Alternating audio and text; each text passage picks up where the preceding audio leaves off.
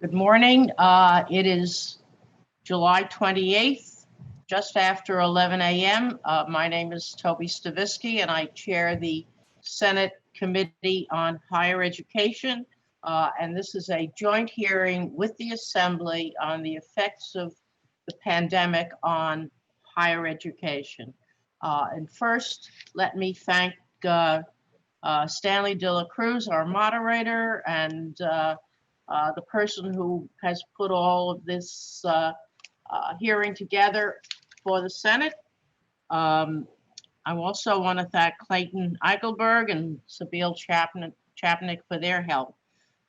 Very briefly, the governor has issued guidelines for reopening the colleges, and we want to see how the pandemic has impacted our students, as well as our faculty and the staff and administration.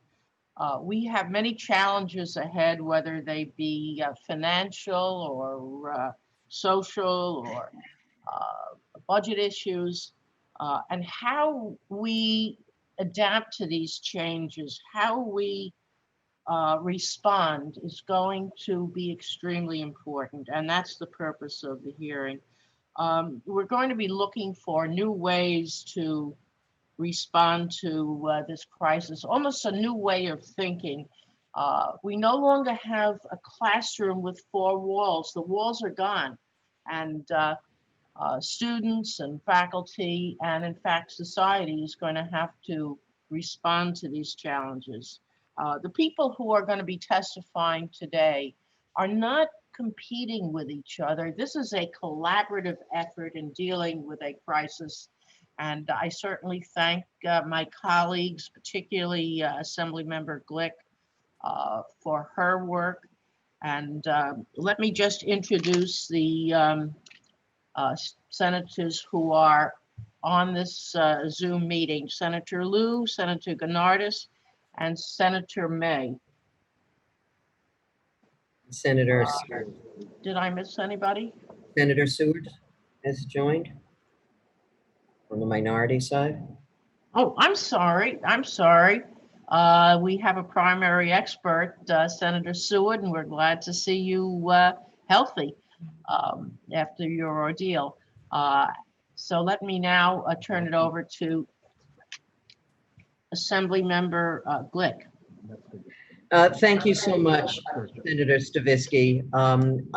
We are obviously deeply concerned about the way in which students, faculty, and staff have been impacted so far, but also have great number of questions about how we are going to go forward and what that is going to mean to not just the students and the faculty and the institutions themselves, but also the communities in which our many, many wonderful institutions are located.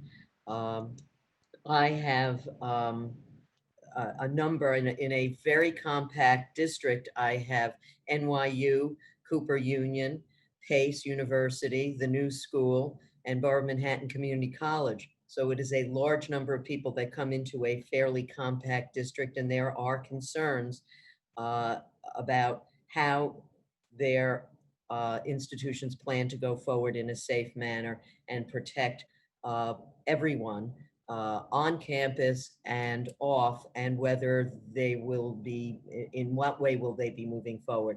So without further ado, I'd like to introduce my members who have thus far shown up. And of course, through the day, we may have additional members who we have to pop in and mention. So let me read off Assembly members: Simon, Engelbright, Buttonshaw, Lepardo, Pichardo, Griffin, Sturpey, Epstein, and Cusick, and our delightful ranking member, Doug Smith. And so all of the members who are here are committed to listening carefully and perhaps asking questions. Obviously, there are time limits, folks. We want to remind you. I know that there are a couple of additional senators who have jumped on. Let me just give it back to you for one moment so that you can add the additional senators who have joined us, and then we can get underway with the first panel. Yes, And remember, folks, there is a time limit. There's a clock in the corner. Please be sensitive to it. And for anybody who will be presenting testimony, please stick to that time limit because there will be many questions. So thank you. And Senator Stavisky, the additional senators. yes. Before I introduce the first panel, we've been joined by Senator Metzger, Senator Jackson, and Senator Gorin. The first panel is from the State University of New York. Robert Megna, the Senior Vice Chancellor and Chief Operating Officer, and the SUNY Provost, Todd Lawson, who will not participate in the question and answer period without giving testimony. Chancellor Megna. It's not a chance. Am I good?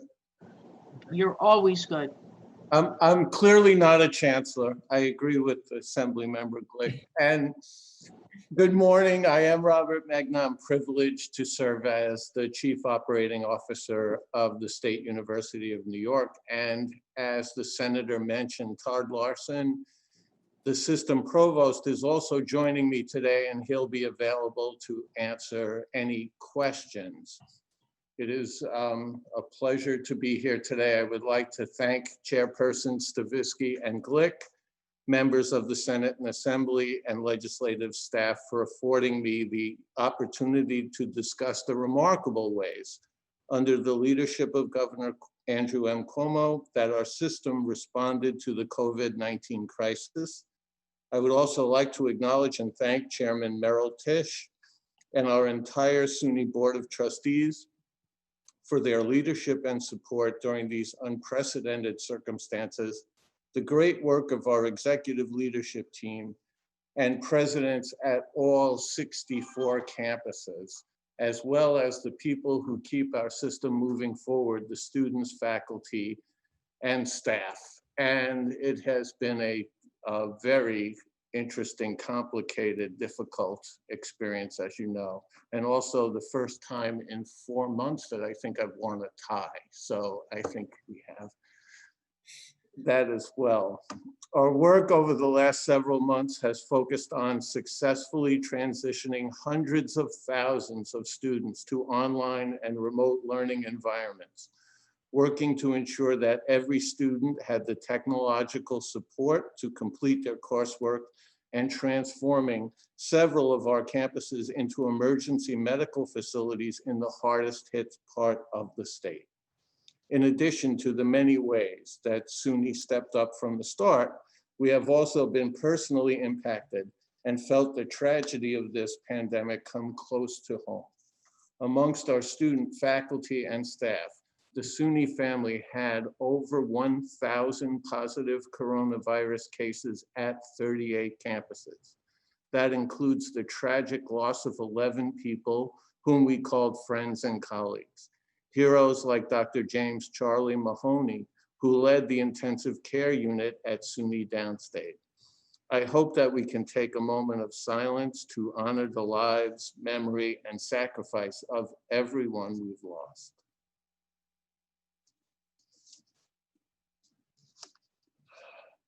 To begin, thank you. And to begin with, I want to take a moment to discuss the exceptional work of SUNY hospitals at Downstate Health Science University, Upstate Medical University, and Stony Brook University. SUNY hospitals provided life-saving treatment to communities at the epicenter of this crisis. With SUNY Downstate selected as one of the few COVID-only hospitals in the state, our doctors, nurses, and staff and medical teams provided around-the-clock care and demonstrated compassion and teamwork. Upstate, for instance, sent a team of nurses to Stony Brook when they needed support the most. So we really operated, I think, as a system in ways that we never really had before. SUNY has been central to addressing racial disparities in COVID-19 outcomes. For instance, Governor Cuomo commissioned the University of Albany to lead the state's research efforts in coordination with the New York State Department of Health and Northwell Health regarding the disproportionate impact of COVID-19 on minority populations. Groundbreaking work and research on these issues have also been done by the University of Buffalo, Stony Brook University, and elsewhere within the SUNY system. I also want to draw attention to the work of SUNY community colleges, who through the peak of this crisis were critical in training and supplying over 30,000 workers in what Governor Cuomo called the helping fields. These campuses were a pipeline to respond to our needs from essential healthcare all the way to tragically funeral services. Our students remain on the front lines, and our campuses have and will continue to serve as a hub for service to the community, including hosting test sites and being an extension of medical facilities, all crucial to the fight against this pandemic. To go back to the beginning, on March 3rd, Governor Cuomo announced that SUNY, alongside our partners at the City University of New York, was bringing nearly 300 study abroad students home from those countries with increasing positive cases, including Italy, Japan, and South Korea. Within days, that order extended to all students abroad. We coordinated with the Department of Health, county boards of health, and local officials and established SUNY Brockport and Stony Brook University's Southampton campus as places where students could safely return and self-quarantine. Shortly after, on March 11th, it was announced that SUNY and CUNY were transitioning to a distance learning model for the remainder of the spring semester. I would point out that our success in bringing the students home from abroad, both SUNY and CUNY, resulted in no additional COVID cases. I think it's time to wrap up.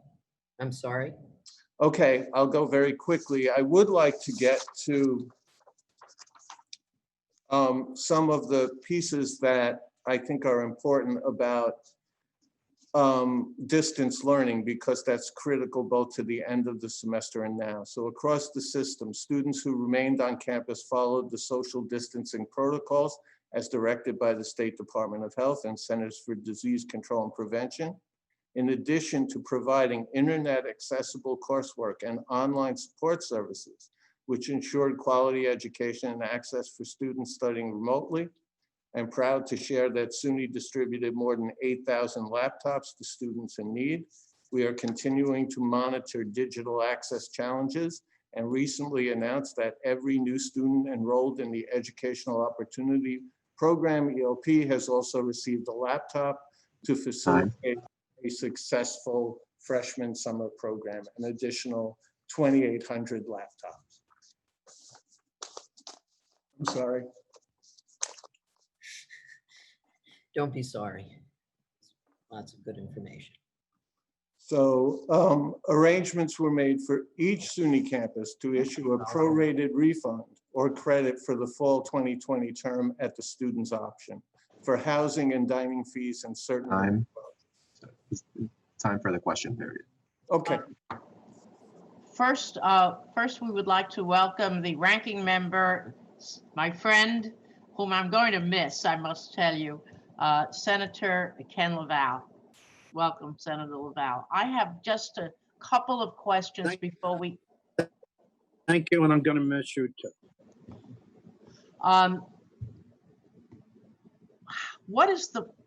Where along the timeline are the 64 campuses in terms of the plan that the governor has put forth? In other words, at what stage are you at? Are you 100% ready?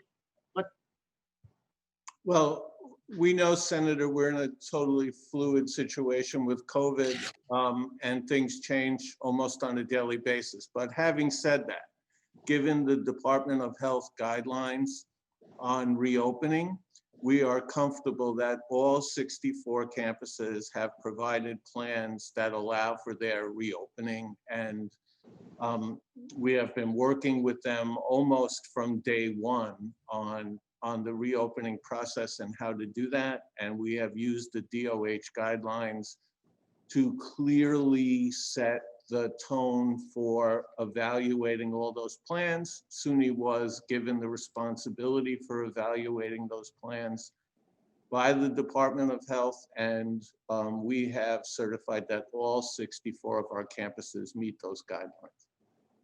If you're expecting students to return to campus, and I assume there are some instances where they will return to campus, how are you going to handle the 14-day quarantine? Are they going to be able to be at wherever they're coming from and quarantine themselves for 14 days and then be tested and then come to campus and be tested?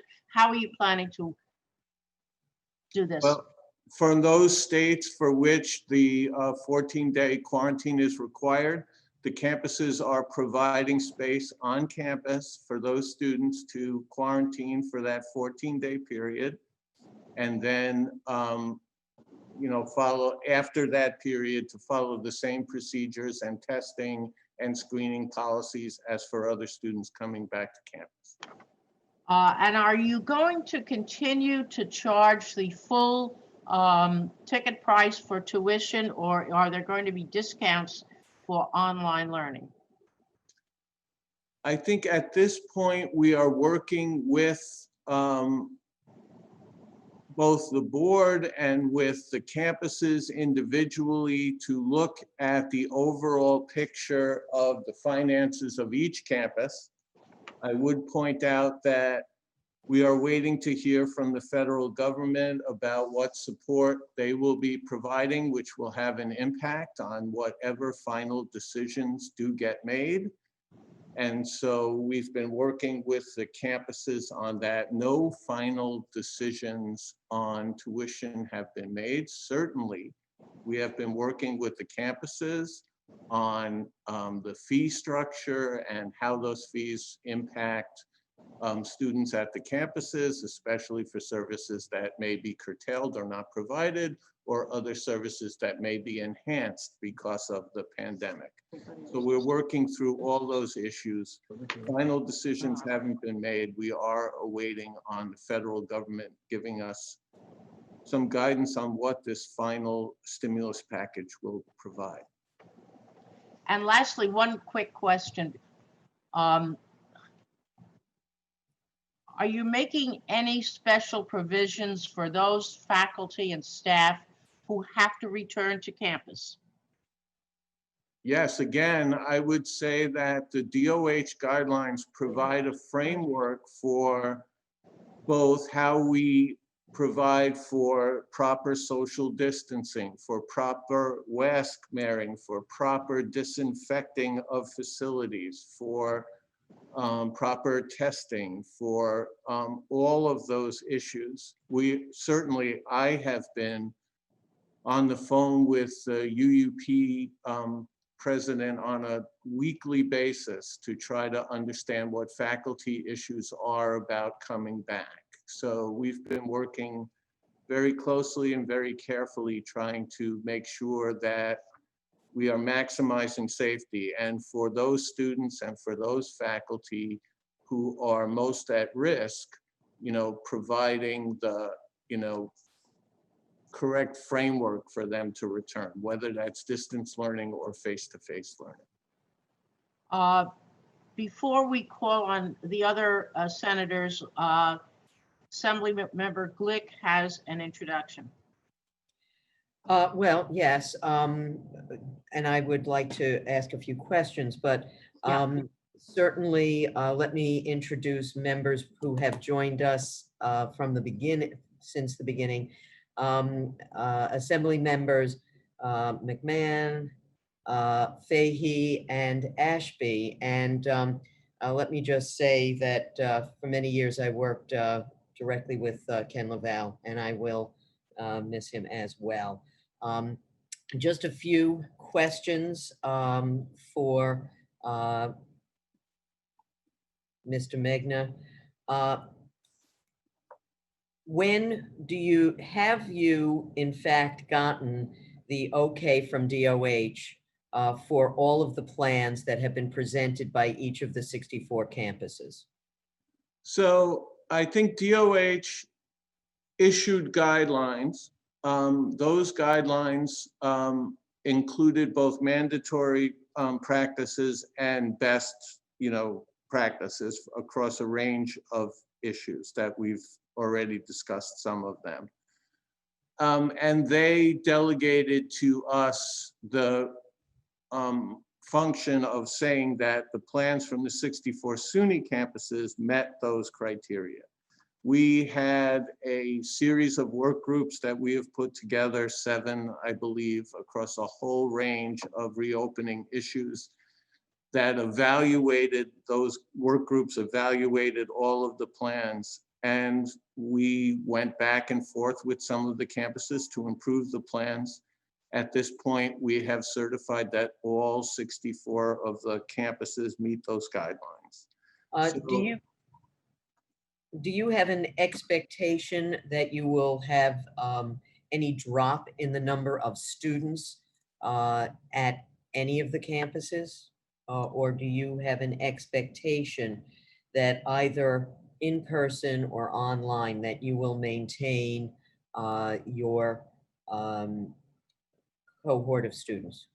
It's a fascinating question and one we have been working very hard on. And again, I'll ask Todd to fill in any gaps that I miss. What we have found, to our surprise, we were being very conservative in our estimates. But what we have found to date, and again, things can change still, our use, and I think it varies, the answer to your question varies by sector. So we find that the youth centers are relatively flat in enrollment, so no significant declines. We are noting that in our comprehensive sector, the 4-year colleges, that there have been modest declines in some areas. But again, compared to what I think our original conservative estimates were, not as significant. And I think in the community college sector, it's still too early to tell because, as you know, a lot of community college enrollment takes place right at the time of classes beginning. So again, I think, yes, there has been an impact on enrollment, but it has been, I think, significant's probably the wrong word. It has been less than what we had anticipated, and it is a little bit higher in the 4-year colleges, and I think the youth centers have kind of maintained a steady level. Todd, I don't know if you have anything to add to that. Yeah, I think that's exactly right, Bob. And the only addition I would make is for the youth centers and the doctorals. When we look at deposit data, application data, as Bob said, they're roughly flat year on year from what we saw. I think the one caveat I would give to all of this, though, is with new international students, there is going to be an impact there. And I think that's been well publicized. We do think that continuing international students are going to return at a high rate, but there is going to be an impact on new international student populations this year, and that will disproportionately affect the youth centers. And I would add, and Todd again can elaborate or tell me to stop talking, but I think that the international students at the youth centers, because of the way tuition works with international students, can have a disproportionate impact on tuition revenues at those institutions. Yes, that was my next question. What has been the overall financial hit to the SUNY system at this point? Well, again, that would be, as you know, Assemblymember Glick, that would be just one element. But again, especially at the youth centers, the international students represent a significant fraction of tuition revenue. And so as Dr. Larson indicated, any loss of freshman students would have a disproportionate impact. But losses cut across because of the pandemic, and I know you know all of this. Yes, the estimates were around 900 million. Is that? I would say 900 to $1 billion is fair. And I would say a significant amount of that was loss of revenue due to the residences and room and meal plans, loss of enrollment. So we might be doing a little bit better on the enrollment side, but we might not be doing as well on the room and board side because we're limiting room and board to meet safety concerns. So I think overall that estimate of somewhere between 800 and $1 billion is fair. Thank you. Senator?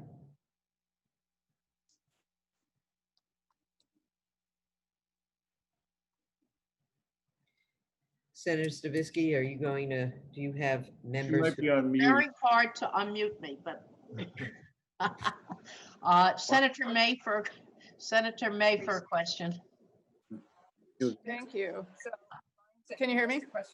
Yes, Thanks.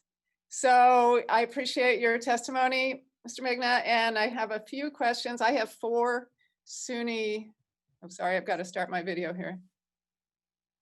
4 SUNY campuses in my district, including SUNY Upstate.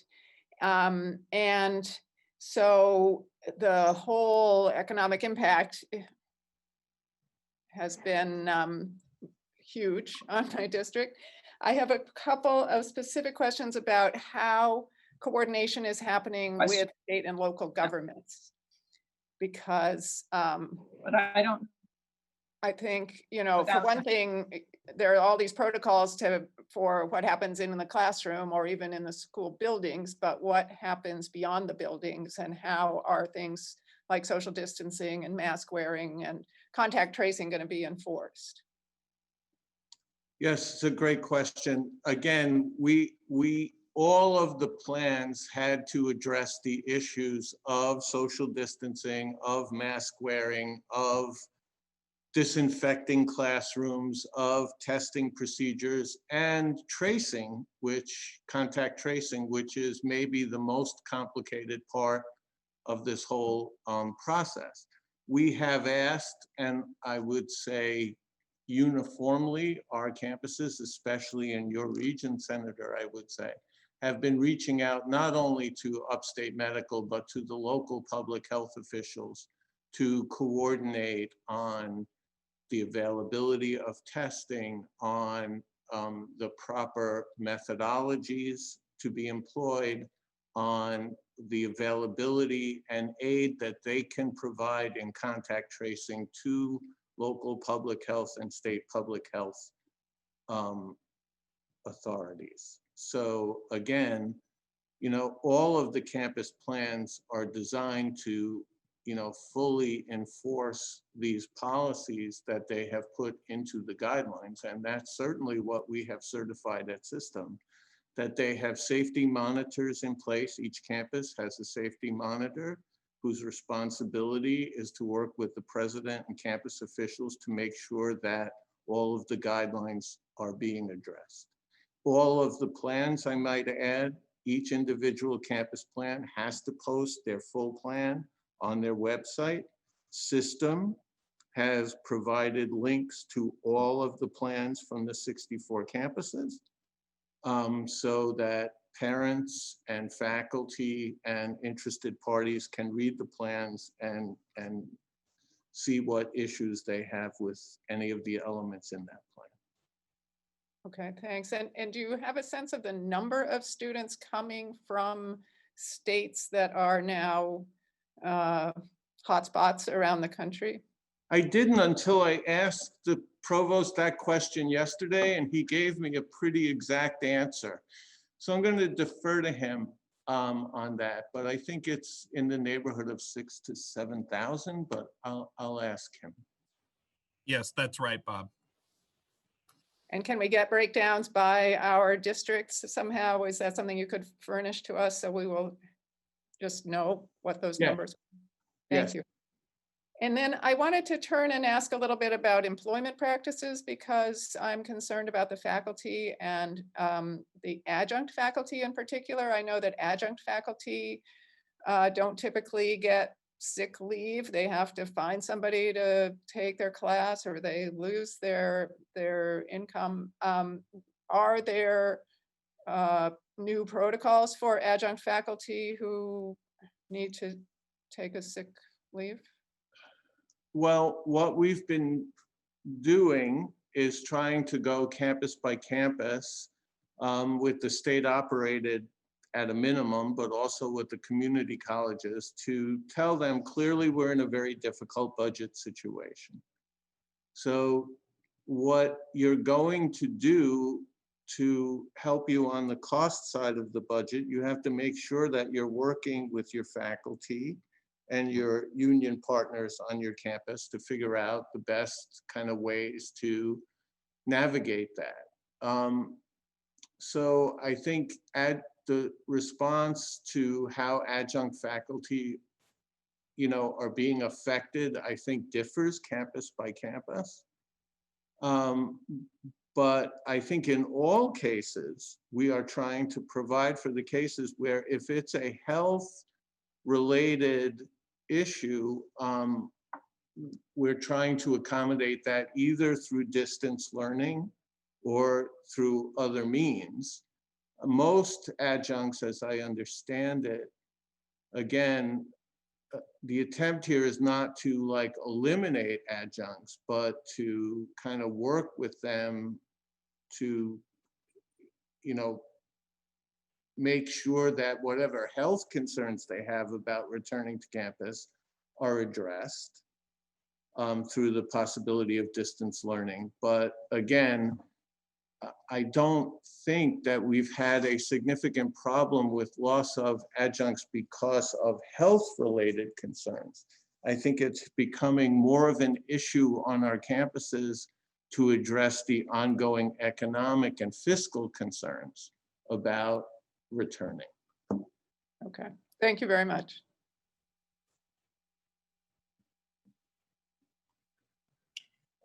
Let's see, we have a question from Assembly Member Judy Griffin.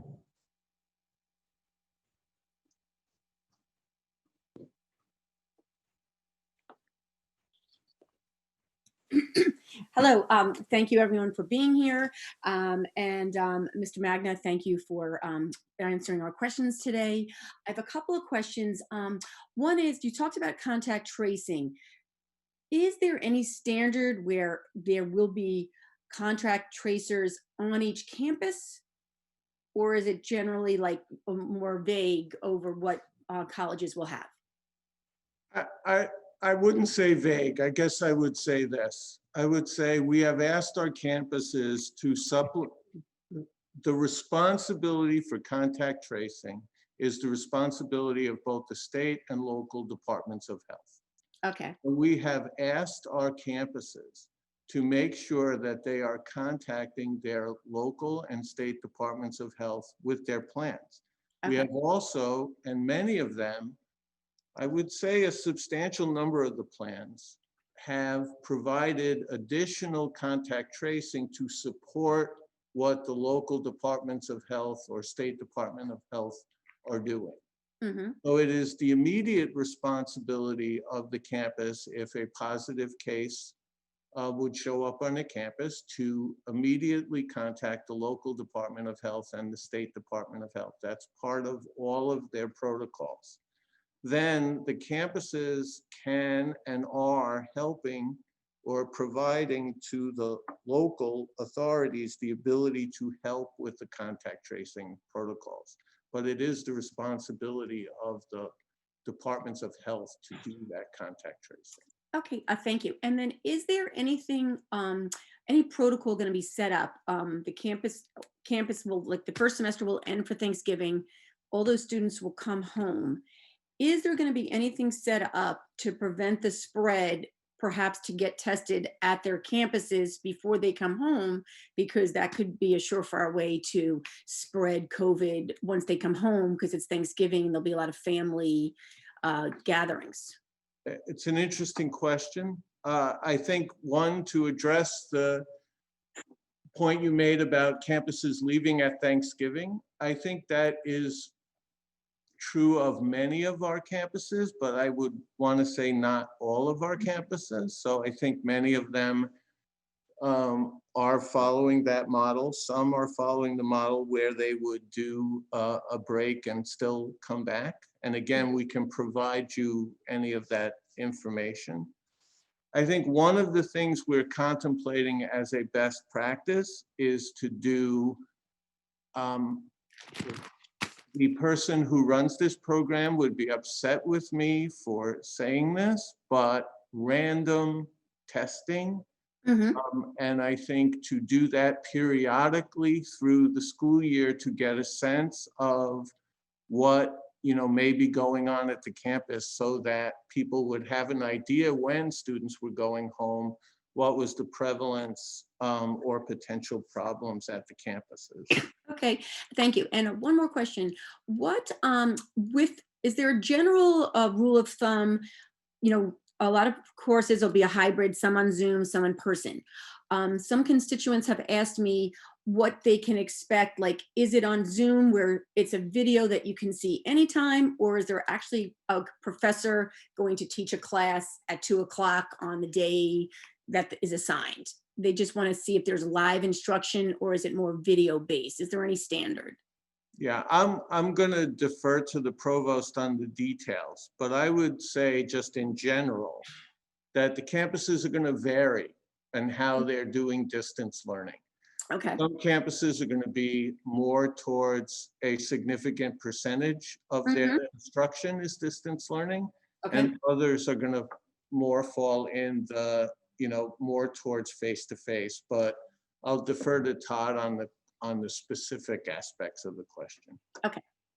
Yeah, no, Bob, I think that's right. And the answer is both. And it could even be both on many campuses within a single course, in the sense that many of our remote courses are being designed so that they can meet synchronously. In other words, at the normal class meeting times. But for students for whom that's inconvenient, it can be done asynchronously as well. So there is quite a variety. I will say, just kind of editorially, this was one of the big lessons learned during spring semester, was that students on many of our campuses reported that they really received synchronous instruction well. And so our campuses have tried to be responsive to that. Okay. All right. Thank you very much.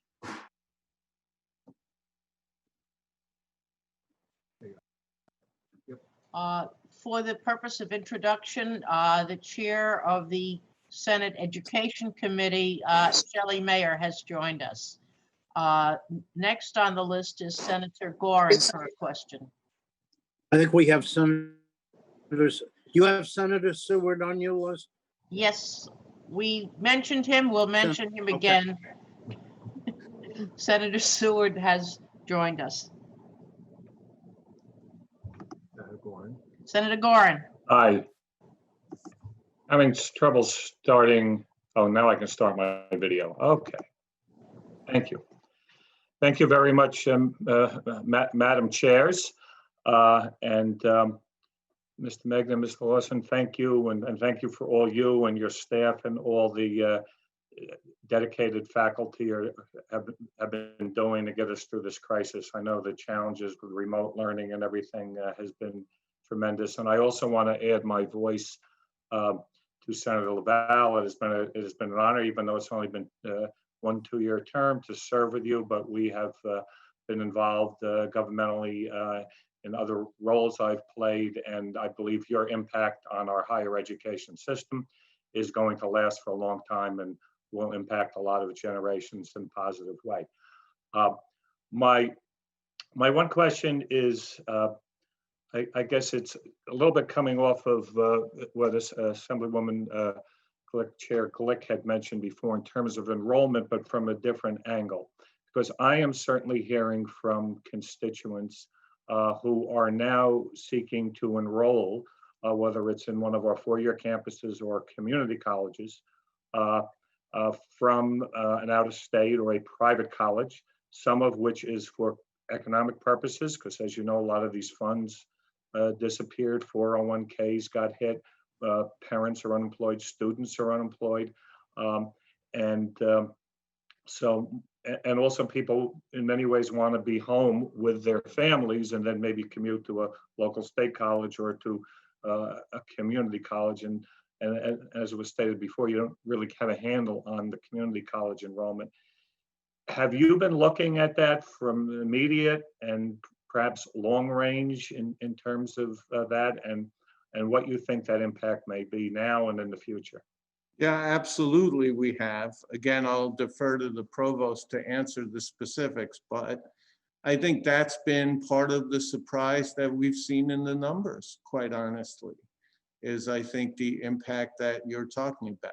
We were expecting, like many of the private universities and many of the other state systems that we were hearing from, declines in the 10% range in enrollment. And certainly, at least at the four-year colleges so far and at the U centers, we have not been seeing that.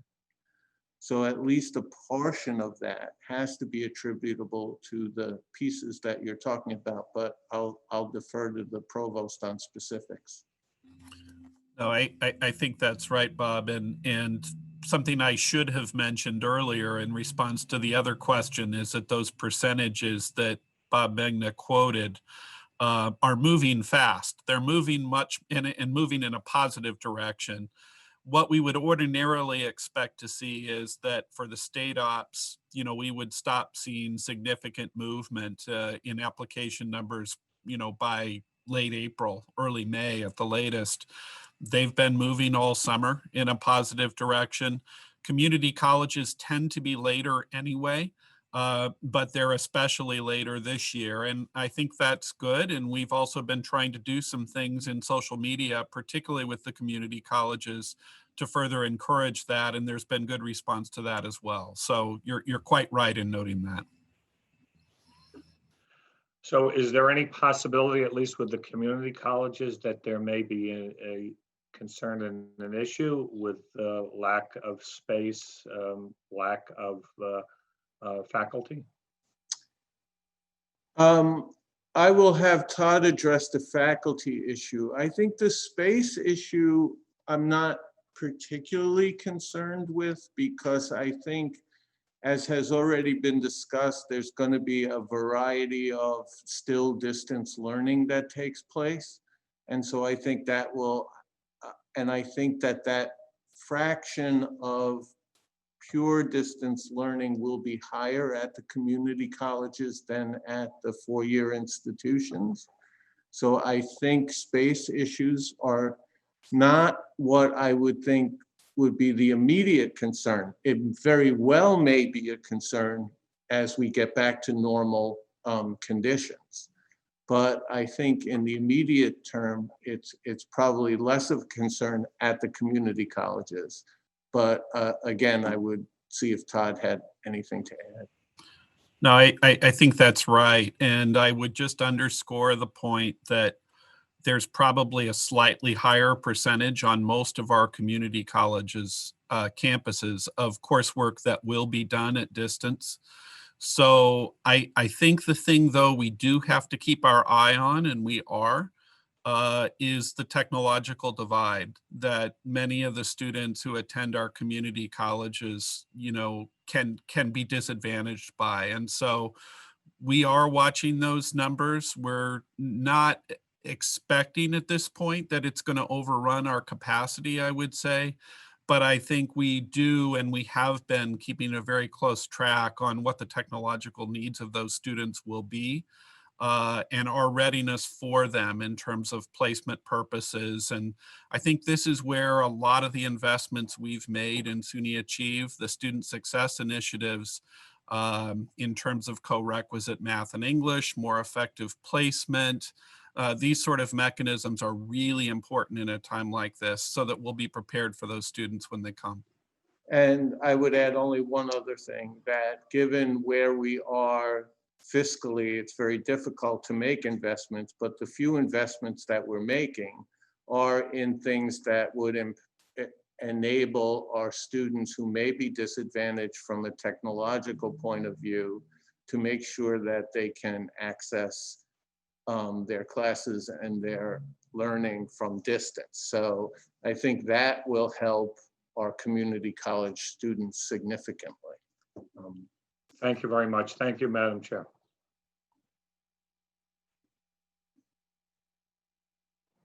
Senator, Assemblymember Glick.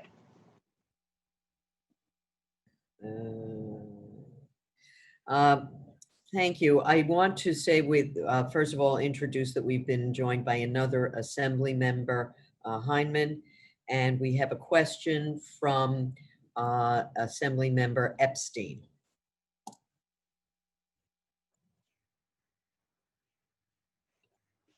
Thank you, Madam Chairs. I do appreciate this opportunity to talk to you, and it's a really good hearing, really timely. First question is, but first up, I've heard from a lot of students who are concerned around the 8-semester limit on TAP funding. Some people had to drop out of class this last semester. They had to reduce their class load, and they're worried that they're not going to be able to finish with those 8 semesters. And I'm wondering what allowances have you made for those students who are struggling, and what your thoughts are. You know, obviously we're in a difficult budget time, but we also want students to be able to graduate and who probably couldn't pay for that extra semester on their own, but will need some additional support, whether they are able to drop from full-time to part-time or full-time to get a job because their parents lost their wages. And so another one, just kind of question just falls out of that, like the work study programs that students had signed up for. There are scholarships now. We're worried about those being cut. What are we doing for those students who are really trying to, once they get this degree, will be able to move forward with their life, but this is a really pivotal moment, and we can be a barrier or we can be the bridge that they need.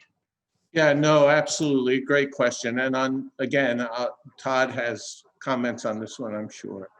I think we learned a lot in the spring. And I think part of the problem was going to distance learning so quickly in the spring led to a lot of the issues that students are facing that you mentioned and moving forward. But I think we learned a lot about what we need to do to make sure they can complete their coursework as it's required, and where they fell behind, what we can do to make sure they can catch up quickly and efficiently. But again, I would defer to Todd. Yeah, thank you for the question. I would just pick up a couple of elements of that.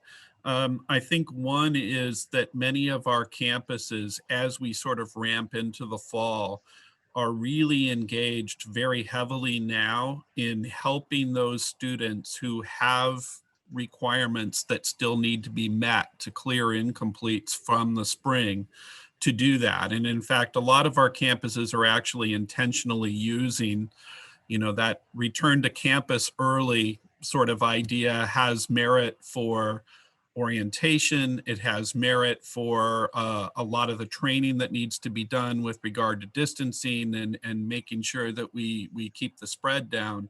But it also has merit because many of them are able to get those students into the laboratories and clear some of those incompletes that couldn't be done by distance. That said, I think we continue to work really closely with State Ed also to ensure that those flexibilities for things like clinical experience, for things like laboratory-based instruction. We got quite a bit of flexibility in the spring, summer, and now for the fall to be able to make substitutions, right, for simulation and for other modes of delivery. And so that's something we'll continue to engage in.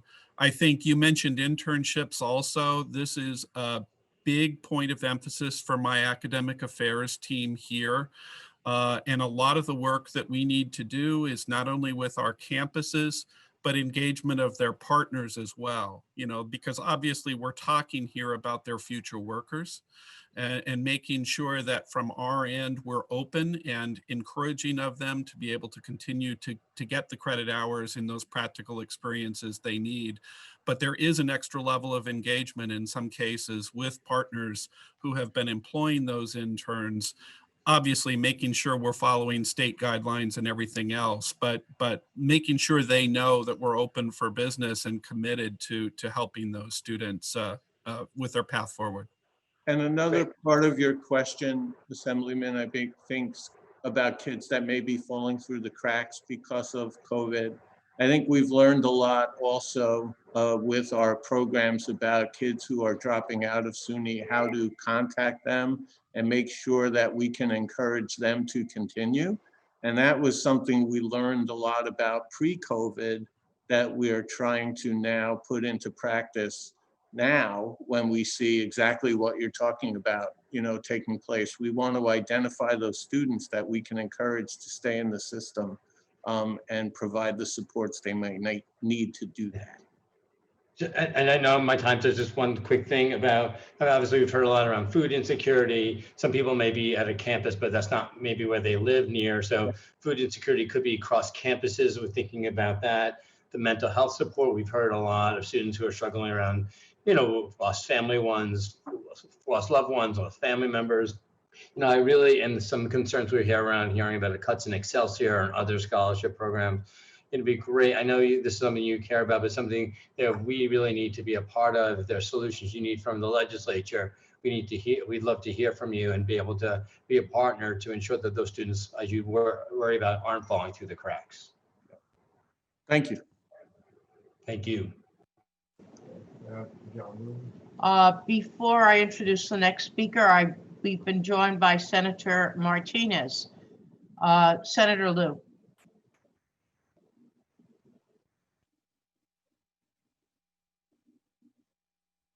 Thank you very much, Madam Chair. Can you hear me?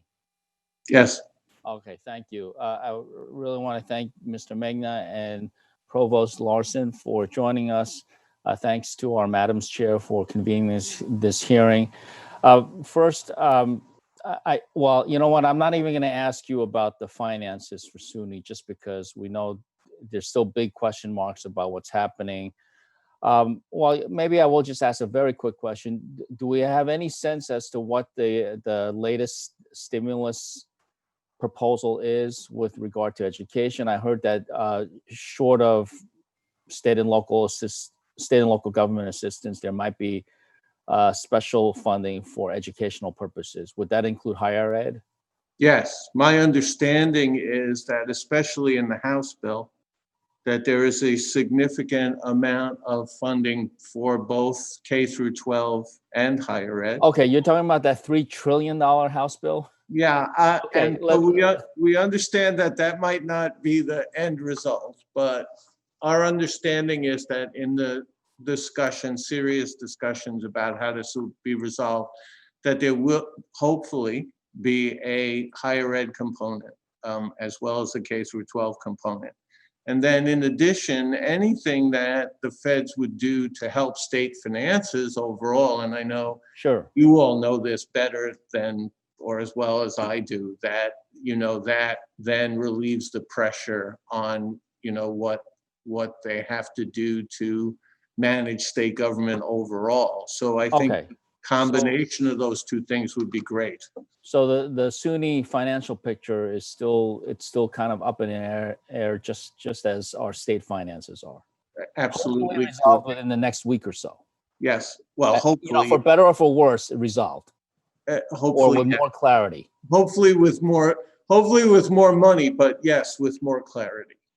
Okay. What's going on with the admissions standards for SUNY?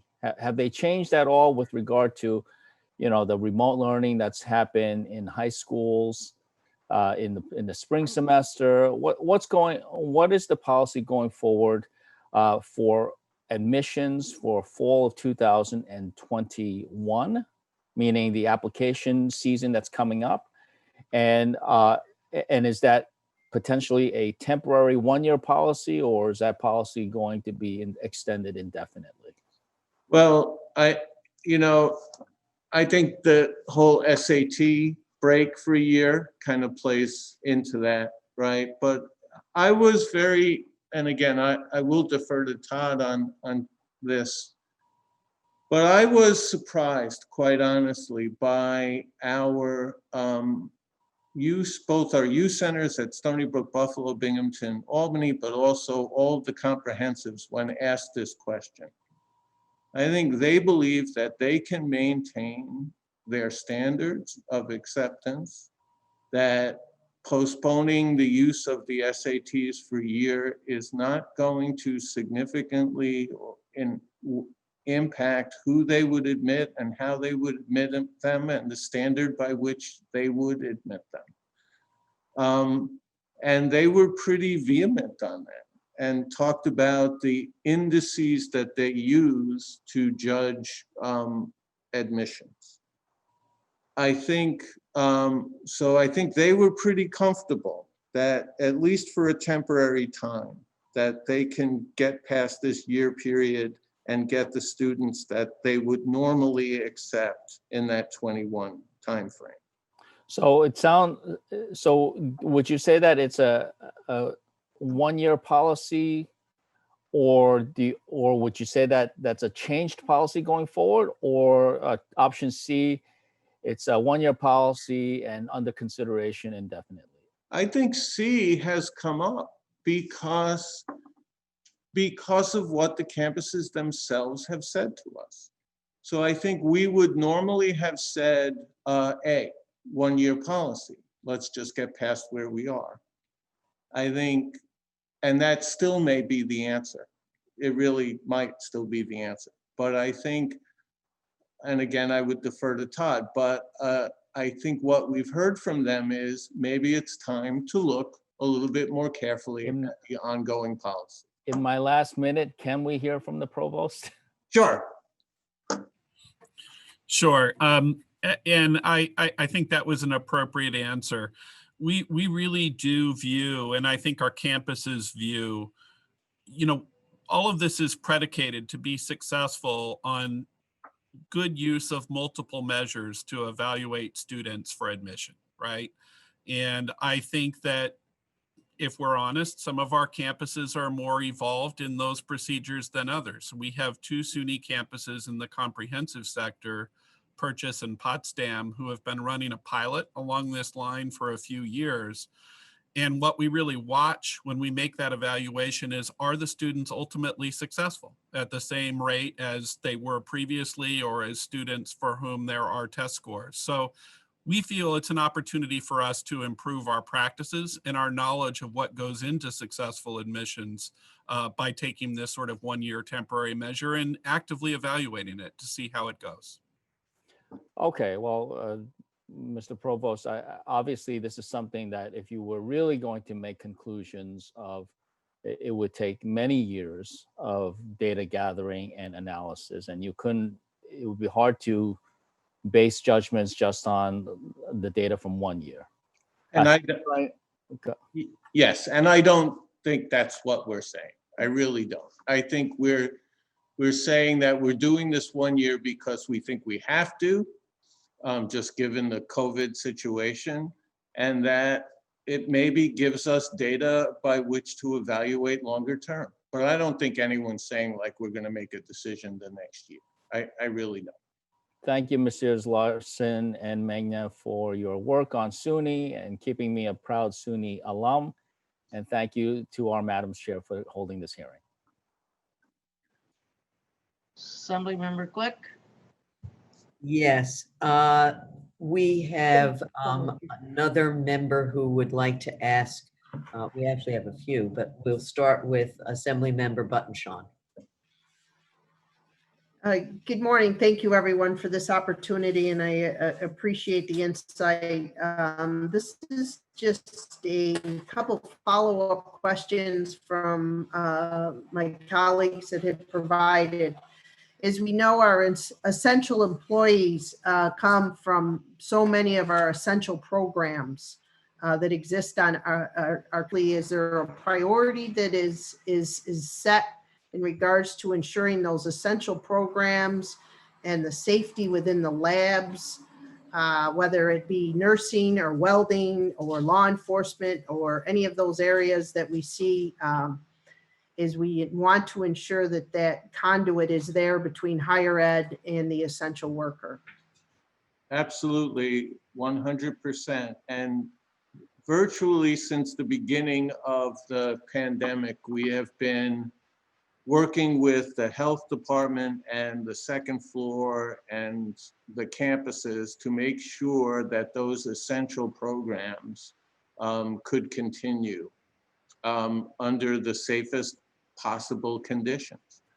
And we continue to be doing that. And in fact, both for essential healthcare services and for research that continues to impact positively on economic development, we've been able to work with the Department of Health and again, the second floor in designing ways to get those people safely back to work, again, under the right conditions with social distancing and proper disinfecting of facilities and making sure that we get folks through. It was imperative for us on the healthcare side to make sure that people who were going through the system did not lose a year by not providing them the opportunity to get back and do their practicums. And I think we were successful working with the health department in the second floor and governor's office to make sure that. I'm just going to interrupt you a minute. I'm just going to interrupt you just because of the time frame. So is there a protocol that was provided for labs, whether again it's welding, nursing, for the institutions to ensure that they could ensure that the practicum component that could not be provided in a virtual perspective? So that is something that all the institutions has available to them? Yes. That's great. Thank you. I just wanted to make sure, because I've heard that some of them don't have clear direction. So I will advise them then to continue to work with your office in regards to how to ensure that those labs, practicums for our future nurses and other healthcare providers, as well as various programs that utilize hands-on labs. And the second question I have is in regards to the platform for distant learning. Is that a SUNY-wide? Is it Blackboard? Is it something that the support is being provided again for the 64 campuses that we see? Or is this something that each campus is basically they utilize it? As you know, I come from a community college background, and distant learning is we talk about first generation students coming into higher ed. Adding this aspect of utilizing any mode is a challenge for so many. Yeah, I think in the spring, quite honestly, it was a mixed bag, and we relied on what the campuses and the faculty were comfortable or most comfortable in providing in a very difficult situation. But we have been working to make sure that we can provide a more uniform platform for distance learning as we move forward. Todd, anything? Yeah, that's right. What platform is that? So we have a cloud-based implementation of Blackboard that we've been offering across the system, but I won't say that it's exclusively that. We have, there are probably about 3 or 4 implementations or vendors that we use primarily. I think the most important thing for students, from what we hear quite often, and one of the things that happened in the spring, is that students had to use different software in every course because everything was done so fast. So you could be on a single campus and had to master in a non-seamless way lots of different tools. And I think our campuses have really been trying to simplify that space a little bit to make the whole experience a little bit more seamless for each of their students. So we're reducing the complexity a bit, but there are multiple platforms out there that our campuses do use, even so. And largely that's driven by our attempt not thank to you to our impose new expenses, but yes, sorry. Well, thank you to our chairs and our panelists today for this insight. I really appreciate the opportunity.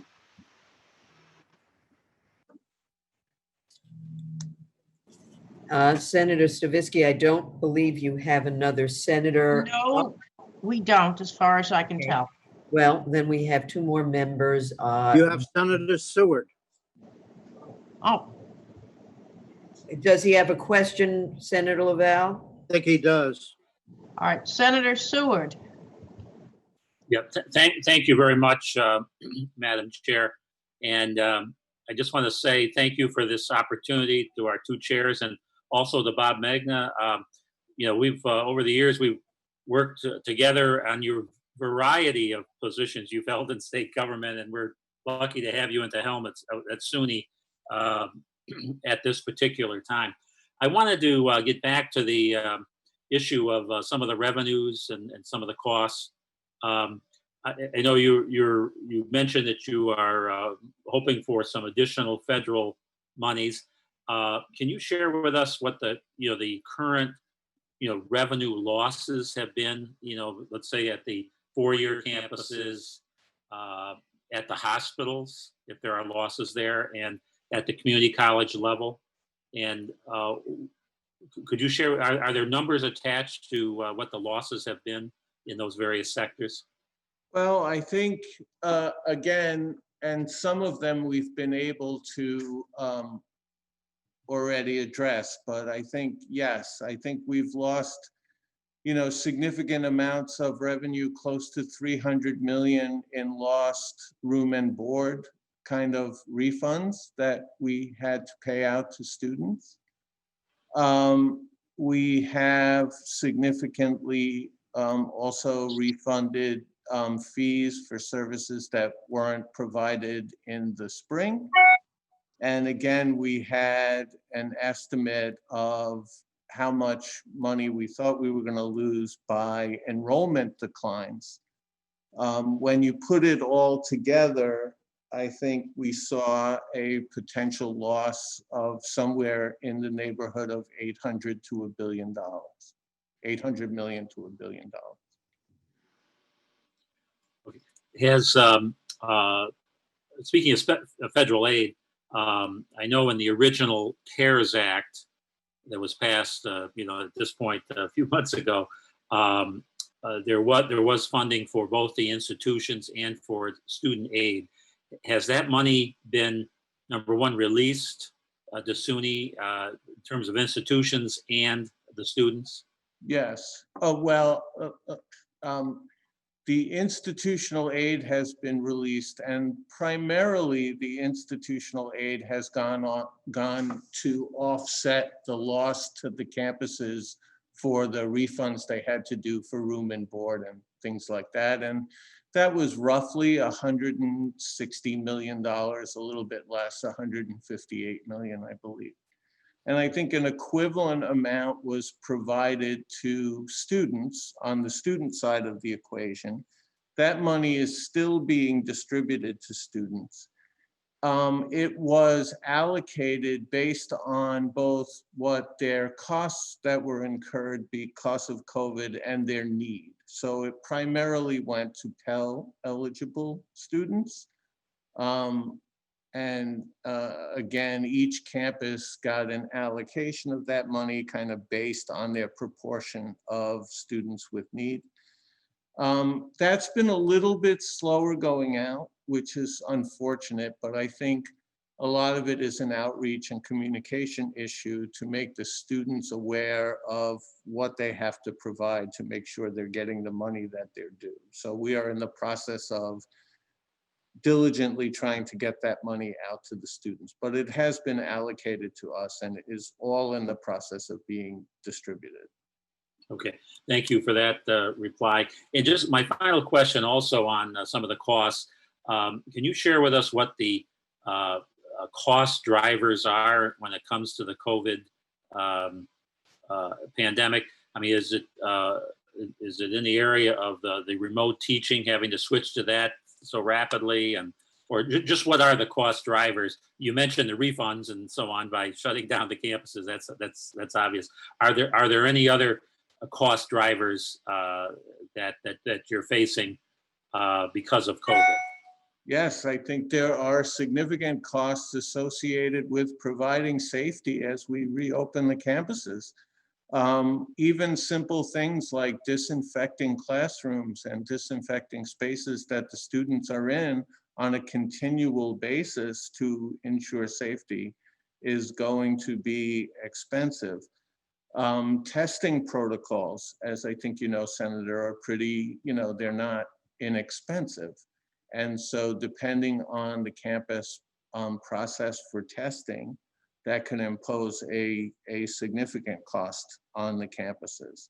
And then the issue of providing, and Todd, I think, has addressed this a little bit, the issues of providing distance learning in the appropriate way, and learning from what happened in the spring to make that delivery of those systems better for students and easier for faculty is also expensive. So there are significant costs associated with pretty much all of the aspects of COVID, and that's being done in an environment where we want to keep both our students and our employees safe. So that requires distance, that requires mask wearing, that requires all of those things. So acquiring PPE is another expense that the campuses are experiencing. So where we can help them with that or find a low-cost provider, we're trying to do that. And where the state can help us in those areas, I know they're trying to do that. But I'm sure I could come up with 10 other areas right now where COVID is really imposing new costs on us that we aren't used to experiencing. But I think those are the main areas. Todd, anything to add to that? Well, thank you very much. My time is up.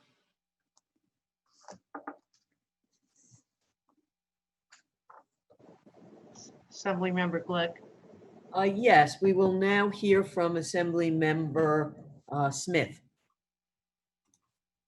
Thank you so much to the chairs for this timely hearing. I think it's very important. I want to thank those testifying on behalf of SUNY, and also take a moment to just thank Senator Ken LaValle for his service. I think the people of Long Island will certainly miss that. Seeing your red Stony Brook baseball cap around, will certainly be missed. Now, Mr. Magna, I just think that as a representative from SUNY, you actually face a very significant challenge right now. I read a fascinating article yesterday that talks about how young adults and college-age students, because they feel that they are least at risk of contracting COVID-19 and are facing now, after months of psychological fatigue, social depression, they haven't been able to engage in typical activities. So this is now emerging as a major issue because even though, in my opinion, I feel New York State did take appropriate actions to early on contain the virus as the entranceway to the United States, our actions probably saved countless lives across the country. Now we're looking at possible, spikes again in the fall. What is SUNY, what discussions are you having with talking about, when your residents' life and things of that nature? Because it's going to be a challenge. There is no question that it is going to be a challenge. I think we have been, again, since the spring, addressing this issue almost in exactly the terms you raise it. So I think we recognize that that's a problem. I think that's why I think we actually worked with the folks at Department of Health and others in putting the guidelines for reopening together. And I think one of the things we're doing that will have a practical impact, I hope, on the issues you're raising is to reduce the density in residential life. I mean, clearly we are going to be in a hybrid model, and some campuses, again, as we've discussed, more than others. So we're going to reduce the density of residential life, and again, work very diligently to provide the safety protocols. We will be avoiding, the 100 people in a classroom lectures by breaking those up and providing some of them online or in separate kind of classroom discussion. And we'll be doing, I think, the best we can to reduce density. I think in some cases, students will not be returning to campus at all. They'll be doing mainly distance learning. In other cases, especially where face-to-face learning is critical in laboratory settings and in other settings, we're establishing very strict safety protocols to protect those students. Okay, thank you, Bob. I don't want to, just because the time is short, and I want to try to be cognizant. Sure. The other point, the other thing I'd like to bring up, something that our higher education and college campuses really specialize in is preparing future teachers, preparing those that will actually teach the future of America and our state, our great state. Now, how are you handling, obviously with school districts being closed, there's a certain placement for student teaching as well as requisite observation hours. How is that being accommodated at this time? Todd, I'll defer to you on that one. Yeah, that's spot on. And there are alternative modes that have been provided that via observation, even by distance. This is one of those topics we alluded to a little bit earlier, not unlike in some respects healthcare workers, where that practicum experience is so important to the students. And so we've engaged directly, particularly with state ed, to develop modes in which those hours can be accumulated. And it's an alternative mechanism. And of course, with the unknowns about what the fall looks like, we're going to have to adapt to that. But at least during the spring semester and even this summer, to a certain degree, more in the spring, this has been a hot topic of engagement with state ed. And we have come up with models that many of our campuses are using to do that. Okay, well, thank you so much. And, I think all of us here stand ready to help in whatever way we possibly can. So thank you, and please be safe. Thank you. We will now hear from Assembly Member Simon to close. Thank you. Thank you very much to the panel and to Senator Stavisky and Assembly Member Glick for holding this hearing. I have a number of questions that revolve around some of these sort of other campus functions besides, let's say, classrooms. And a couple of my questions have been answered. One of them was about practicums, for example, that Mr. Smith just asked. But we have so many different clinical type settings and practicum requirements that are maybe not student teaching in a classroom, but other types of practicum requirements. And there is that real the connection with the accreditation agencies and whether we are able to work with them, because they can be fairly rigid with regard to the requirements, and they influence your requirements as well for the degree. So I'd like to know more about that. Higher ed being a microcosm of society, campus security, and I know in New York City, for example, we see a lot of law enforcement not wearing masks. We have campus security officers. What are the protocols for them, and will they be in fact following those guidelines in a way that we can really have confidence in? I also have some concerns about students with disabilities. Some of these accommodations can be more readily addressed online, some can't. I know with some of the standardized testing agencies, their software isn't able to do certain things, and they're requiring students to come in for tests because they can't provide the accommodation. So a student is deciding either to forego what they need or place their health at risk. I'm wondering about how that's going to be addressed on the college level, obviously professional schools as well. And I'm glad that it's a bizarre thing, but the pandemic is giving us an opportunity for something of a fresh look at admissions issues. And so I'm glad that you're taking that in a positive way and looking to reassess that approach. So thank you. If you could address those issues, I'd be greatly appreciative of it. Oh, and one other thing, just with regard to COVID as a disability issue, obviously, if someone is active, will the campuses be able to quarantine people in their healthcare facilities? For example, if it's a residential student who comes down with it, how will we be able to treat them and whatnot? Yes, thank you. I think I'll try to address some. I think some were better addressed by Todd. I think on the quarantine, yes, part of every plan is if you find active COVID cases on your campus, you need to provide quarantines for those students in the campus environment, and also then contact tracing surrounding who that student was around, and also making sure that those students are then, self-isolating and providing quarantine for those who have tested positive. So absolutely, every plan contemplates how we address that issue. On the security of the UPDs, the university police, absolutely. They are required to be wearing face masks, and we anticipate that they will be following those rules.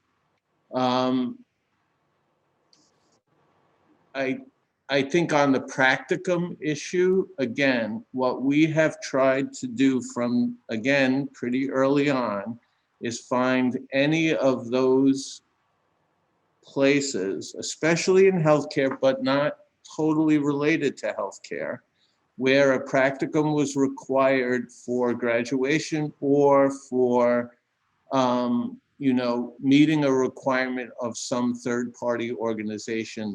So we have tried to identify those practicums and get those folks in a safe environment back to get those practicums completed so that they don't lose time from getting qualified or getting whatever license requirement that they need to get. So we have been working on that. And believe me, at a system as large as SUNY, the practicums run the gamut from all of the healthcare to the stuff you wouldn't normally think of, which is our maritime students getting the shipboard requirements that they require.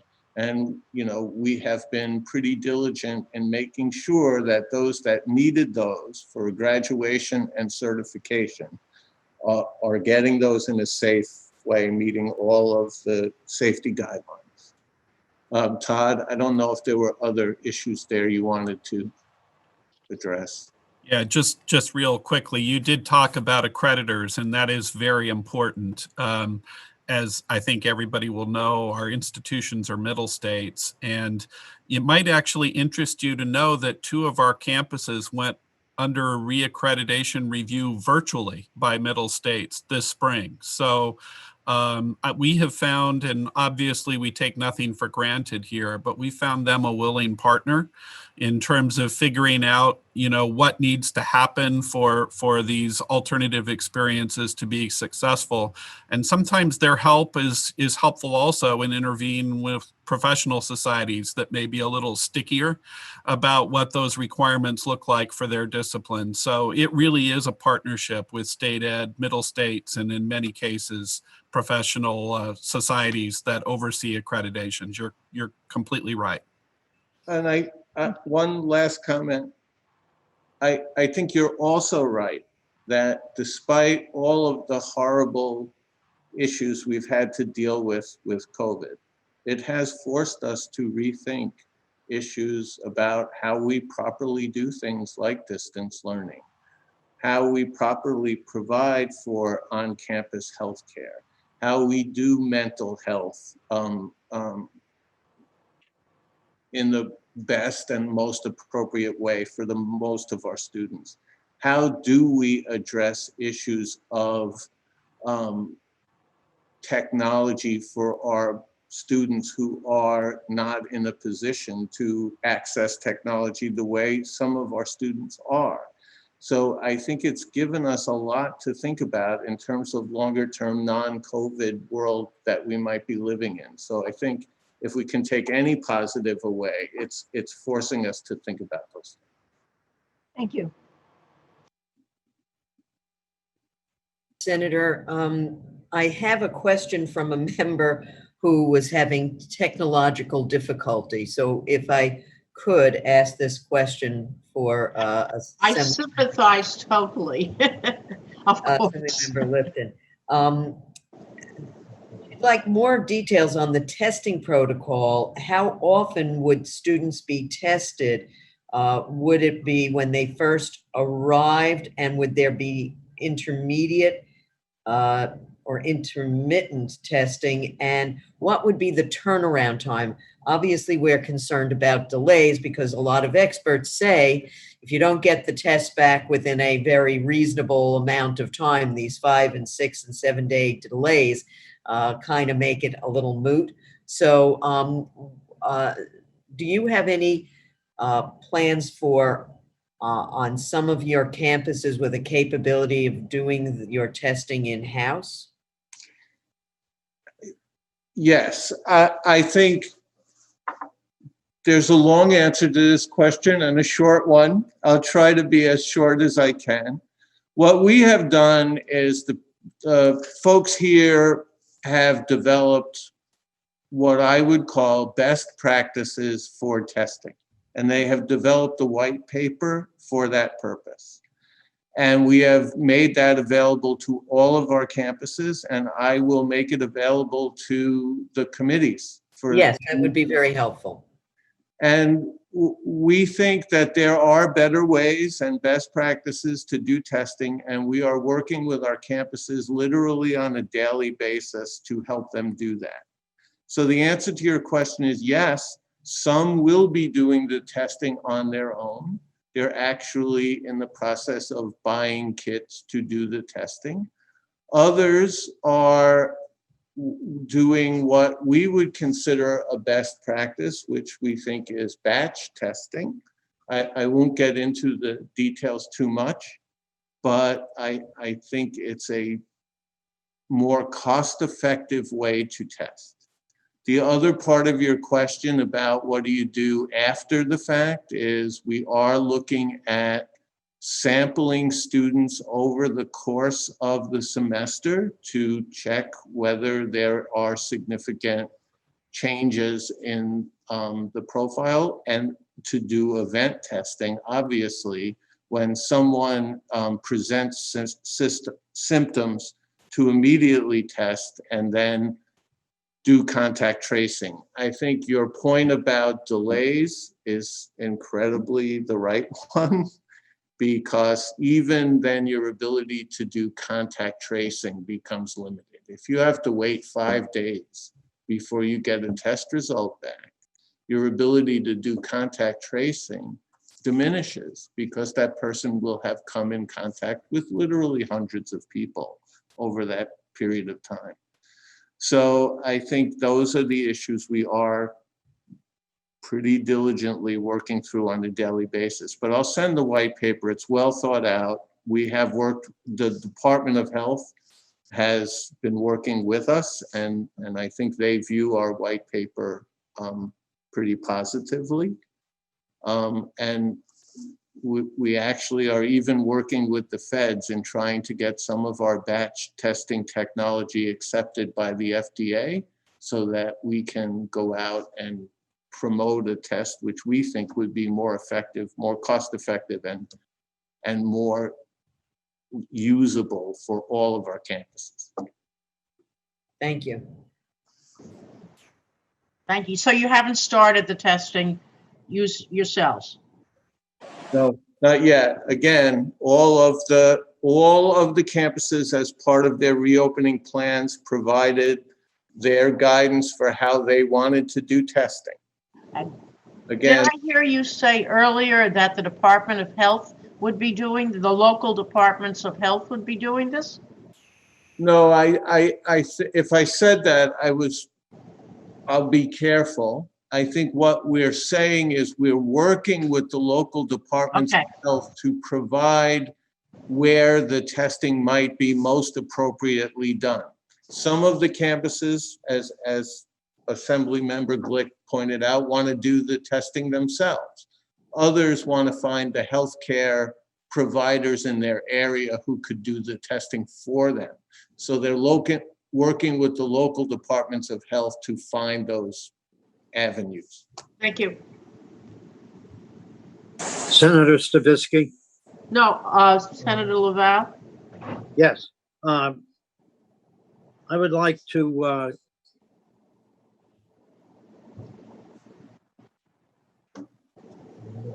can you hear me?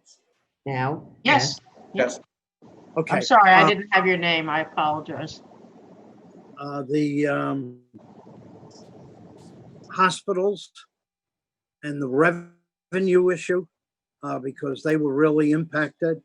I think it's very important that we look carefully at what they lost and what revenue stream they will have to replace their losses. I can respond to the senator. I think, yes, absolutely true. I think our hospitals, each of our hospitals were, but Stony Brook and downstate, upstate provided significant resources to both downstate and Stony Brook. So all three of the medical centers were at the core, were at the heart of the COVID solution and crisis. Right. And so absolutely, we are looking at that revenue stream. One of the things we'd like the feds to do as part of the process is to do loan forgiveness for the kind of loans that they provided. I think that would be a significant benefit to both downstate and Stony Brook. The senator is absolutely right, and we are trying to figure out ways to minimize any of the adverse impact on those. And again, downstate was a COVID-only hospital for a while, and Stony Brook was effectively a COVID-only hospital for a while. Yes. Bob, what I would like to see SUNY Central do is set up some sort of program, recognition program, for those people who were on the front lines during this time. They, as professionals, did one hell of a job. It's a great suggestion, Senator, and absolutely. They were out of nowhere. They came in and Right. and really handled a incredibly difficult situation. And also, Stony Brook was also the site, as was Old Westbury. I don't want to minimize it.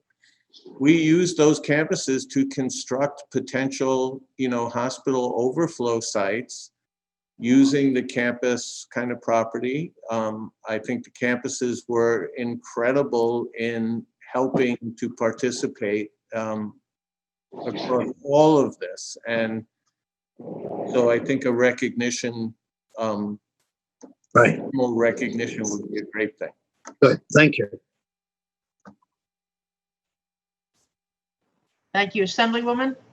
I think we have concluded this, but I just want to remind all of our members that on the bottom of your screen is a participant list. And if you click on it, it gives you an opportunity at the bottom to raise your hand if you have a question. And I think both Senator Stavisky and I are looking towards that so that we know when you want to speak, and we would be happy to call on you.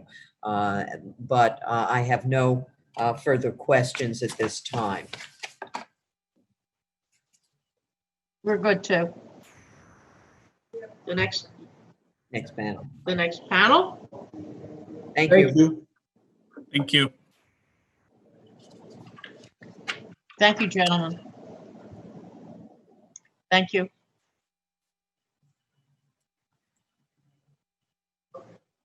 The next panel is a CUNY panel.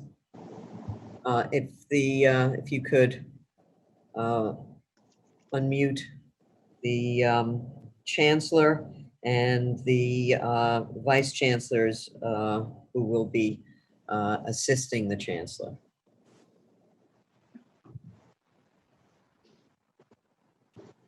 And it's a reminder that there is a 5-minute testimony period, but then, of course, there will be questions. Whenever you're ready. Thank you. So good morning to the Chair Stavisky and Glick and the members of the Assembly and Senate Higher Education Committees, staff and guests. I'm Felix Matos Rodriguez, the Chancellor of the City University of New York. Thank you for inviting us to participate in this hearing. At my virtual table, I have our University Provost, Dr. Jose Luis Cruz, and our Chief Financial Officer, Matt Sapienza, who will be joining me for the testimony. Before I begin, I would like to take a moment to acknowledge those from CUNY who have lost their lives from the COVID-19 pandemic. CUNY, like our city and our state, has been hit hard by this terrible coronavirus. Let me again express my deepest condolences to the families and others who have lost a loved one, and to honor the memory of our talented and cherished faculty, staff, and students, as well as retirees and alumni whose lives have been taken by the coronavirus. We have launched an in memoriam page on the CUNY website. I encourage all of you to visit so they can always be with us and we can celebrate and honor them. We will also further commemorate their memories with a memorial event when it is safe to do so. At the beginning of the COVID-19 crisis, CUNY, like schools at every level, had to confront a rapidly developing situation and make almost instantaneous decisions affecting the health, well-being, and future of our 275,000 students, 20,000 faculty, and 28,000 staff. Our highest priorities have been to protect the health and safety of our students, faculty, and staff, and to ensure academic continuity for our students. And our decisions are guided by the principles of equity and inclusion that are the core of CUNY's mission. Equity and inclusion are especially important because of who the coronavirus has impacted in disproportionate numbers. Those who come from our most diverse neighborhoods, they are the very same communities that are the backbone of CUNY. Beginning on March 19, 2020, consistent with Governor Cuomo's New York Compulsory Executive Order, CUNY converted almost 50,000 in-person courses to distance education. This required our faculty, many of whom had not taught online before, to quickly revise their course syllabi, learn new platforms, and adopt new pedagogical strategies to create conditions for the students to meet the corresponding learning outcomes. It also requires students to secure devices and internet connections, learn new platforms for those who are not previously enrolled in online courses, and restructure their already complicated lives to adapt to their campus community. Staff adapted to remote work and continue to give valuable advice and support to colleagues, as well as delivering wraparound student support services. And it required all involved, faculty, students, and staff, to do all this while caring for family and adapting to a new complicated reality. Since the majority of CUNY students come from backgrounds of limited financial means, it became obvious that many of our students would not be able to successfully complete this semester without having a dedicated device they can use for their academic work. The university, therefore, utilized its state capital budget to purchase 3,300 devices comprised of both laptops and iPads. Colleges also purchased technological equipment needed by students, faculty, and staff. We're very appreciative of our funding partners who are assisting in ensuring that these purchases could be made as quickly as possible. The devices were delivered to the students, both through physically distanced pickup at their local campuses, as well as shipments to their homes. Another way to promote student success is through professional development opportunities. To this end, we have offered a series of online instructional trainings. More than 1,000 faculty have already participated in the first two CUNY School of Professional Study workshops.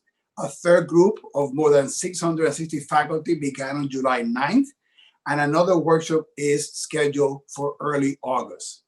These workshops give faculty first-hand experience of what it's like to learn online in an asynchronous environment in Blackboard. CUNY is offering other programs to help faculty master best practices in online teaching and learning. So at the end of the year, we'll have about 3,500 faculty who participated in these trainings. This is an impressive pedagogical investment in the expertise and professional growth of our faculty, and one that will translate into better teaching and quality education for all our students. Can I have a few more minutes, Madam Chairs? Yes, I think that we provided that for SUNY. I see no reason not to provide it for you. but Thank you, and I'll be brief and not abuse the privilege. Thank you. A sampling of other actions to assist our students, including pushing the date to withdraw from courses to the last day of the semester, obtaining regulatory waivers to allow students in essential health fields to graduate early and join the fight against the pandemic, establishing partnerships to enhance workshop opportunities for our students, and collaborating with state and city agencies allow for university resources to be made available for use in our local communities. As a result of the COVID-19 and to combat student financial and emotional hardship, the CUNY Board of Trustees announced the creation of the Chancellor's Emergency Relief Fund. This fund has raised over $5.5 million in contributions and awarded $3 million in grants to CUNY students so far. $500 grants to 6,000 students so far. In April, students began receiving grants, from priority being given to those students with the highest financial need and those in proximity to graduation and those who were student parents. May and July distributions focused primarily on undocumented students and others who were not eligible to receive federal CARES Act funds. Today, 57% of the recipients have been undocumented students. Students from foster care has also received grants. The CUNY students also receive financial assistance from the Federal CARES Act. CUNY's total student allocation for the program is $118 million. We moved promptly after we received the funds, being one of the first colleges in the nation to distribute funds starting on May 22nd. We're very pleased to report that about $108 million of the total allocation has already been dispersed to 157,000 students. The average award is close to $700, with some students receiving well over 900 students. Our allocation formula considers students' financial need and whether they are caring for dependents. We plan on allocating the remaining $10 million in funding shortly.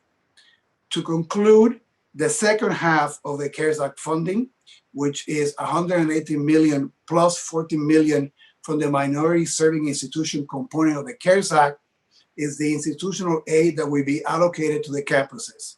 We submitted a plan to the state that prioritizes student support, mental health funding, reimbursement to campuses for COVID-19 related costs like refunds, and investments in online infrastructure and training. Although our plan for distribution of this combined $132 million has been approved by the state, we have decided to hold off on allocating the funds until we finalize our overall budget strategy for fiscal 2021 in case adjustments to our CARES plans are needed. This is the most prudent way to proceed in these financially uncertain times. And again, you have the rest of the testimony available for you, addressing other areas of the work that we have done in partnership with our state or city partners. And happy here to take any questions from the members that they see fit. Thank you. I will ask some questions and then we will go to Senator Stavisky. We're sort of going back and forth, alternating, and it's always great working with Senator Stavisky. Uh, uh, You indicated, let me ask you a few questions, and then you can respond afterwards so so I don't lose my time. Okay. What are the current plans for, I appreciate that you've tried to do more training for online learning so that students have a better experience. But what are your plans for online versus on in person? Are they going to be restricted to just those that are labs, etc.? Are you going to, what happens with faculty who, for any number of reasons, travel issues or their own health concerns, how will they be treated if they cannot be in person? And what are your, what has the city offered in terms of continued testing? You don't have as many residences, but you have some. So how will you be accepting students into those residences? Are you limiting the number of students in residences? And what about those students who thought they had a place in a residence but now don't? If you could address some of those questions. Thank you. I'll be happy to. Let me begin with that last question. First, as you mentioned, about just 1% of our student body is in residence halls. So it's normally about 3,000 students. We assume that now with the plans to do social distancing in those dorms, and also perhaps some students not wanting to be in a dorm, if a majority of the courses are going to be in online and hybrid modality, we even assume that that number of students will be even less, right? So we're talking about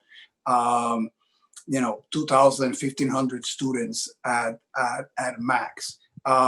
So each campus is going to have the ones that have dorms, their own testing protocols, their own quarantine protocols. All those things need to be approved by the central office, and the guidelines have been created in consultation with the Department of Health. Also, great help from the governor's Reimagining Higher Ed Commission in terms of additional guidance and best practices on what to use. So we have been in communication with the city officials who are our local health officials to be able to guide students to the free testing that is available throughout the city. And this would also be the case for the students that we have attending the very limited courses that would have face-to-face, right? But your question was addressed regarding the dorms. So in that sense, those are some of the protocols that we have developed, very similar to some of the things that SUNY is doing. It's just that in our case, the footprint of those dorms is significantly smaller in terms of our student population. You are asking about the plans in terms of the percentage of courses online, hybrid, and face-to-face. We think that, although we're in a very fluid scenario, I mean, as you see, campuses have been changing the plans that they have announced by the minute all over higher ed.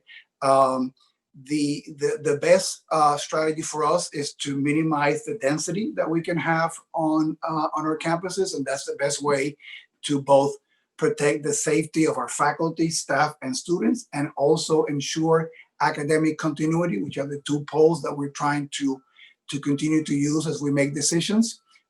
Right now, if you look at our offerings for the fall, about 95% of our courses are already online and hybrid, and the courses that are face-to-face are the courses, and you mentioned some examples, laboratory, studio, clinics, where we will be following social distancing and all those rules to be able to bring the students to classroom. But even in those classrooms, to give you an example, some of the labs, when you have a 3-hour lab, the first hour and a half is often a lecture to get you ready to do the lab.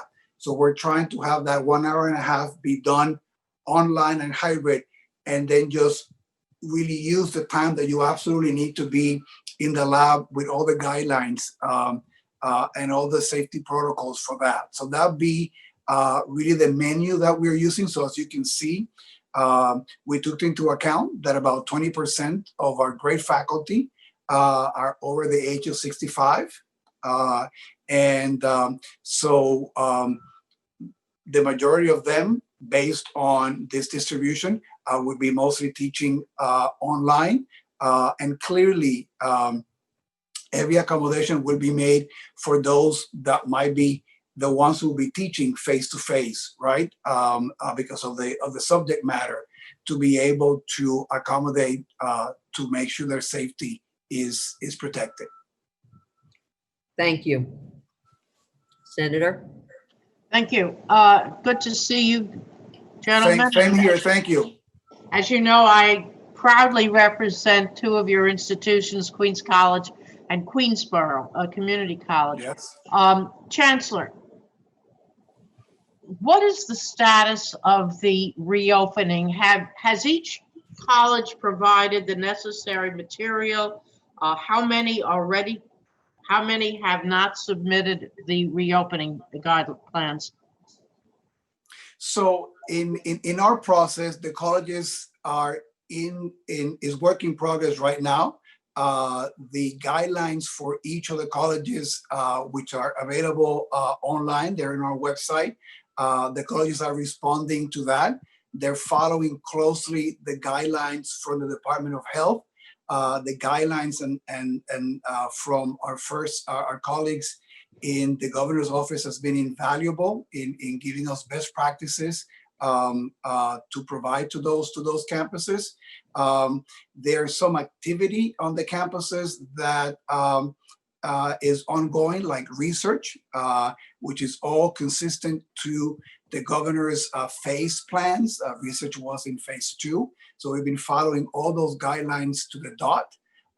So the reopening plans should be ready in the next, we gave the campuses until the beginning of August to submit them.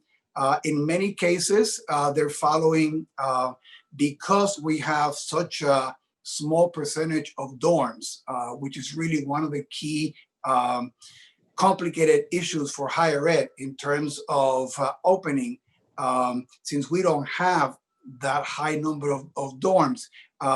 Many of the guidance from the state is the guidance that is already in place for the essential personnel that is working on our campuses.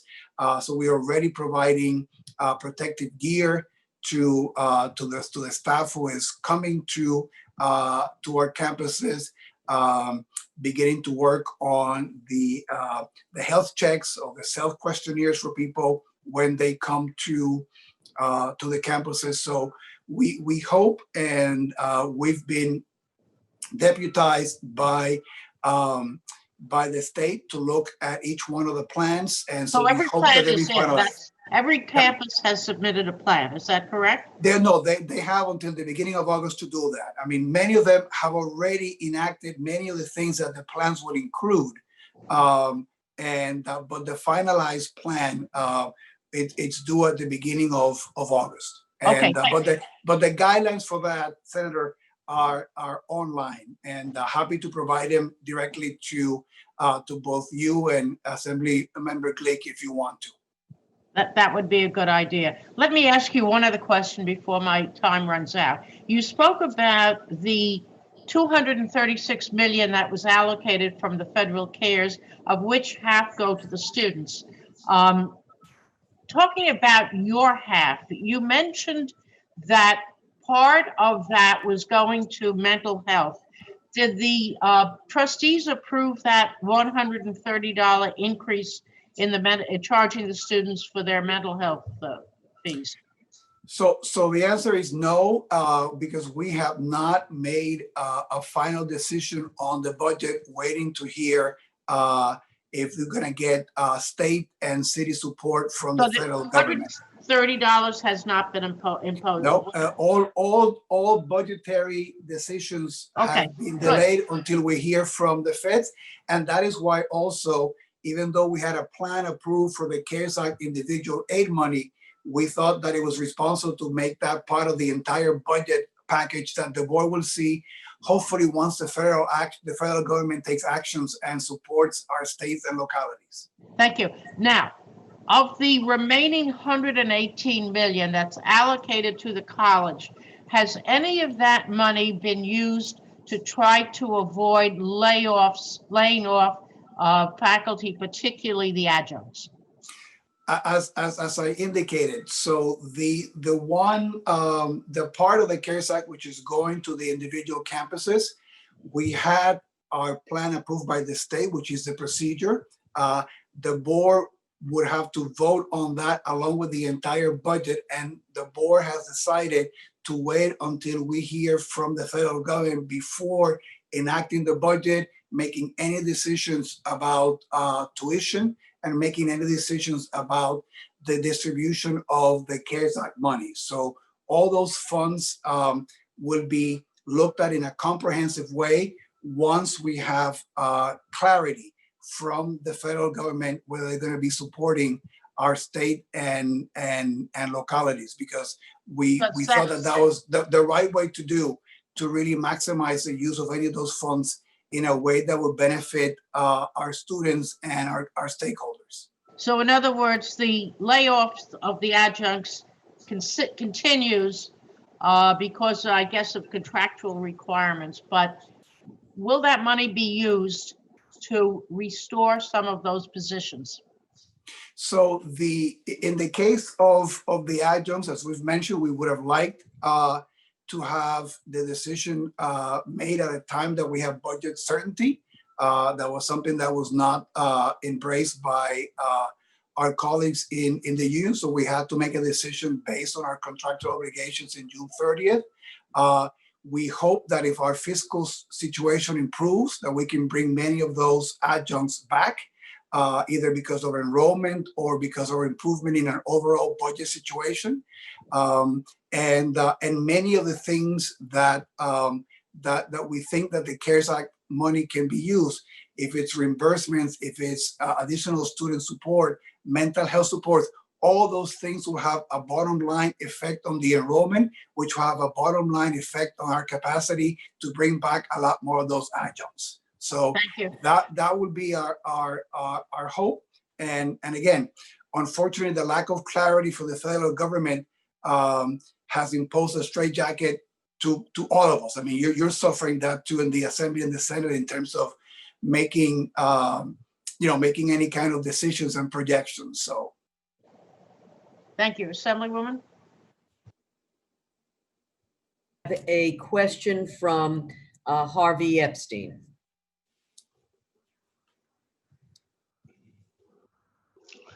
Hi, good afternoon, Chancellor. How are you doing?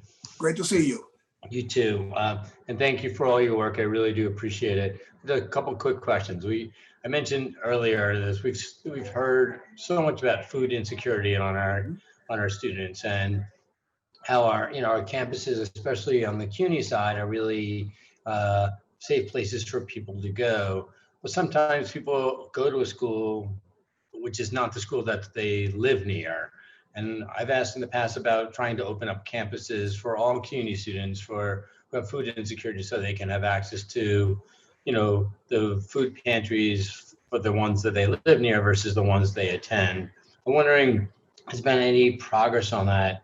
Second, just, the issue of online learning and Wi-Fi access, as we continue to know that so many students don't have access to Wi-Fi and are really struggling with some of the online learning, and hearing from students about them dropping out of classes, not being able to continue, not dealing with the online learning. I'm wondering how we can further assist them with Wi-Fi capacity.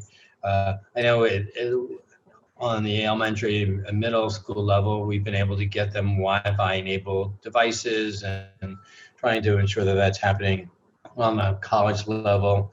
And lastly, just the issues around scholarships and the ability for people to continue. You probably have heard it more than I have around the stories of a student had to drop out because of a family member who got sick or passed away, or people who lost their job. And if these students can get through, we can really change someone's life by getting them a CUNY education. As a CUNY alum myself, and my father a CUNY alum, this is really near and dear to my heart. And I would love to be able to do as much as we can to ensure that they can get through. And I'm just worried that we are not doing enough to ensure that they have the support mechanisms to be able to to get the classes they need, to get to get through with the getting enough sufficient TAP or other supporting and getting through.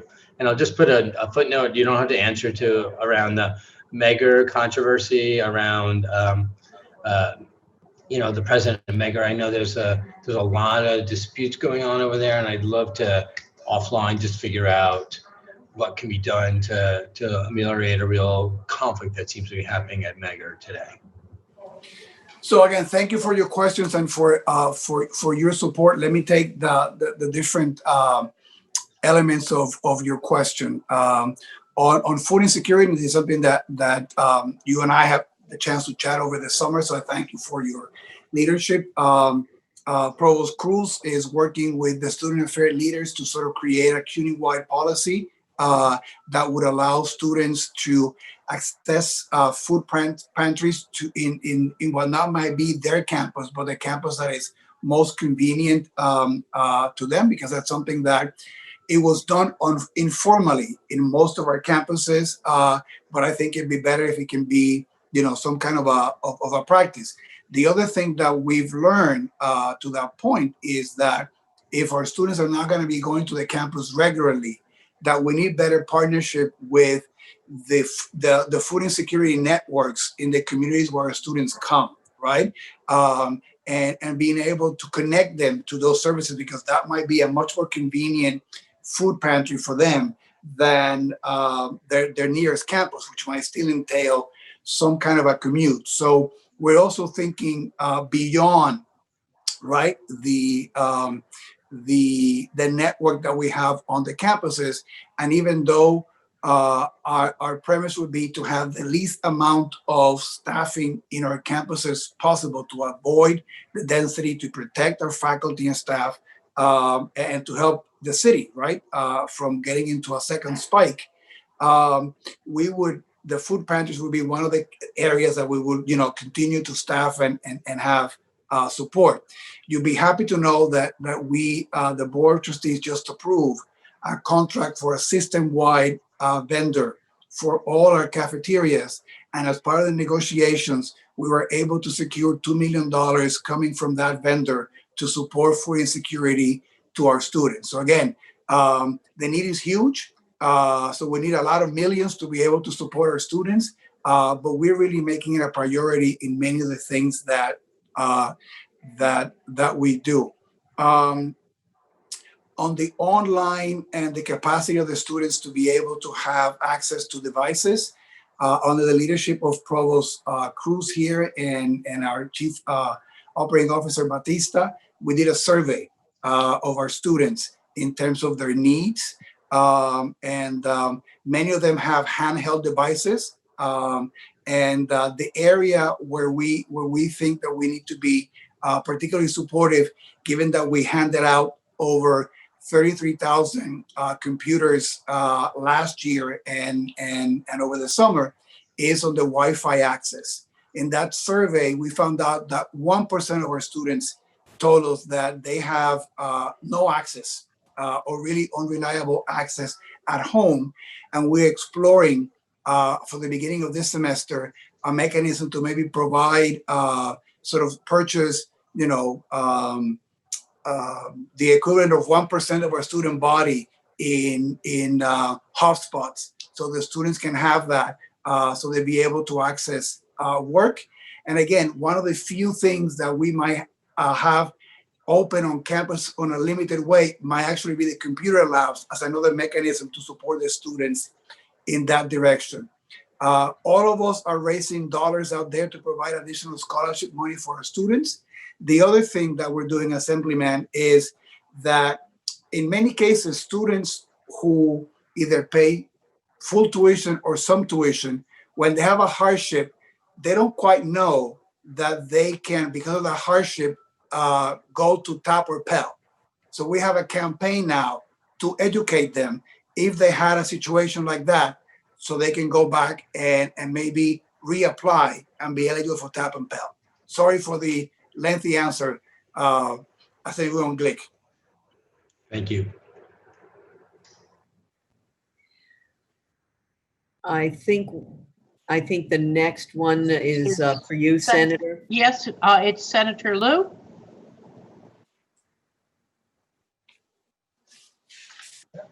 Thank you, Madam Chair. Am I on? All right. Yes. Chancellor, great to see you. Same here. Great to see you too. And great to see our deputy chancellors as well. Thanks for joining us. Our chairperson Stavisky already asked about many of the questions I needed to know about, in particular, the elimination of so many adjuncts from the system. How many adjuncts again were let go, and what was the fiscal savings? 127 from John Jay. So it was about 2,900 adjuncts that were not reappointed system-wide. And what was the fiscal savings from that drove that decision? It was just a fiscal decision, right? Based on what you've said. Well, it at the time, right, we had not enacted our budget. So the fact that we had to make a decision up or down, right? We made estimates back at that time on a 3% budget cut, which would be based on the approved budget by the state. That was again, an estimate because we had no alternative. We had to do a yes or no decision. So that was pre-COVID? We wanted no. This was done in June. In June, after recognizing the impact to date of COVID at that time, and our preference would have been to delay the date and do it connected to when we really knew what our budget would be like, which then would be and we did that with when we didn't have a up or down situation, which was the case of our college assistants. We have kept them in the payroll in May and June, pending to see where our budget is like. Where we've had flexibility, we have been as supportive as we can to our faculty and staff. Unfortunately, in the case of the reappointments, there was a set date, and we needed to use some criteria to make a decision. It is our hope that, and again, in many of those cases too, if those adjuncts get reappointed in the fall, they will continue to have healthcare to the summer, and there'll be continuity.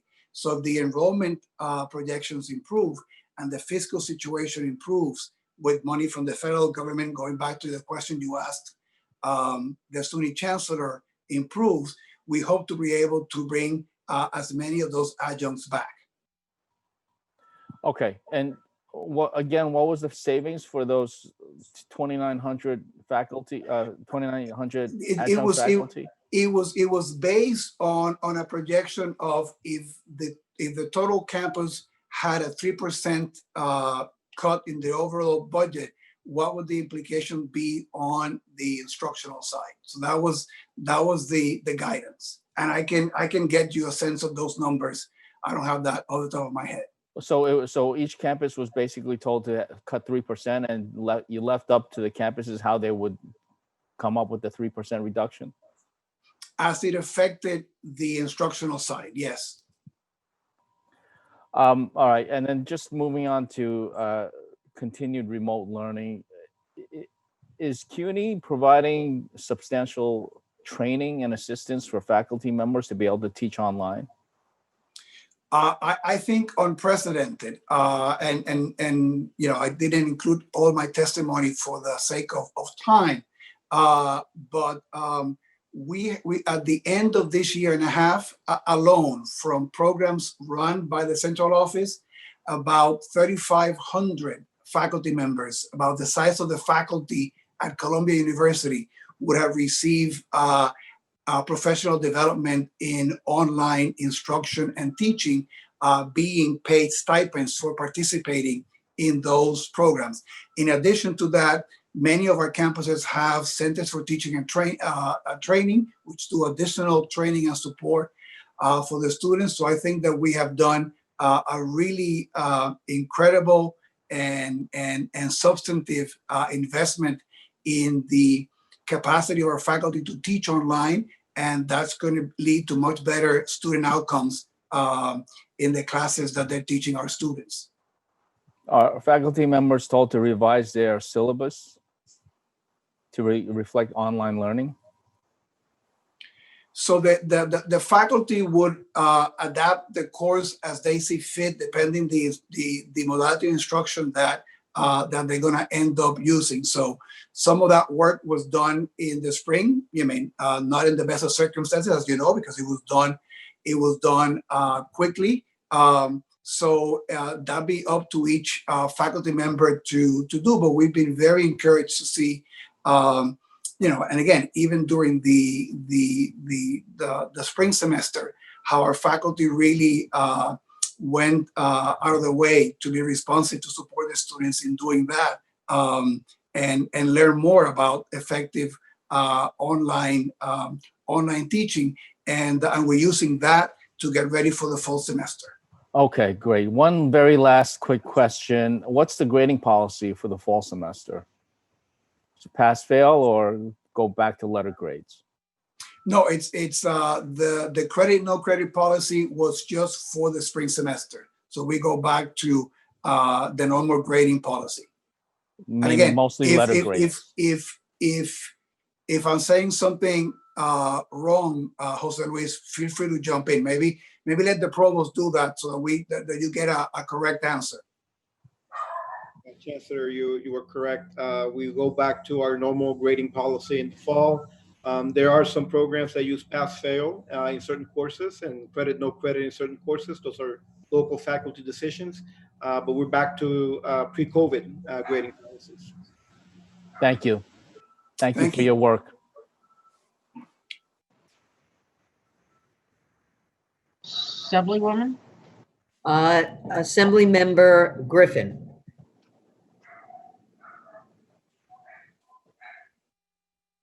Okay.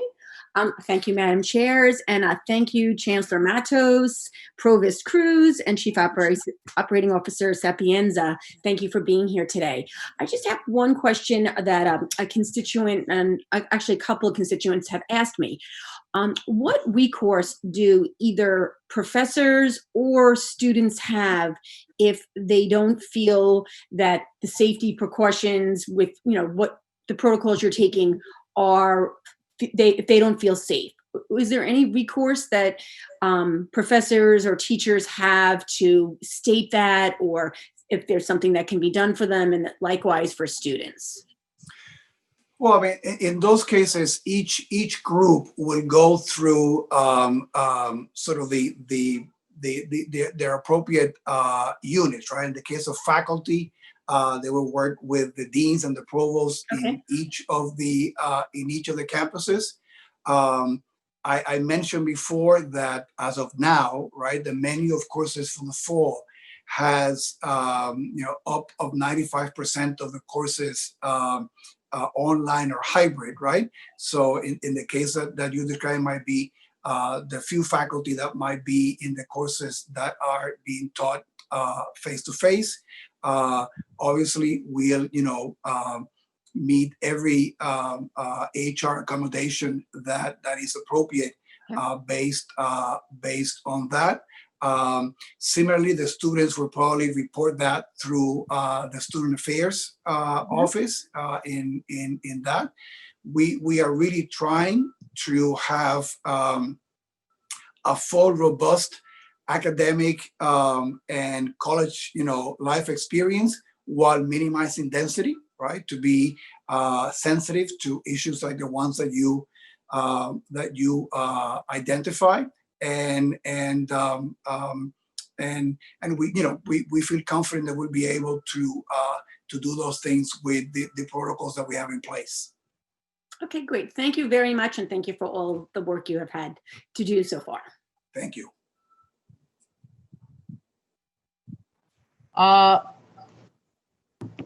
Next, we have Senator Andrew Bernardis from Brooklyn.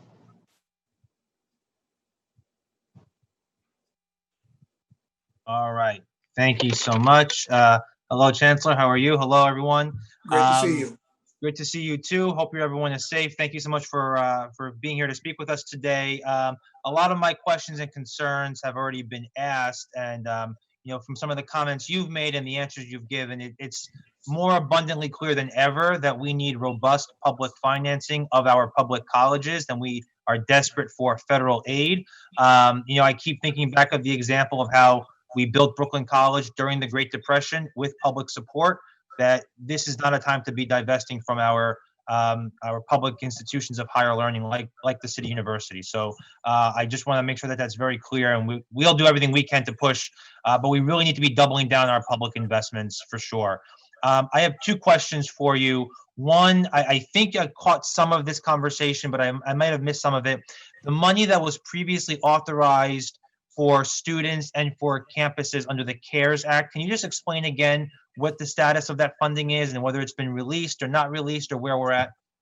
And if you answered it, I'm sorry, but I must have missed it. Okay. Well, first, thank you also for being such a great advocate of supporting public higher education. So thank you for being that voice. Regarding the CARES Act, the CARES Act had two components. 118 million was given to us to directly give out to students. And we gave out most of that money in late May. We're one of the schools nationally that moved quickly. We needed to have the distribution formula approved by the state. We got that done. And I'm happy to say that about of the 118, we have disbursed all but 10 million, and we're finalizing that. So we put that money in the students' hands quickly, and we made it with a formula that privileged students that had highest financial needs, students that were student parents. We felt that we had a responsibility to support them. But every student that filled out a financial application form received, and was full-time or part-time, received money from that funding. The second half of that funding, which is 132, thank you, Matt, which is 118 plus some money for minority serving institutions, we had the state plan approved, and it had additional money to support students, funding for mental health, additional investments in online professional development of faculty and technology, and reimbursements for some of the hard hits that we've taken from COVID.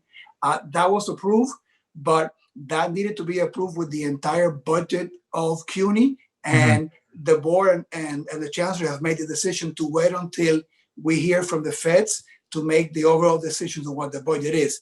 Because if that changes dramatically, we might want to modify that CARES Act allocation in a more prudent way.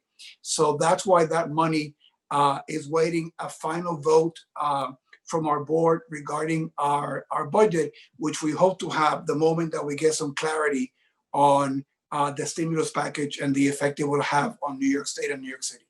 Great, thank you. And then my second question, I know in response to Senator Stavisky's question about fee increases, you said that the fee increases have not been approved. Those are on hold right now. But what about planned tuition increases coming? Is that still, moving forward? Where are we with the tuition increases? So all of that is on hold. Everything. When we had, we want to have the entire budget picture to be able to make those decisions. Obviously, very aware of the situation our students are facing. If you see in the proposed allocation that we made of the CARES Act money, we put mental health support money. If we use that way, it might be a way to offset the the fee that Senator Stavinsky mentioned, but we think that the prudent thing is to wait until all the cards are on the table. We know what the federal government is going to be able to help the city and the state, what the final budget is, and then make those decisions. Okay, thank you very much for that. And I guess I'll end where I started. And this has to be a moment that we double down in investment in our public universities for the benefit of our students. So anything we can do to prevent them having to pay more out of pocket at a time when they're just as desperate as the rest of us are is something that we should bend over backwards to try to do. And I thank you for your time and for your leadership here. Thank you, everyone. Thank you. Assemblywoman?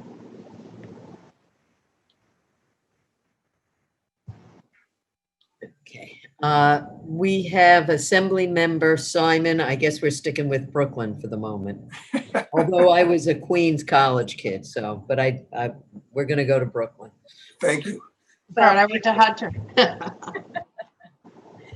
Thank you very much, Chair Glick and Senator Stavisky, and also Chancellor and the rest of the panel. I have a couple of questions, some of which are I brought up with regard to the SUNY schools, and that is, CUNY has programs throughout from freshmen on up through doctoral programs, many of which have practicum requirements. You have student teaching. You also have speech therapy, which is hard to do online. There are some of these practicums are maybe harder to do in a remote setting. I'm curious about the state of practicum programs, as well as your communications with the accrediting agencies and whether you have similarly found them to be a partner the way the state has said. And also you talked about trainings on online instruction. I wanted to know, are the adjuncts also getting that instruction? And also, to what extent are these about universal design and how to incorporate the learning needs of students with disabilities in that online instruction? So thank you for your question and also for your leadership always in issues that have to do with students with disabilities and those populations. So I'm going to let Provost Cruz, because he spent a decent chunk of his time dealing with that question of practicums and navigating the accrediting agencies, which, I have to say, were for the most part really good partners in many of the things that we did. I'm going to have him answer that question. On the training of faculty, the adjuncts have been absolutely included in all those trainings that we have offered and the ones that we have on the pipeline. So very much in mind to include that population, and they've been being paid additional stipends when they participate in those. So, but let me turn to Provost Cruz on your question about the practicum and the accrediting agencies. Thank you, Chancellor. So very similar to the State University of New York, we've been very fortunate to have a very close relationship with the State Education Department, as well as with our regional accreditator, Middle States, and some of our professional program accreditators. And so we have been working very closely with them to ensure that we can provide all of the clinical practical experiences, not only for our regular degree programs, but also our non-degree programs and certificate programs on the continuing education side. So we have continuously been in touch with our partners in developing the policies and practices that would allow our students to have academic continuity. We have been, since early March, publishing a academic continuity memo to all of our campuses. Clinical placements are front and center in every one of those. We're up to update number 17.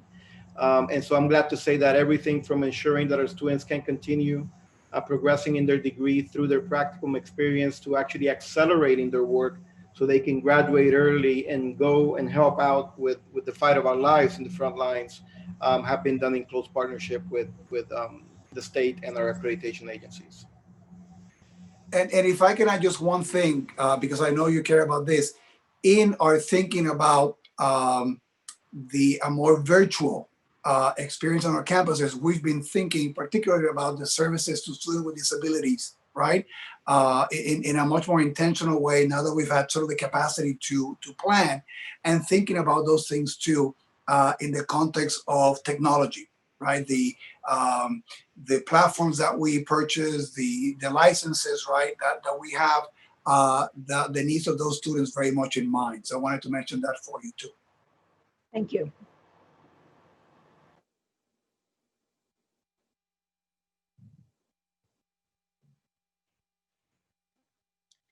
Senator Stavisky, I do not believe I see anything else, but I would just like to ask one follow-up as a last moment.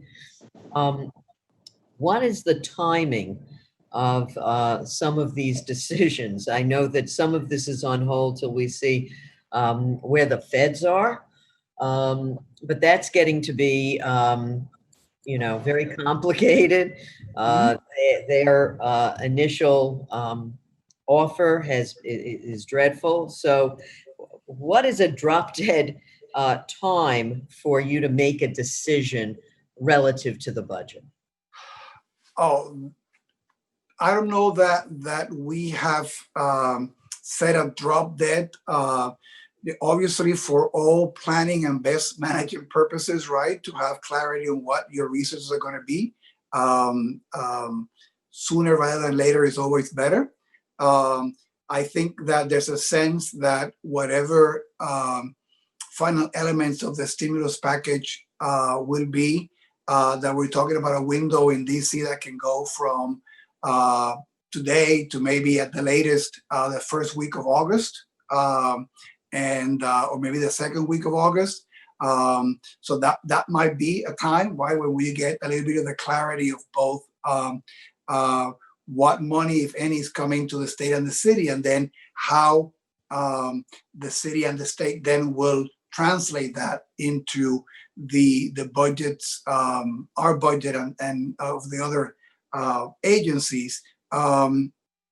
If there's direct money coming from that stimulus package to higher ed, that'd be another element to, factor into the equation. Luckily, not at the level that we want, but on both the Democrat and the Senate versions, there were 37 and 29 billion put to higher ed. I mean, those money comes with strings and are one-offs, right? But they do help the support. So, I mean, we've been hoping that to have this clarity, first it was May and then it's been June.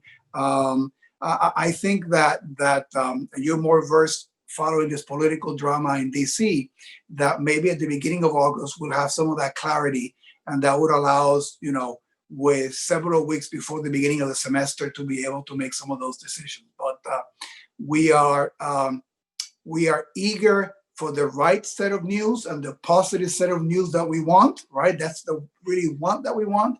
But we really felt that making decisions in the air is also not responsible. You end up then having to do a whole bunch of things in the spring, which are half crazy and affecting our students. Thank you very, very much. Always a pleasure to see you all. Please stay safe. Thank you so much. And I would only end to thank both chairs for their support, and just mention that we love working with our partners from SUNY. And even though it was the first time that MEGNA wore a tie, that the three of us wore ties and jackets for our beloved higher education committee members. And I just want to state that for the record. Yeah, but you didn't have to. It's okay. You deserve all the respect. Thank you. We don't have a dress code, particularly on Zoom. If I could ask just one follow-up clarification.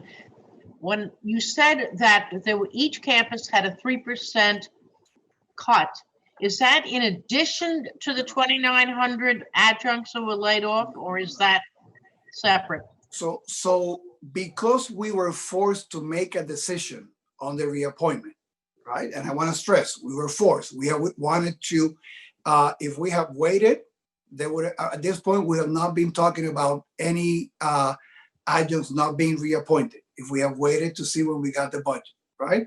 Because we were forced, we needed to have some criteria to guide the campuses in making that decision, right? At the time, the best guidance we could give them was what we thought the effects would have been on the enacted budget on our 4-year and 2-year schools. And around it, that was 3%. So that was the guidance we gave just for that exercise, again, because we had to make a decision, reappoint, not reappoint. We didn't have any flexibility. We would have wanted to be able to wait until we had an accurate budget situation to make that decision. So the 3% was just guidance that needed to be given so there'd be uniformity in the system in making that decision, which again, we would have wished would have been delayed. I gather that's a yes. We thank you all for your service and for coming on to this Zoom committee hearing. And we're ready to call our next panel, if it's all right with the Assemblywoman. Senator Stavisky, Senator Laval. thank you. I wanted to thank the Chancellor. I thought he did a terrific job, but I had 2 questions for him.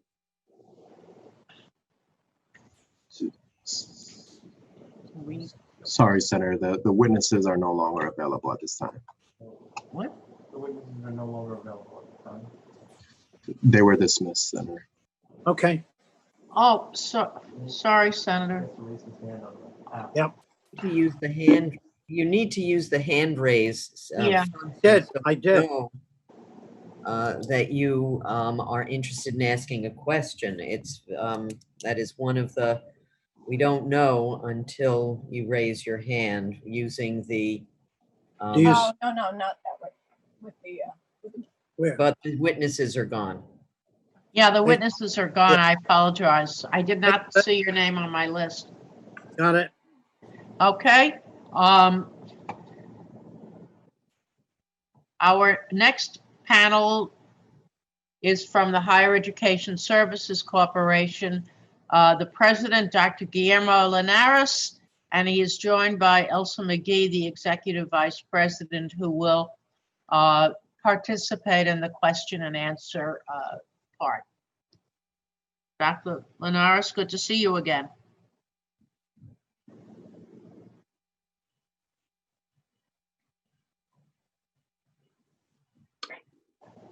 Good afternoon. Good to see you again. Everyone hear me? Yes. You're live. Senator Stavisky, Assemblymember Glick, and all my former colleagues in the Senate and Assembly, thank you for the opportunity to speak with you today about the impact of COVID-19 on higher education. I'm Dr. Guillermo Linares, president of HESC, and I'm joined today by my executive vice president, Elsa McGee. Let me begin by wishing you and your families good health during these uncertain times. Under the leadership of Governor Andrew M. Cuomo, New York State has made tremendous progress in controlling the COVID-19 spread, despite being initially hit harder than any other state in the nation.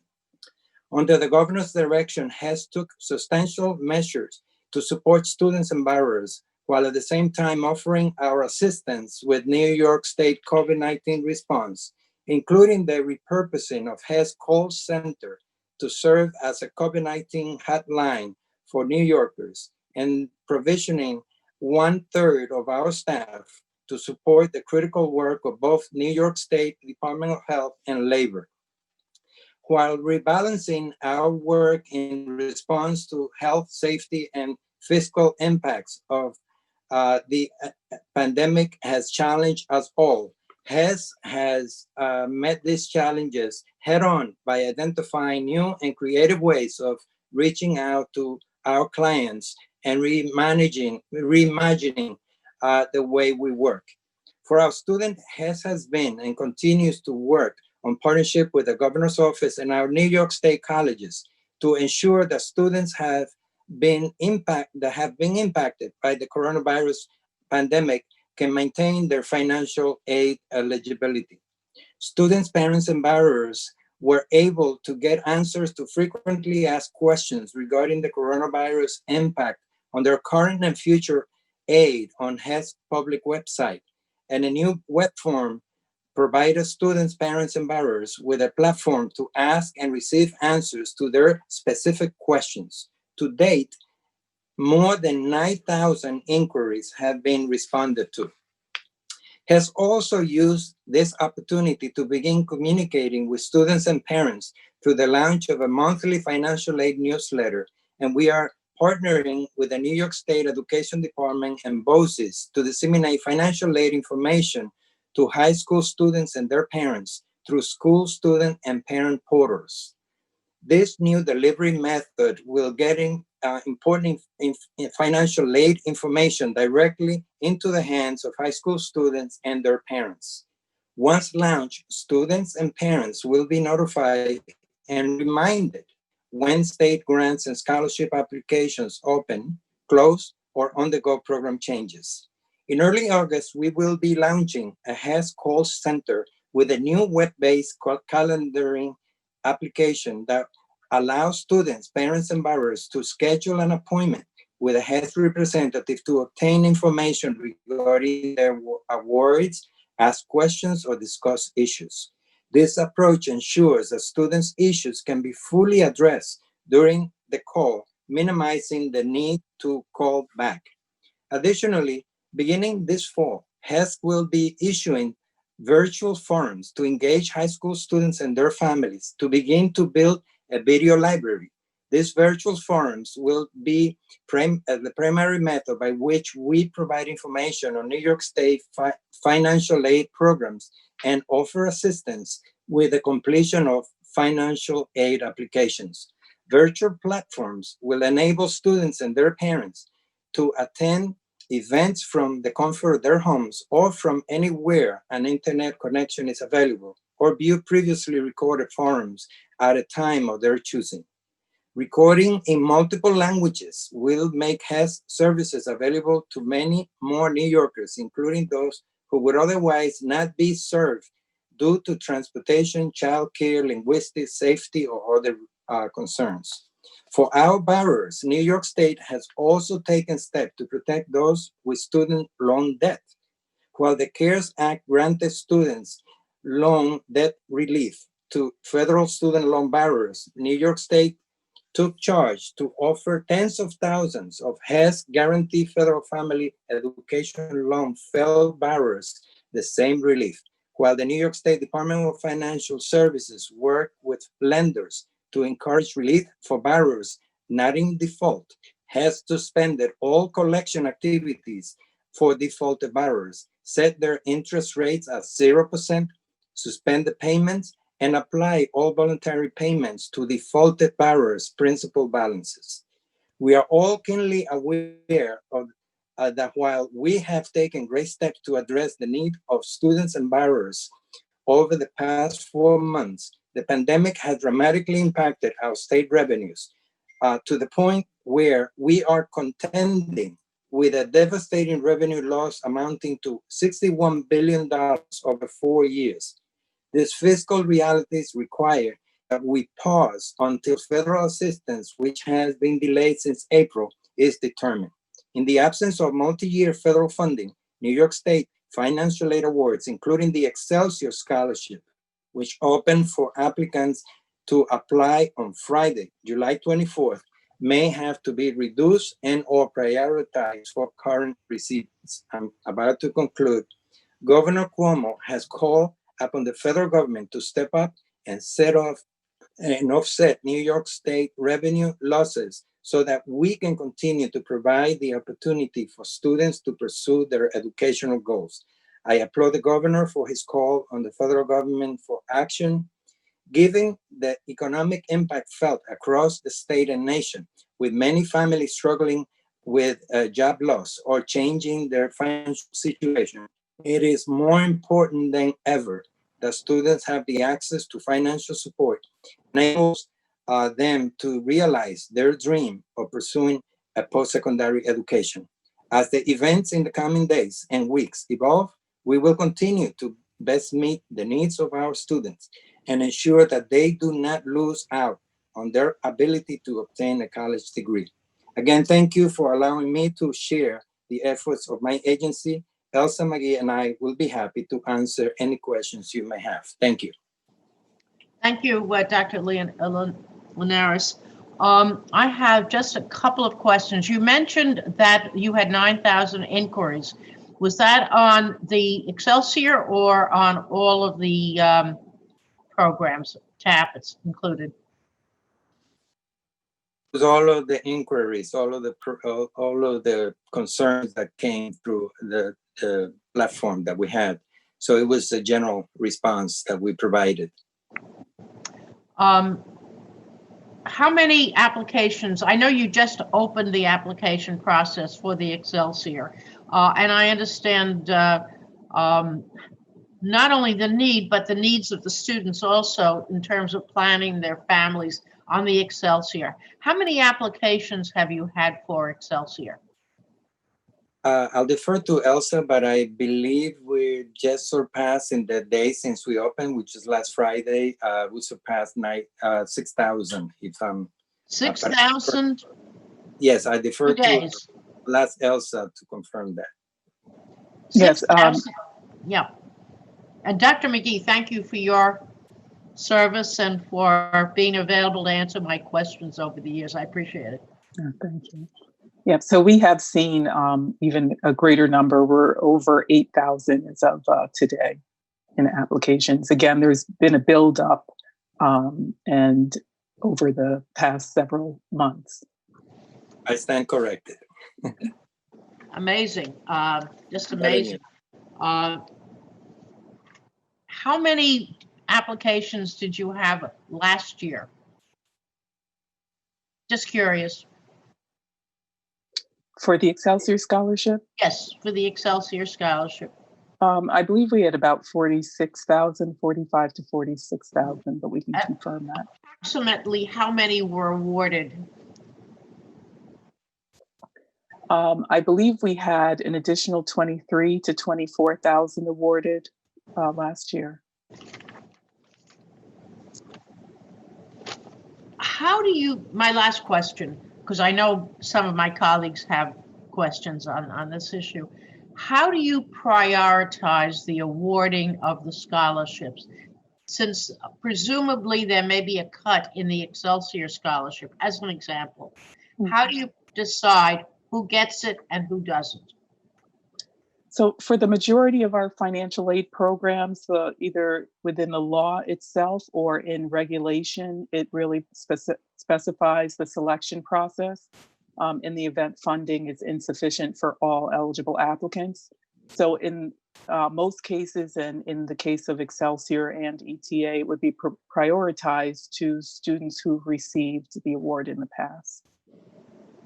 So they would continue. I know that my colleagues on both houses have questions, but I thank you for your service. Oh, thank you. Assembly.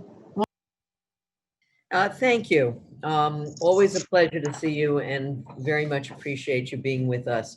I may have missed the exact date. You're launching a new access, a new part of your portal. Yes, so in early August, we will be launching our call center using a new process. So to avoid students having to call and wait and their families having to call and wait, they'll just be able to schedule a time to speak with a representative at a time that's convenient for them.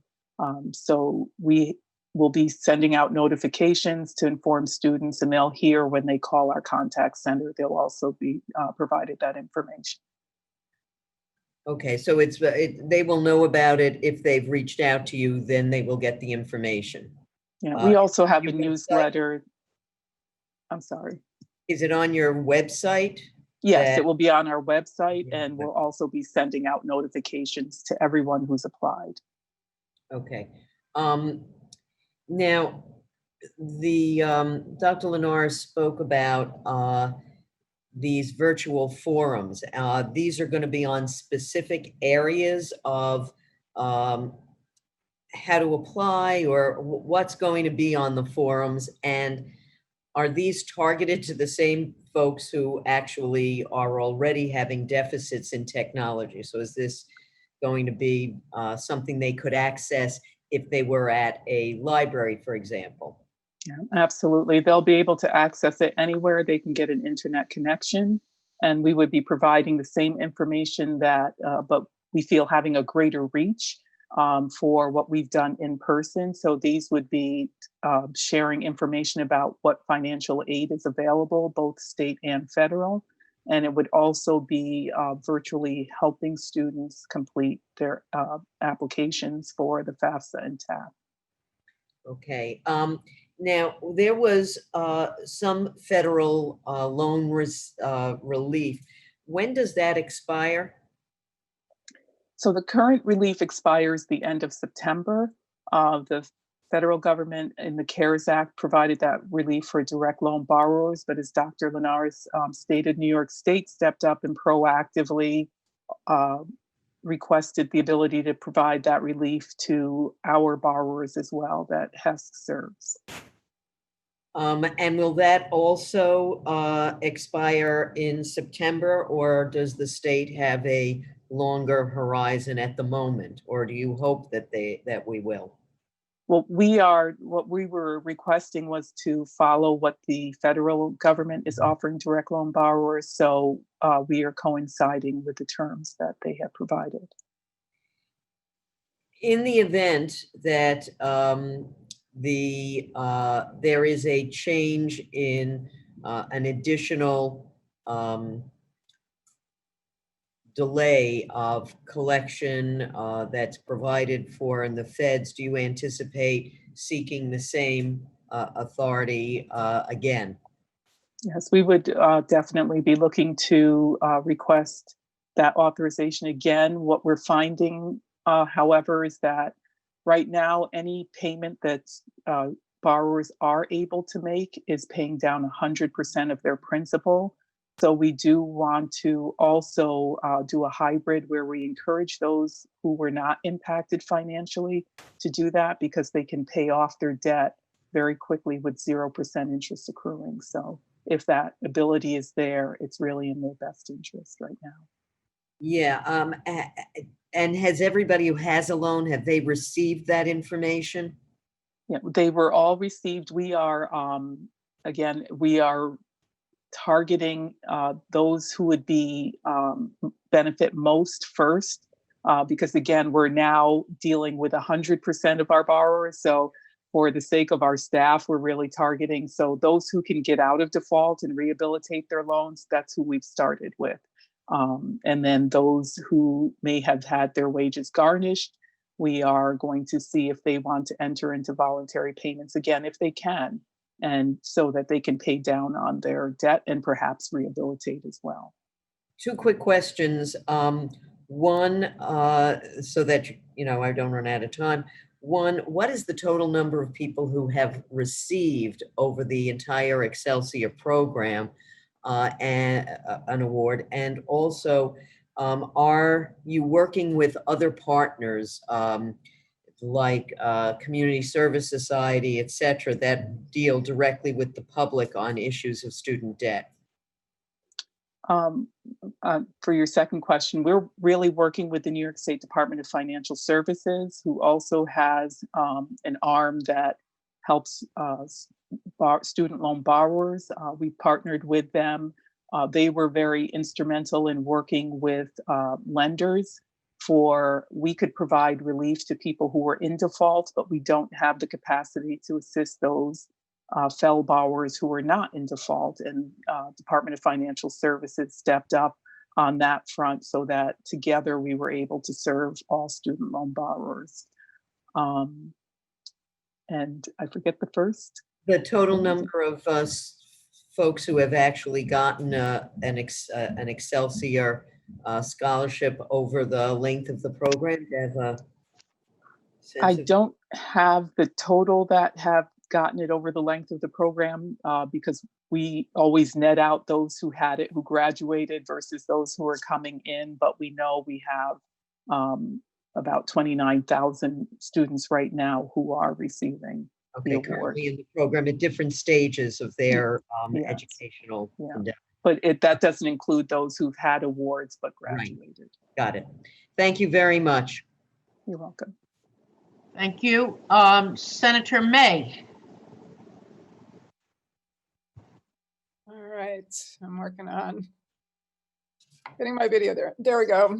Hi, thank you, Senator Stavisky and Assemblywoman Glick, and then Dr. Linares, Dr. McGee, for your testimony and answering the questions. I just have one follow-up to Assemblymember Glick's questions about the September 30th deadline for the loan deferrals. To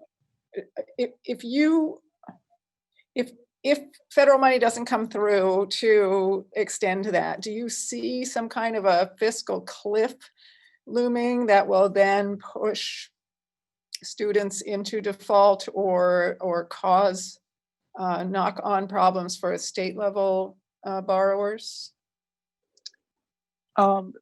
If it's not extended, the federal student loan, the FFEL program does offer many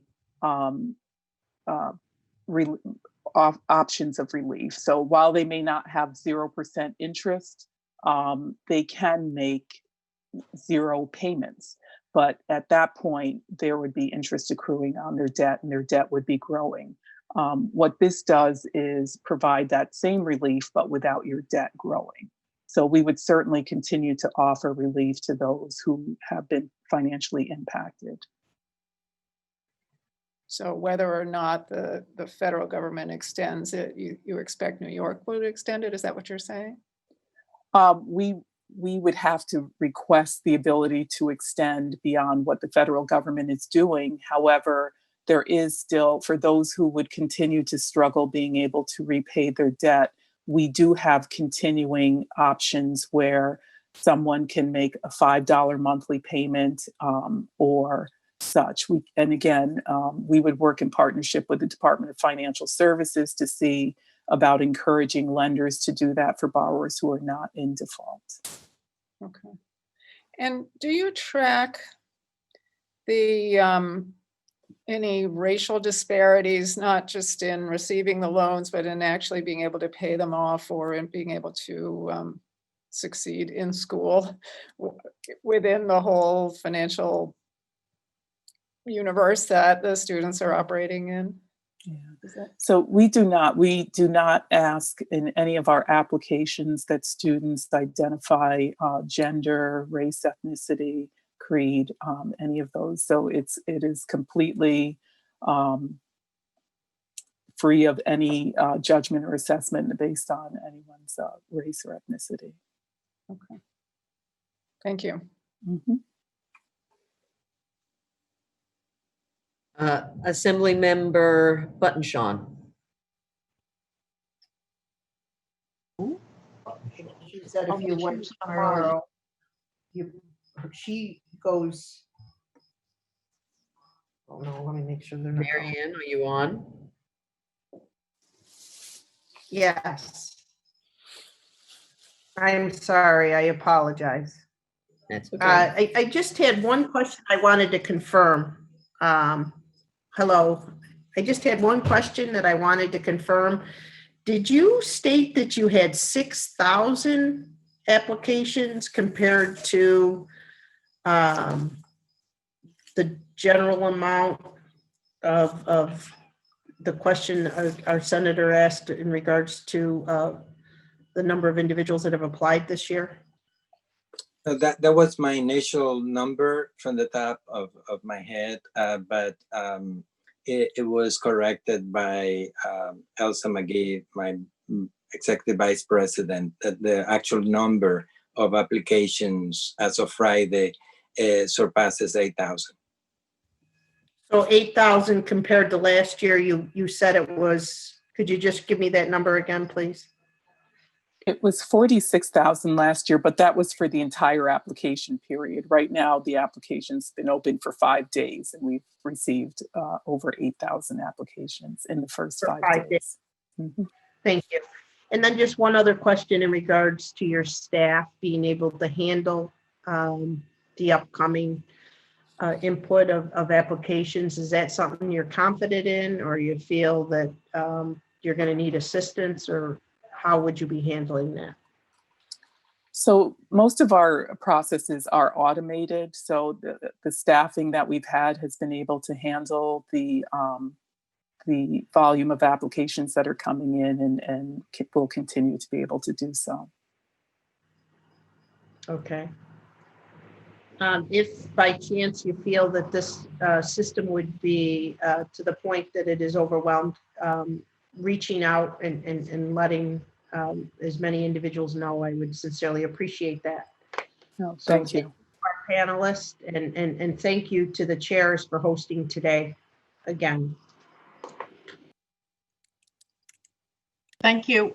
Senator Mayer had to leave, but I wonder if I can just ask a quick question. When will the enhanced tuition award applications be available? That program will be launched this Thursday. When? On Thursday of this week. This Thursday? Yes. Well, as they say, good answer. Thank you. Assemblywoman?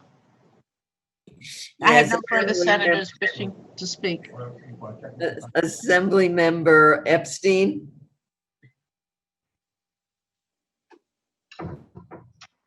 Thank you, Chairwoman. I appreciate the time, and thank you.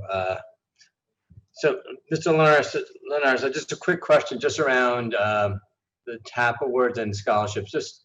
We've heard from some students who are worried that they're going to get termed out of having the 8-semester limit on the TAP, and wondering if there's any flexibility for people who, because of last semester, family illness, had to drop classes, drop out of school for the semester, but still the TAP awards counted. If there's any way that people could have an additional semester just to discount that last semester.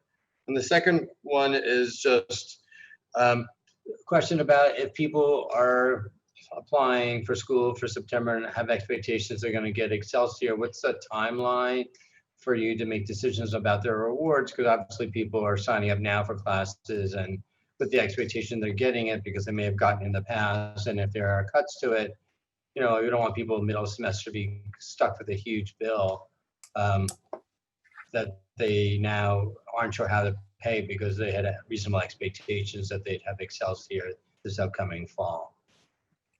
Well, the vast majority of students that were attending the spring semester have been held wholesome to this point. And for those who have been impacted, we are working with the colleges to address them, and there is flexibility, and we're working to identify them to make sure that if they have been impacted by COVID-19, that we can address those. And we're currently working with the Department of Labor to identify those that may have been impacted.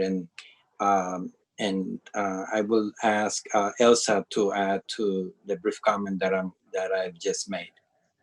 No, that's correct, Dr. Linares, that we found that because of the flexibilities offered to colleges by both the U.S. Department of Education and the State Education Department, I think as the chancellors, SUNY and CUNY both mentioned, they were able to make adjustments so that the overwhelming majority of students were able to succeed during the spring term. So we're really not seeing any significant issues with students not being able to. But as Dr. Linares said, we are working with the colleges to flag these students, and we're looking at both the statutory and regulatory requirements to see what can be done. With regards to Excelsior, we are processing the applications, but we are not notifying students, just so as you point out, students aren't left with a hole if federal funding is not forthcoming, and the state does have to take, actions that we really are not looking to take for students. So we are delaying the notification of students of those award amounts. So delaying them till when? And what if a student can't otherwise afford it? Are they going to be allowed to withdraw and get all their money back? What are reasonable steps going to be taken if students can't pay the balance of what they expect that's coming from Excelsior? Well, we will be, again, continuing to work with the school and the governor's office to make determinations as to what a drop dead date would be before students would be notified. As far as the refund process, that's something that's under the purview of the colleges, but we know they have been generous right now with the timeframes for students. Right. And so if a student has a concern, they should go to their college. Let's say they need their last semester, or they need an extra semester of TAP award to finish up, the college will be able to help with that flexibility. They should they should be working with their college financial aid office. We at HES do work with all the financial aid officers on our end, so we are working in collaboration with them and the governor's office as well. Thank you very much. And thank you, Madam Chair. Thank you. May I just ask Senator Laval or Senator Seward if they have any questions?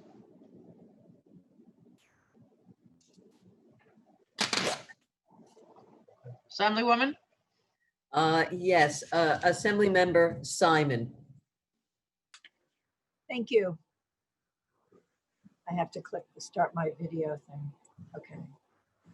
There we go. Thank you. Thank you, Madam Chair, and thank you to Dr. Linares and Ms. McGee. I have a quick question. I share a lot of the questions I had have been already handled. But you mentioned about the efforts that you have to communicate directly with high school students and parents on an ongoing basis, and this creation of this video library that you're going to be doing.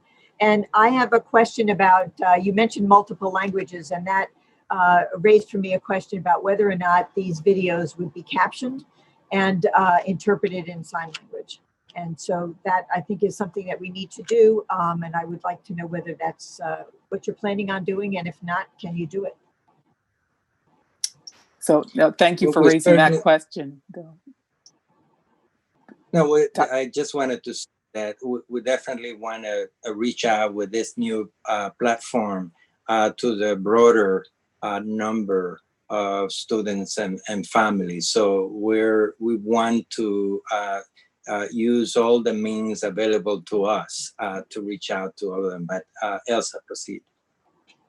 No, I agree. Dr. Linares said that is in fact true. I don't know that we had deemed captioning versus just ensuring that anything that we provide is able to be used by devices that those with either sight or hearing concerns would be able to utilize, but captioning would also be, and having sign language would also be options that we would utilize. Well, let me just And suggest. we also, Go ahead. I'm sorry. Go ahead, Dr. no, we're keenly aware of how diverse linguistic, students and parents are throughout. So we are sensitive to that, and that's the top 6 languages that we have spoken across the state. We're sensitive to providing services, plus language services is always available for the other additional languages. So let me just suggest, if I might, that this would, in my mind, is a requirement of the Americans with Disabilities Act. And the governor had something of an issue with his press conferences, not having a sign language interpreter. They did have captioning, So we know the state knows how to do it. And when that was challenged in court, the governor was required to do this and include sign language interpreters. There are a number of people that you could consult with to figure out how to do that. But my suggestion would be to do it in the first instance and not leave that for a question to come up later on. Thank you. Thank you. Thank you.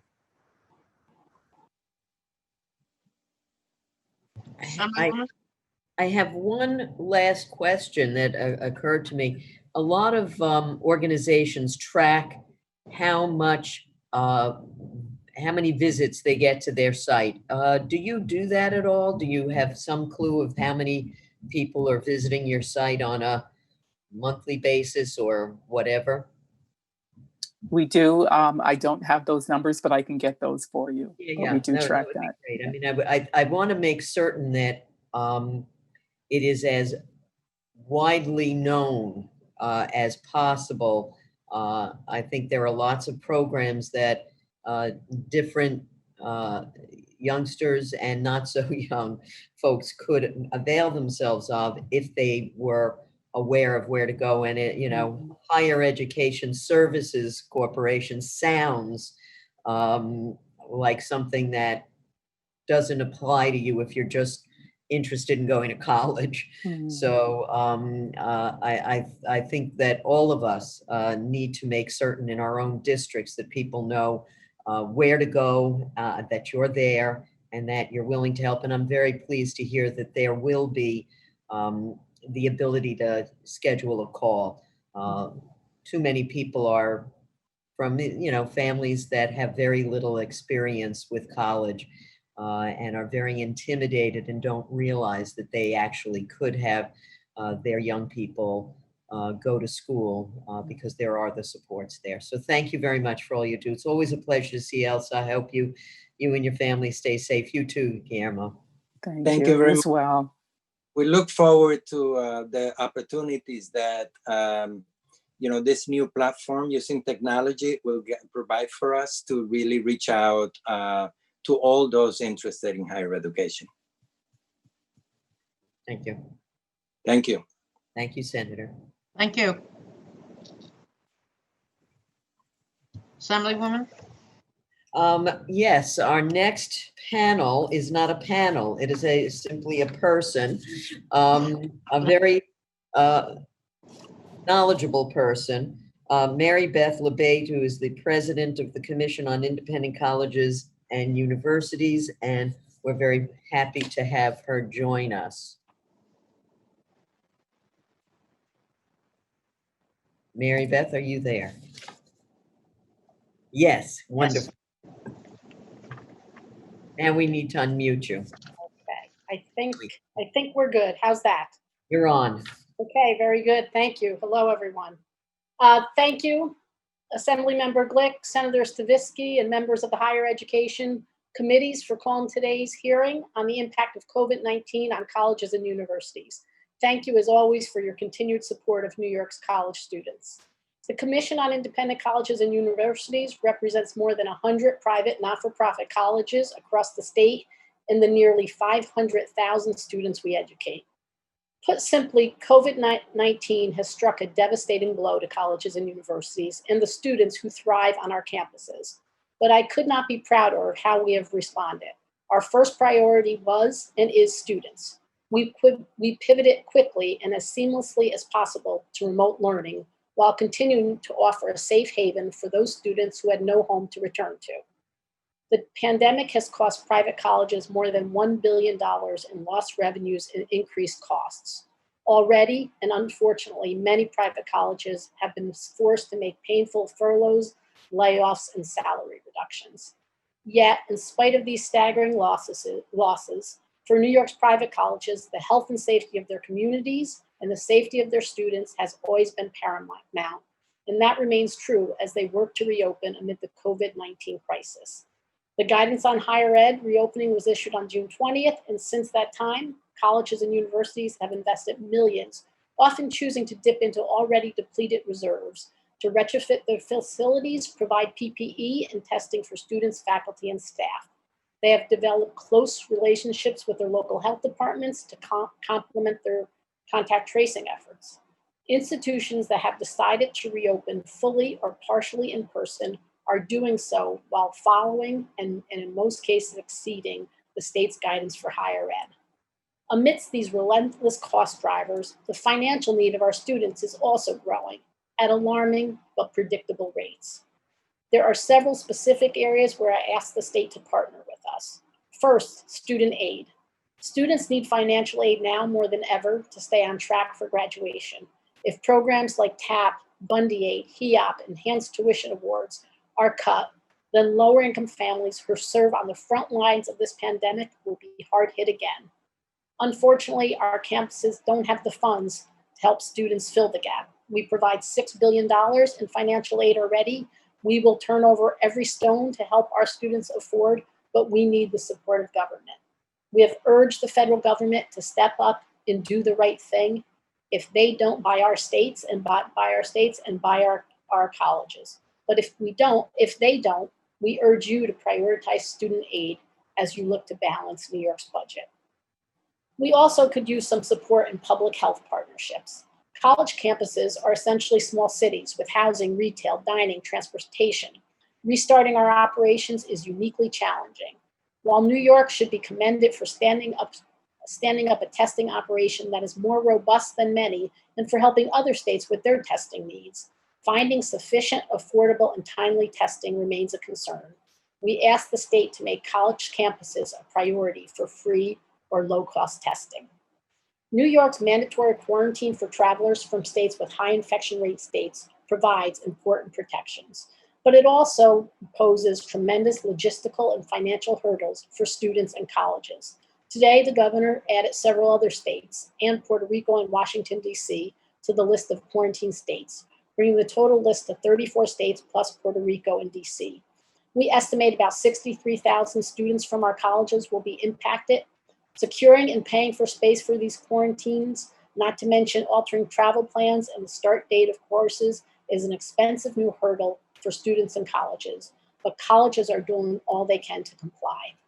None of these challenges are happening in a vacuum. I have served in my current role for 4 long years, and during each of those years, I have come to you warning that private colleges, long the mainstay of New York's educational and cultural vibrancy, are challenged like never before. The pandemic creates a whole new dynamic to these challenges, but one that we are prepared to overcome with your help. But make no mistake, the pandemic does pose the real threat that a year from now, we wake up with a much less robust higher education system in our state. And under that scenario, everyone is hurt. As policymakers, you have the power to help. You've always been there for the good of the students, and I trust that you will be again. So thank you. Thanks for your time. Thanks for inviting me, and I'd be happy to answer any questions. And I do not wear a tie. I did come up in the ages when I was kind of advised to dress like a man, do one of those little tie things. And fortunately, those days are long gone.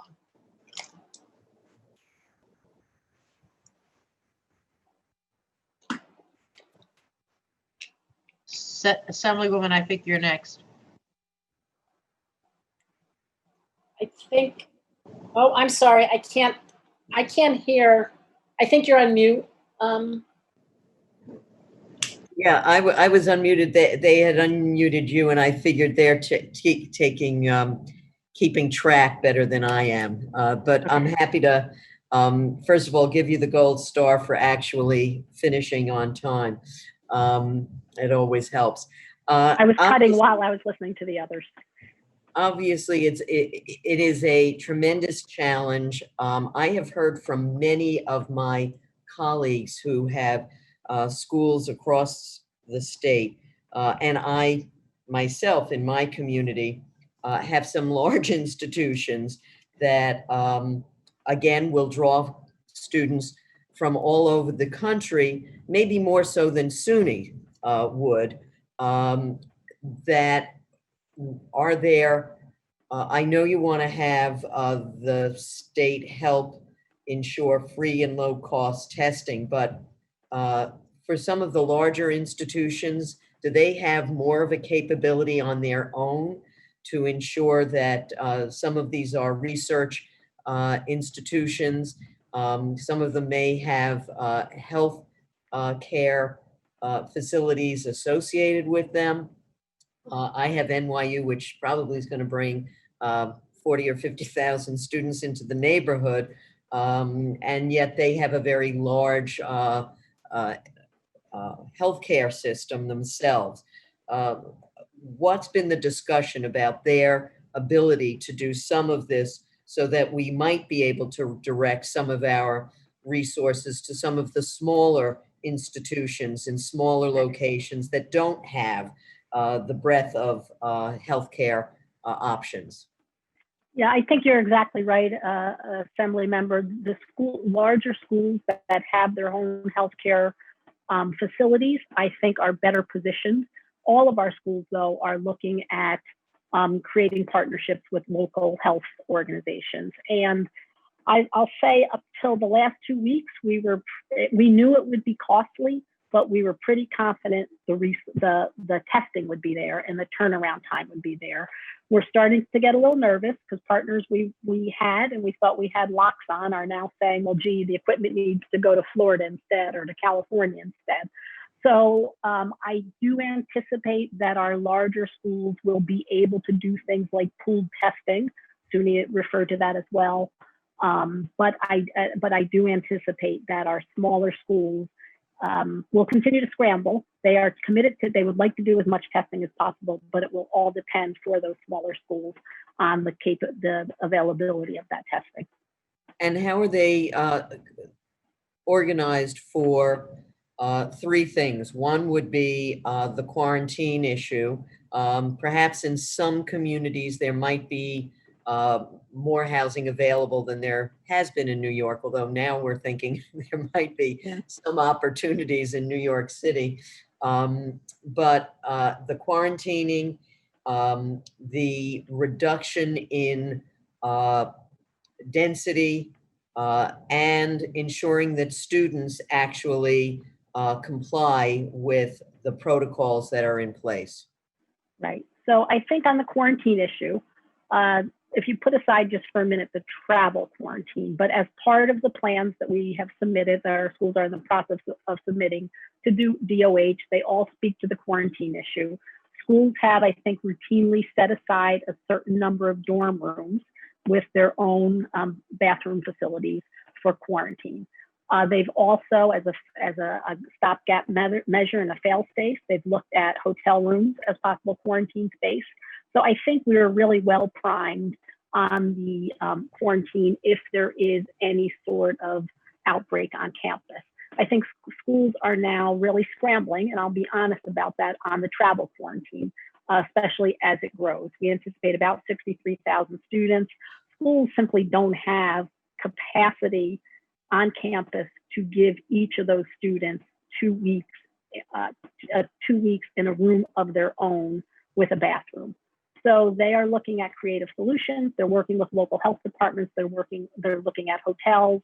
They're looking at other options where students can quarantine in a safe place where they'll be monitored. We certainly don't want to be in a position, we'd like to be in a position where we have a good sense of what the student is doing. And we know, putting them in a hotel 2 hours from the campus is not ideal. So we're really looking both to partner with DOH and looking in the area to see what we can find. Density and compliance, student compliance. Yeah. So density, I think there's a broad push to de-densify both the classrooms and the dorm rooms. And I think because some of the natural melt we'll see in enrollment, we're going to get there. We will not have everyone in a single room. I don't think SUNY would be able to do that either, but most of our schools, if not all of our schools, have set a policy that you will not have more than 2 people in a room. So I think we're pretty confident in de-densification. Where, compliance, all of our schools have looked at this really seriously and have looked, I think to a large degree, we're looking to our student leaders really to set the stage and for it to be really inculcated as part of, the social fabric and the mission of an institution to watch out for one another. Will that take hold completely? No. We know students are natural social beings. Will we be prepared to do enforcement if we have to? Absolutely. Thank you. And last question is faculty, if they are, for any number of reasons, unwilling or unable to participate in person, what plans have the schools discussed with you? We don't want to see faculty disadvantaged, especially since many of the more established faculty are actually older. Right. No, and nor do our schools. And it's a big issue. And our schools have really taken pains to work with each faculty individually, primarily through their deans, to see what faculty want to do. And I will say it's all across the board. You have primarily your older, more vulnerable faculty who are nervous, and rightfully so. And our schools are attempting in 99% of cases to accommodate them through hybrid learning. You have some of your younger faculty who are really eager to get back and engage with the students. And there we have to hold them at bay a little and say, you can come back, but don't expect the same sort of engagement with students that you traditionally have. And then you have some faculty who are vulnerable and still want to come back. And we're saying to them, let's think about how we can do this in a way that is right for everybody. Thanks so much. Good to see you. Stay safe. Nice to see you. Thank you. Thank you, Mary Beth, for being available to answer questions. I truly appreciate it. And also for the road plan that you put out early on how the colleges, the guidelines for reopening. I know your board did a really good job on that, and I appreciate it. Well, thank you. And my last comment, listening to the previous questions, it seems to me that social distance, using the phrase social distancing and college students in the same sentence, very difficult. That's an interesting point. We had a professor from NYU, a social psychologist, come in to talk to our members about strategies you can use with young people. And one of the things he said, and it struck me, and I should be using this terminology, don't call it social distancing because you can still be social. Call it physical distancing. There are ways to be social 6 feet apart wearing a mask. I guess you're an optimist. Let me just ask you a question that I asked the SUNY chancellor earlier. You spoke about the students being quarantined on campus. I know you have considered students coming to an independent college from one of the so-called bad states of quarantining at home, being tested before they leave their, let's say they're from California or from Arizona or whatever state, which is on our do not fly list in a sense. Right. Have you gained any anywhere with the idea of having them quarantine at home, and then when they arrive in New York being tested? We have had those discussions. We've proposed letting them quarantine at home, testing them before they come, and then testing them when they get here and not allowing them out of quarantine until the negative.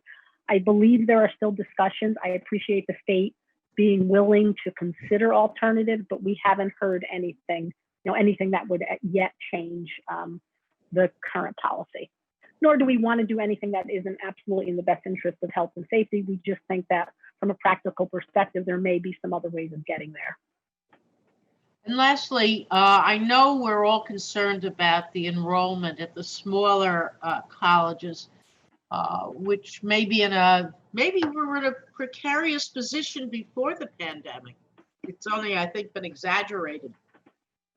What do you project for the fall semester at some of the smaller colleges whose endowment may not be as large as NYU? We're certainly seeing some melt. Surprisingly, not as much as we thought. I think the notion of being in a small town that has been not particularly impacted, thankfully, by COVID, there's a certain attraction to that for families.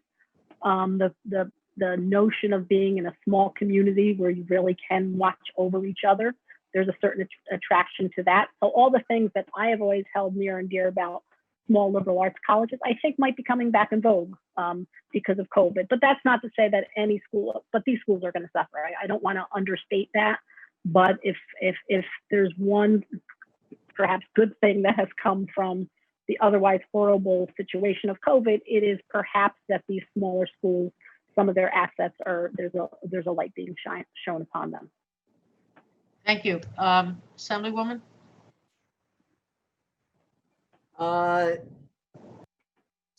Assemblymember Griffin.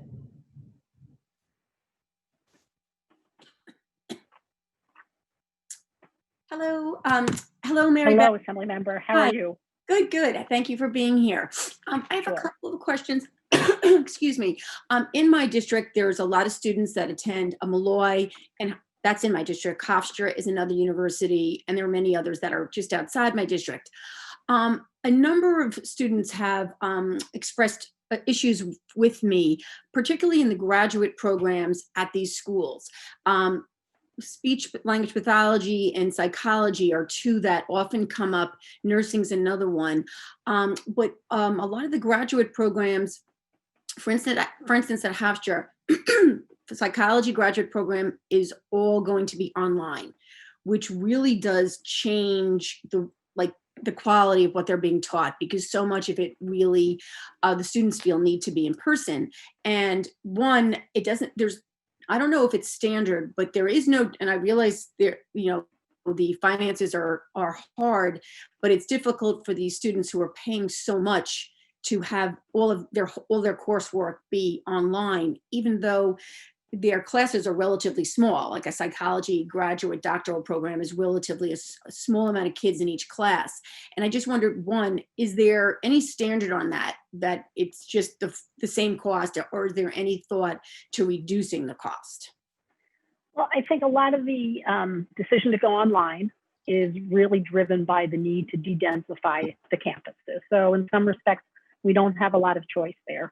I know there's a lot of discussion on, I'm remote, why doesn't my tuition change? And schools are free to make those decisions.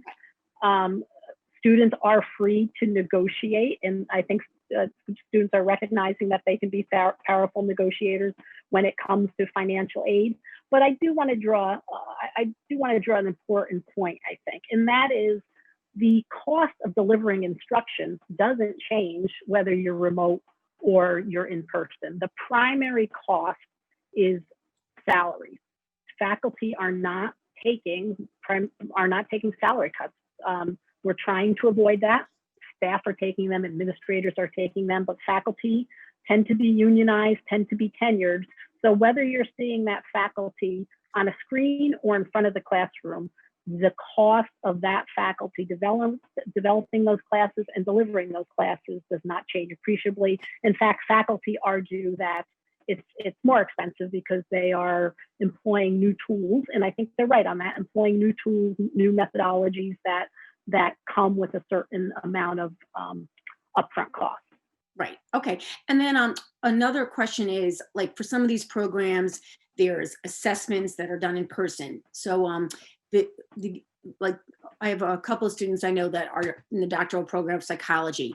So they lost out because in the spring it got cut short doing those.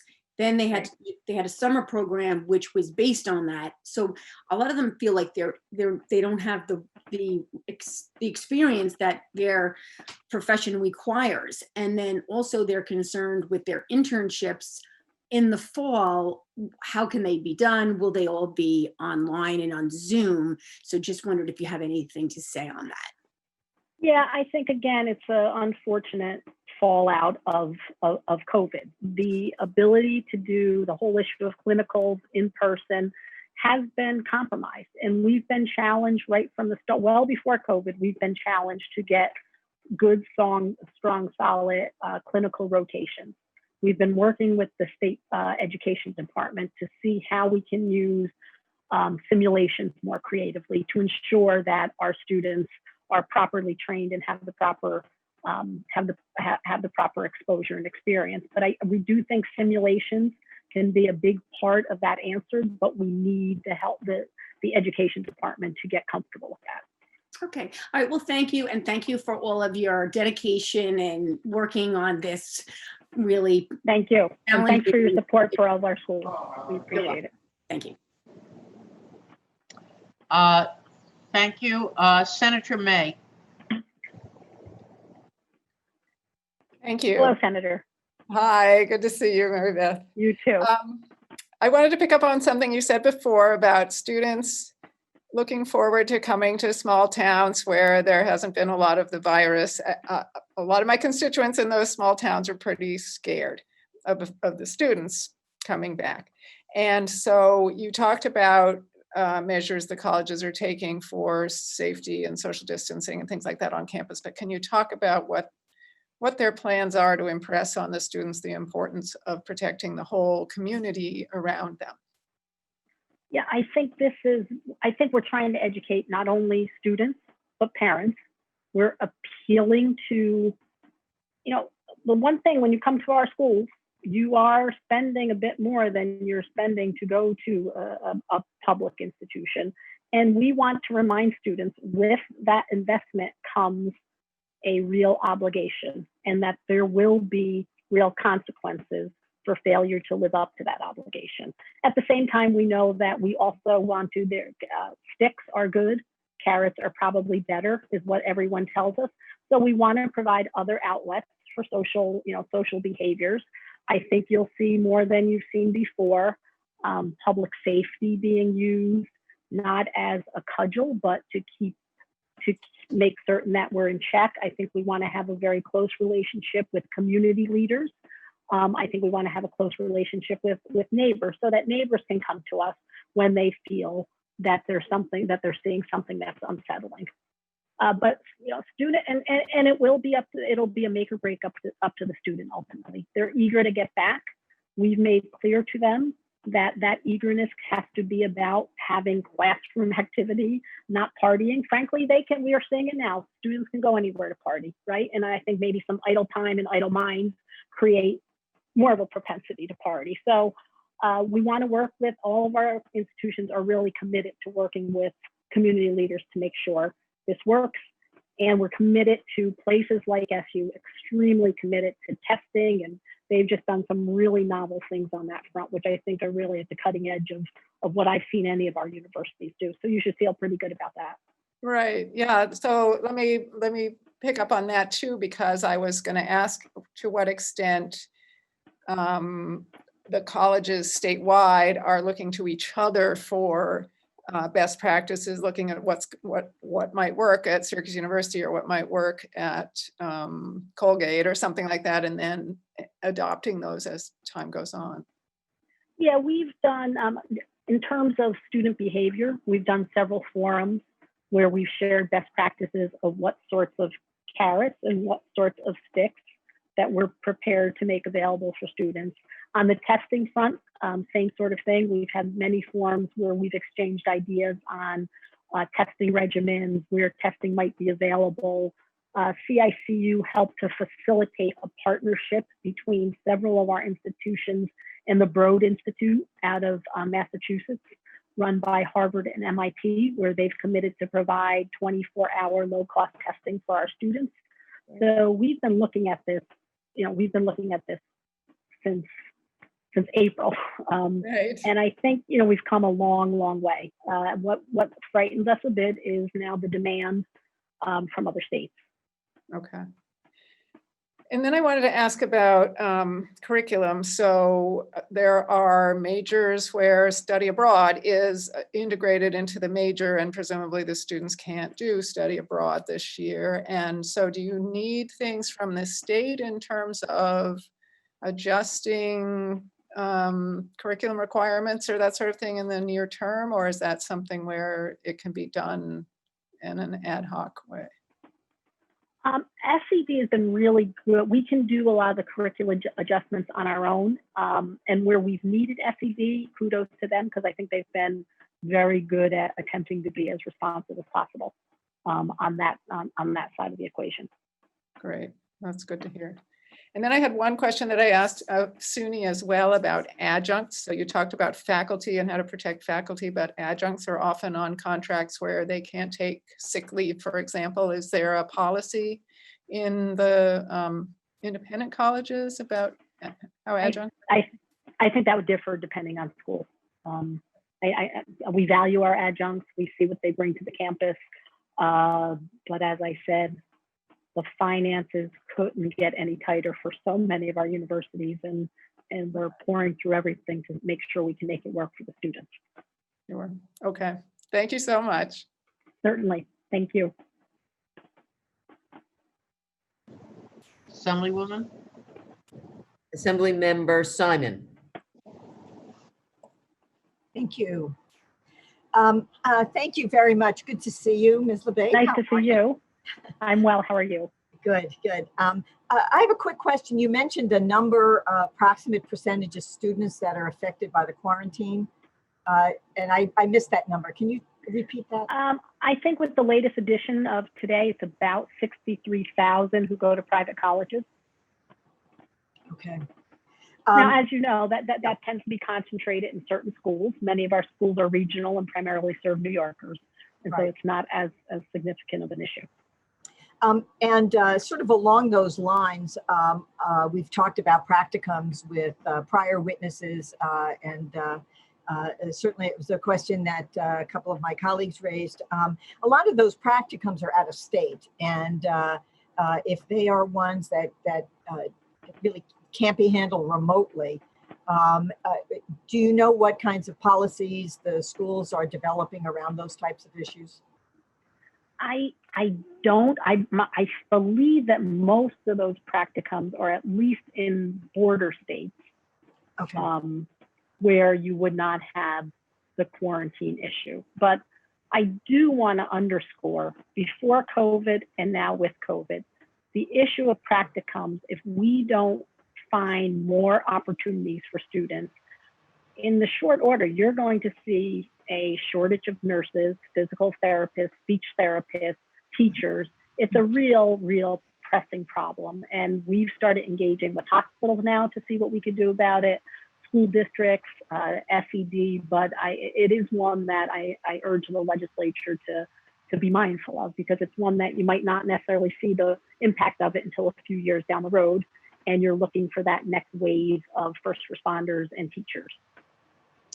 You know, I understand and I agree.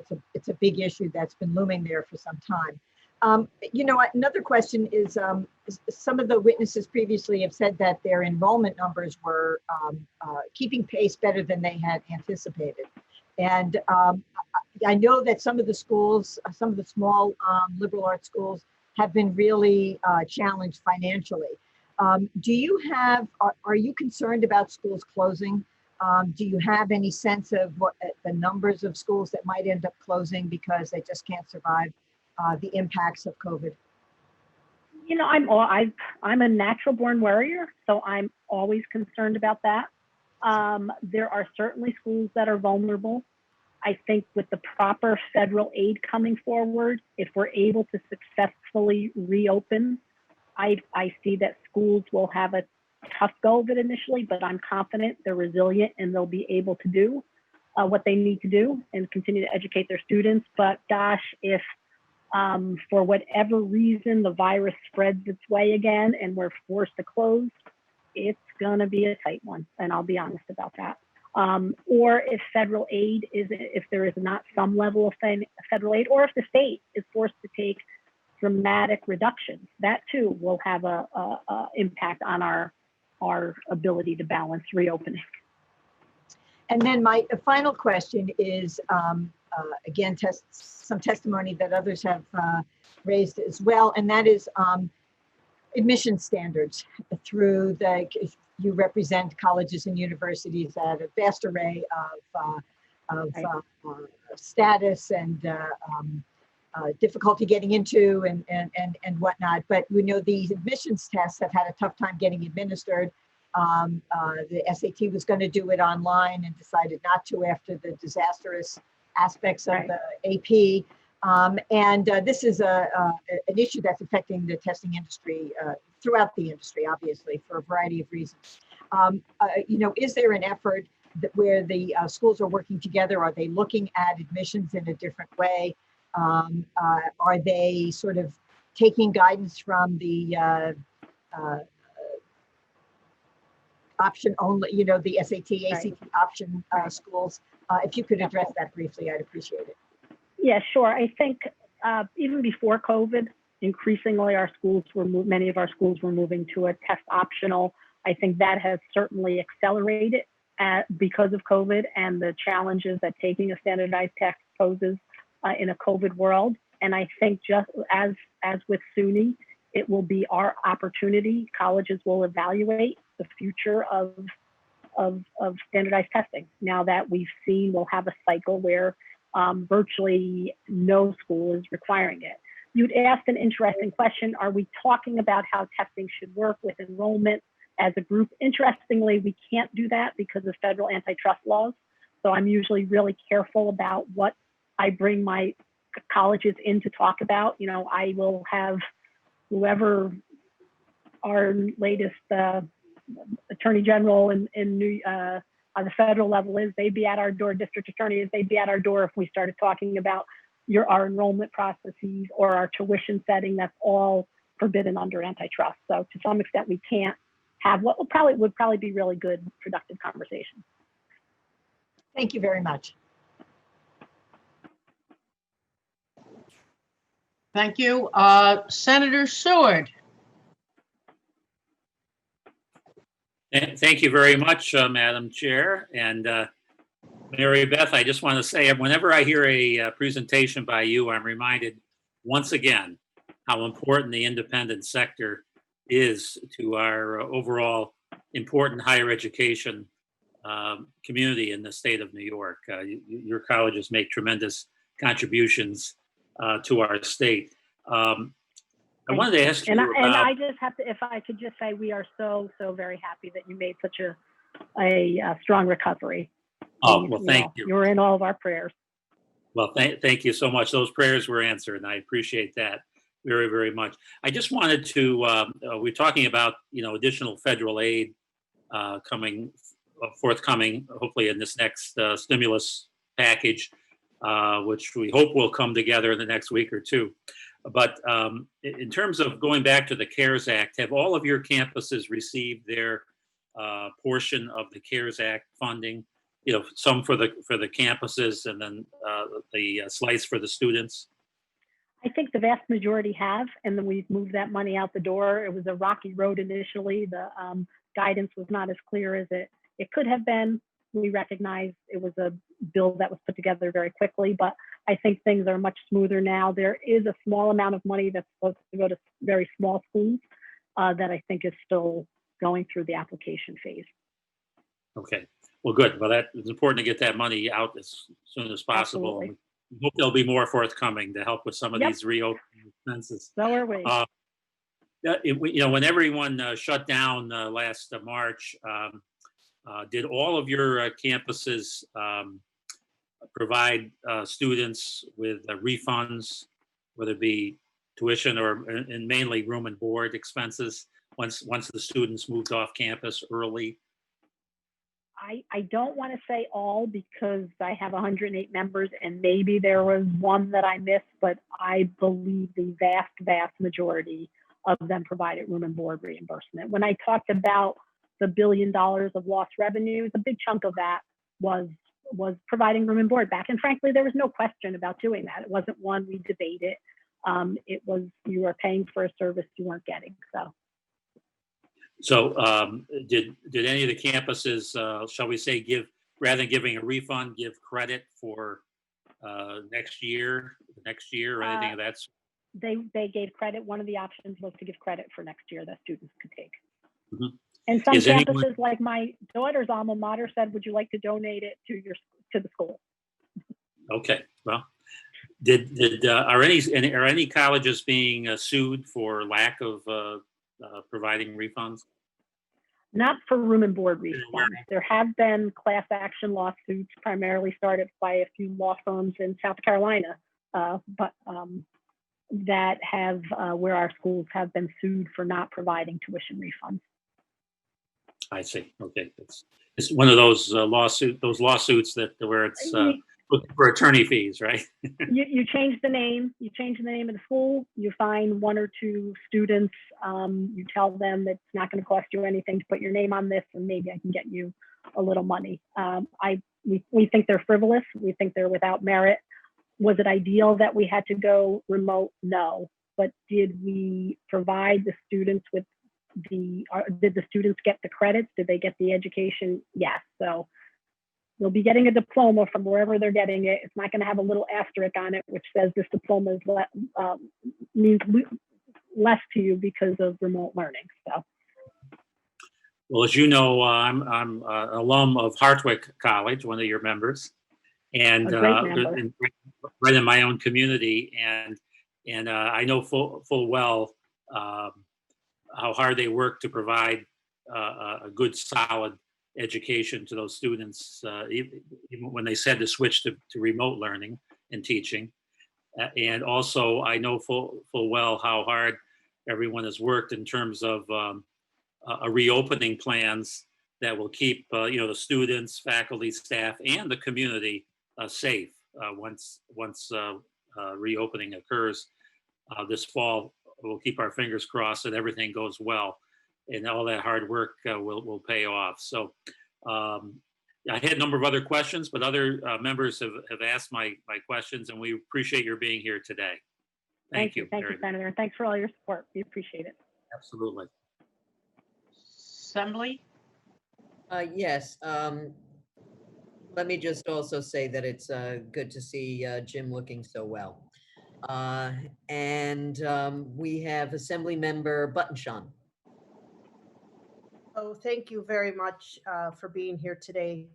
I just have one question that I had brought forward to SUNY, and it's a follow-up with a comment that you had stated regarding essential workers and essential programs utilizing labs and practicum.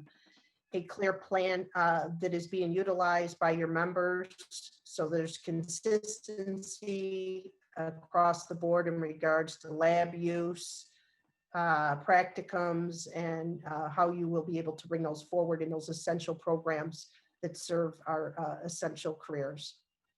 Yes, thank you for the question. I wouldn't say there's one mold that every campus is following. We continue to try to build upon our existing relationships where practicums have worked, and where those are more difficult to obtain. I think we're putting, at least for now, a lot of focus on the possibility of simulation or other quasi-real situations where our students can simulate what the world will look like when they are in a hospital, when they're in a classroom. So we really are looking for partners to work with us on this. We really need healthcare, especially, to step up and be willing to take us on as clinical partners, and to recognize that they won't be able to succeed unless they have a pipeline of students coming forward who are well trained. Okay, thank you. And I just, in regards to the utilization of your virtual classrooms, is there a consistent software you're using, or is it every campus basically is it Blackboard, or is it? No, I think there's a variety of platforms that our campuses are using. Some are, Are you hearing complaints, or is it working, or? I am not. Is it but working frankly, well, or are you hearing that? No, actually, I'm hearing that it's working very well. Yeah, surprisingly well. Okay, thank you very much for your time. Thank you to the chairs and the panelists. Thank you. If I could just ask a follow-up, Senator? Sure. It brought to mind our last member, in some of the communities where a lot of your smaller schools are exist, are they having problems with Wi-Fi access? Or their students having trouble in rural communities getting access? I know folks who live in parts of upstate that there is no access, Yeah.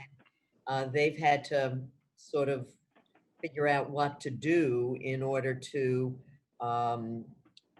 get the information. There was somebody who was using, getting information from a friend through, cell phone and then sending it back. And, so it does seem to me, and the other question is international students. What was happening? I mean, some of the larger institutions have a lot of international students who went home, live in countries where the time difference was dramatic, and some of them don't have a reliable electricity, let alone internet. Were there discussions among your members about how they were handling any of that? Yeah, so I think to your first question, broadband is an issue. It's certainly, I think, over the last 4 years, we've seen some market improvement on what's available for rural communities, but it continues to be an issue. Particularly when we shut down and moved to remote, really required a lot of creative thinking. I'd have campuses come in rather sheepishly to me and say, I know faculty can't be on campus, but they really need to be in their classroom. And I'd press as to why, and they'd say almost with embarrassment, well, there's no broadband where they are. But they've adjusted to that.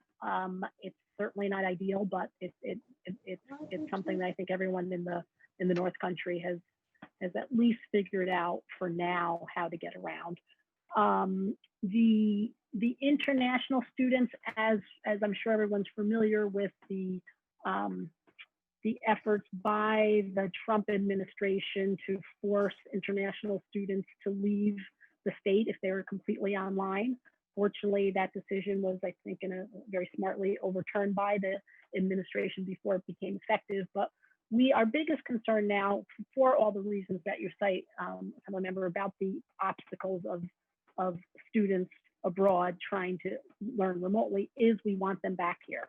And the biggest issue we're facing now is simply visas, the slow pace at which visas are being issued. So if you stayed in the country, we're confident that you're going to be fine now.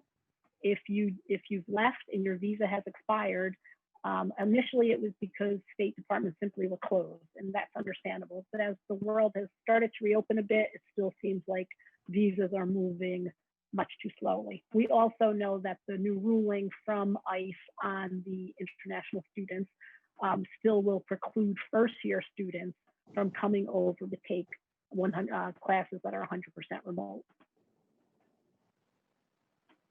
Thank you very much. Talk to you soon. Thank you. Thank you very much. Thank you also. If there are no other questions, Senator LaValle, you have a Senator question? Gennardis just raised You're his hand. okay? Senator Good. Gennardis raised his hand. Then we will call our next panel. Senator Gennardis has his hand raised. I'm sorry, I didn't catch that one. Senator Gennardis. Sorry about the last minute addition here. Sorry for the confusion. Most of my questions were actually asked, or you addressed them in your initial testimony, Mayor Beth. So thank you for that. But in your last response, it prompted a question that came up from a constituent case that I've had now. Are you seeing a trend at all where students are deciding to leave their schools to go pursue their studies outside of the country because of health concerns here in the United States? Is that something that's come up? Certainly not in New York. We're not seeing, I think we feared that would be the case when we were at the height of the pandemic, but thanks to everyone's efforts, we are in a really proud spot right now. So people want to be here. So I think we averted that. Okay, it's just coincidence. I've had two constituent cases in the last 2 weeks trying to help get their kids overseas to pursue college because they don't feel comfortable here. So it's probably an anomaly. I just wanted to ask the question and see what else was happening elsewhere. Yeah, we're not seeing, fortunately, we're not seeing that. And I think it's a reflection of the great work that everyone did to make us safe again. That's great. That's really terrific. And, I share the concerns that folks have raised about the potential for some schools to close. At the same time, I've also seen some schools reach out to me looking about how they can potentially expand their offerings and expand their presence, their physical presence in this time, which I think is also really good and great to see. So we'll kind of see how this all plays out in the weeks and months ahead. And thank you very much for joining us today. Thank you. May I ask just a really quick follow-up to what Assemblywoman Glick was referring to? And that's the issue of internet unavailability. Have you thought about working with some of the SUNY campuses so that the internet can be provided in a collaborative manner? Yes, I think remote especially, areas? yep, especially I think in the North Country, that's a I'm talking great about the idea North. where you have Clarkson, you have St. Lawrence, you have Potsdam, you have Paul Smith. I can't speak directly to what they're doing, but I will say that conglomeration of colleges works really well together and really closely together. So let me see if they've partnered on internet issues. I imagine they did because I think it's number 1 or number 2 issue for them. Yeah, I've seen TV programs where students to get access sit outside in a parking lot of a library to gain internet. And I, think this is a perfect way. And I spoke at the very beginning about collaboration. And I think this is an area that certainly you have a commonality of interests. If there are no further questions, hearing none, we will call our next panel, and we thank you. Thank you very much, everybody. Mary Beth LeBate for coming. Thank you. Be well, everyone. Thank you. Next panel will consist of Timothy Hunter, the chairperson of the CUNY United Student Senate, I believe it's USS, and he is a CUNY trustee. Giovanni Piquant, the vice chair of legislative affairs, whom I also know and recognize now. Alihada Hassan, vice chair of evening and part-time. Natalie Segev, vice chair of senior colleges. Celis Hines, I apologize if I'm mispronouncing a name. The vice chair of the community colleges, Colin Smith, the delegate, and Brooke Smith, a delegate. And welcome to everybody. Who's going to begin? Tim? I'm not going to be starting first. Natalie's going to be starting first, Senator. Your call. Your call. I'll take the lead. Thank you first before I start for giving us this platform as students to really share our experiences to what distance learning really meant for us as CUNY students. Personally, like many other students during the distant learning time period, it was extremely hard for me. The first week of April, I contracted the virus. I caught it from my mother, who had it the week before me. I then spread it to my brother, who had it the week after me, who then spread it to my father, who then spread it to my other brother. So within that entire month, I was juggling recuperating on my own, helping my parents who were sicker than I was, then taking care of my 3 younger siblings who were not sick at all and distant learning as well, and being a student all at the same time. So I had tests, essays, papers, assignments, you name it, trying to submit that all by the deadline so I could graduate. But the one thing I didn't have to worry about during this time period was my tuition, because I received a scholarship a couple of weeks actually before distance learning started that allowed to alleviate that stress off me. But I keep thinking, what would happen if I had my tuition bill? And I was juggling all that, plus unemployment, plus every other issue in the world. And then I keep thinking, what would happen if that tuition bill was $320 heftier? How would I manage all of that? And these are not the only stories, and I'd like to turn to Ali to share some of his experiences as well. Good afternoon, senators and assembly members and chairs. My name is Ali Hidayat Hassan. I'm the vice chairperson of Evening and Part-Time Affairs for University Student Senate. CUNY students are in greater need now more than ever. COVID-19 has put the lives of New Yorkers on hold for the past 4 months. Unemployment has reached close to 1.5 million, translating into almost 10% of the entire New York State population is now seeking financial assistance to support themselves and their loved ones. The fall semester starts in a little over a month, and right now the University Student Senate is currently allocating emergency grants to students who have lost their jobs, face eviction notices, and food insecurity. We can only help these students so much financially. The following is student testimony submitted by the Board of Trustees by Elena, a City College student, in regards to the proposed tuition hike and funding CUNY. I do receive Pell, but it's not enough to cover the cost of tuition, which is why I pay out of pocket to cover the differences. I have not been able to work, and neither does my family. It is not fair for CUNY to raise tuition under such circumstances. Elena nor her family is employed at the moment and relying on employment, which leaves affording a $300 tuition hike is out of the question. This is the reality for our students are facing right now. These students are facing significant financial and mental stress. This is why we're here today, because education is a right. They should not have to worry about buying groceries, foods, or affording increased tuition. The respected members of this committee, we are here testifying because our fellow students are food insecure, homeless, and jobless. Funding higher education needs to be prioritized. And Silas, I can move to Silas.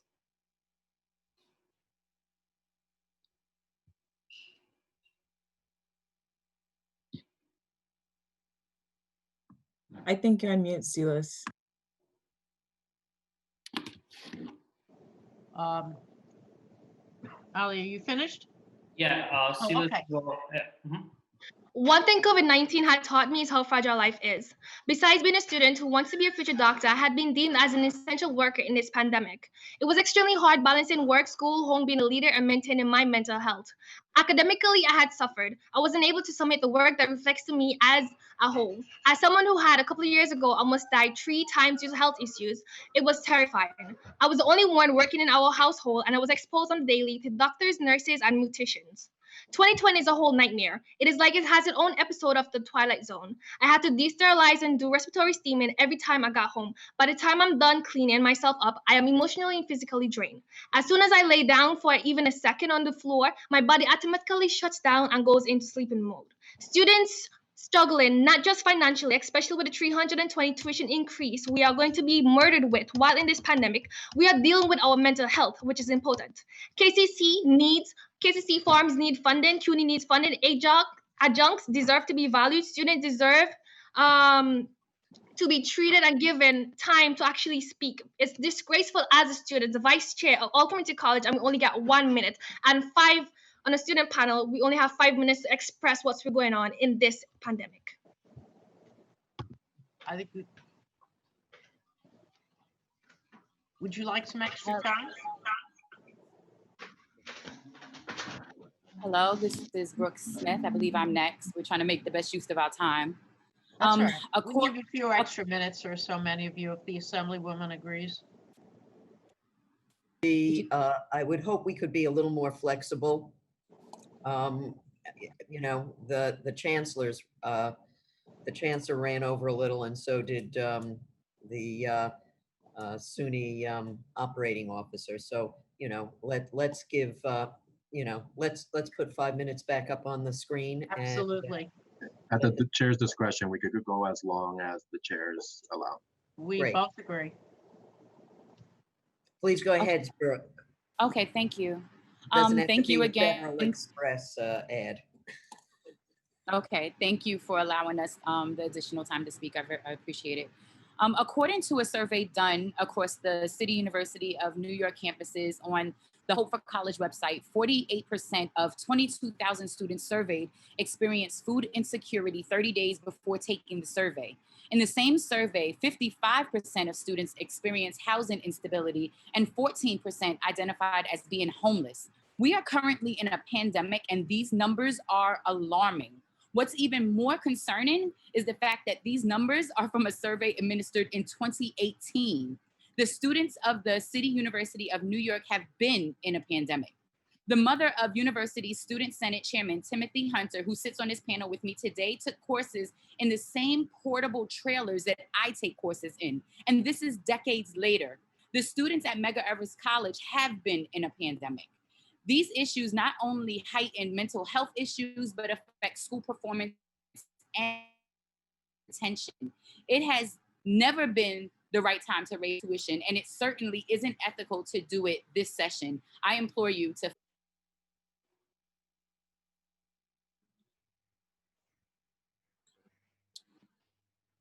In elementary school, I was in special education.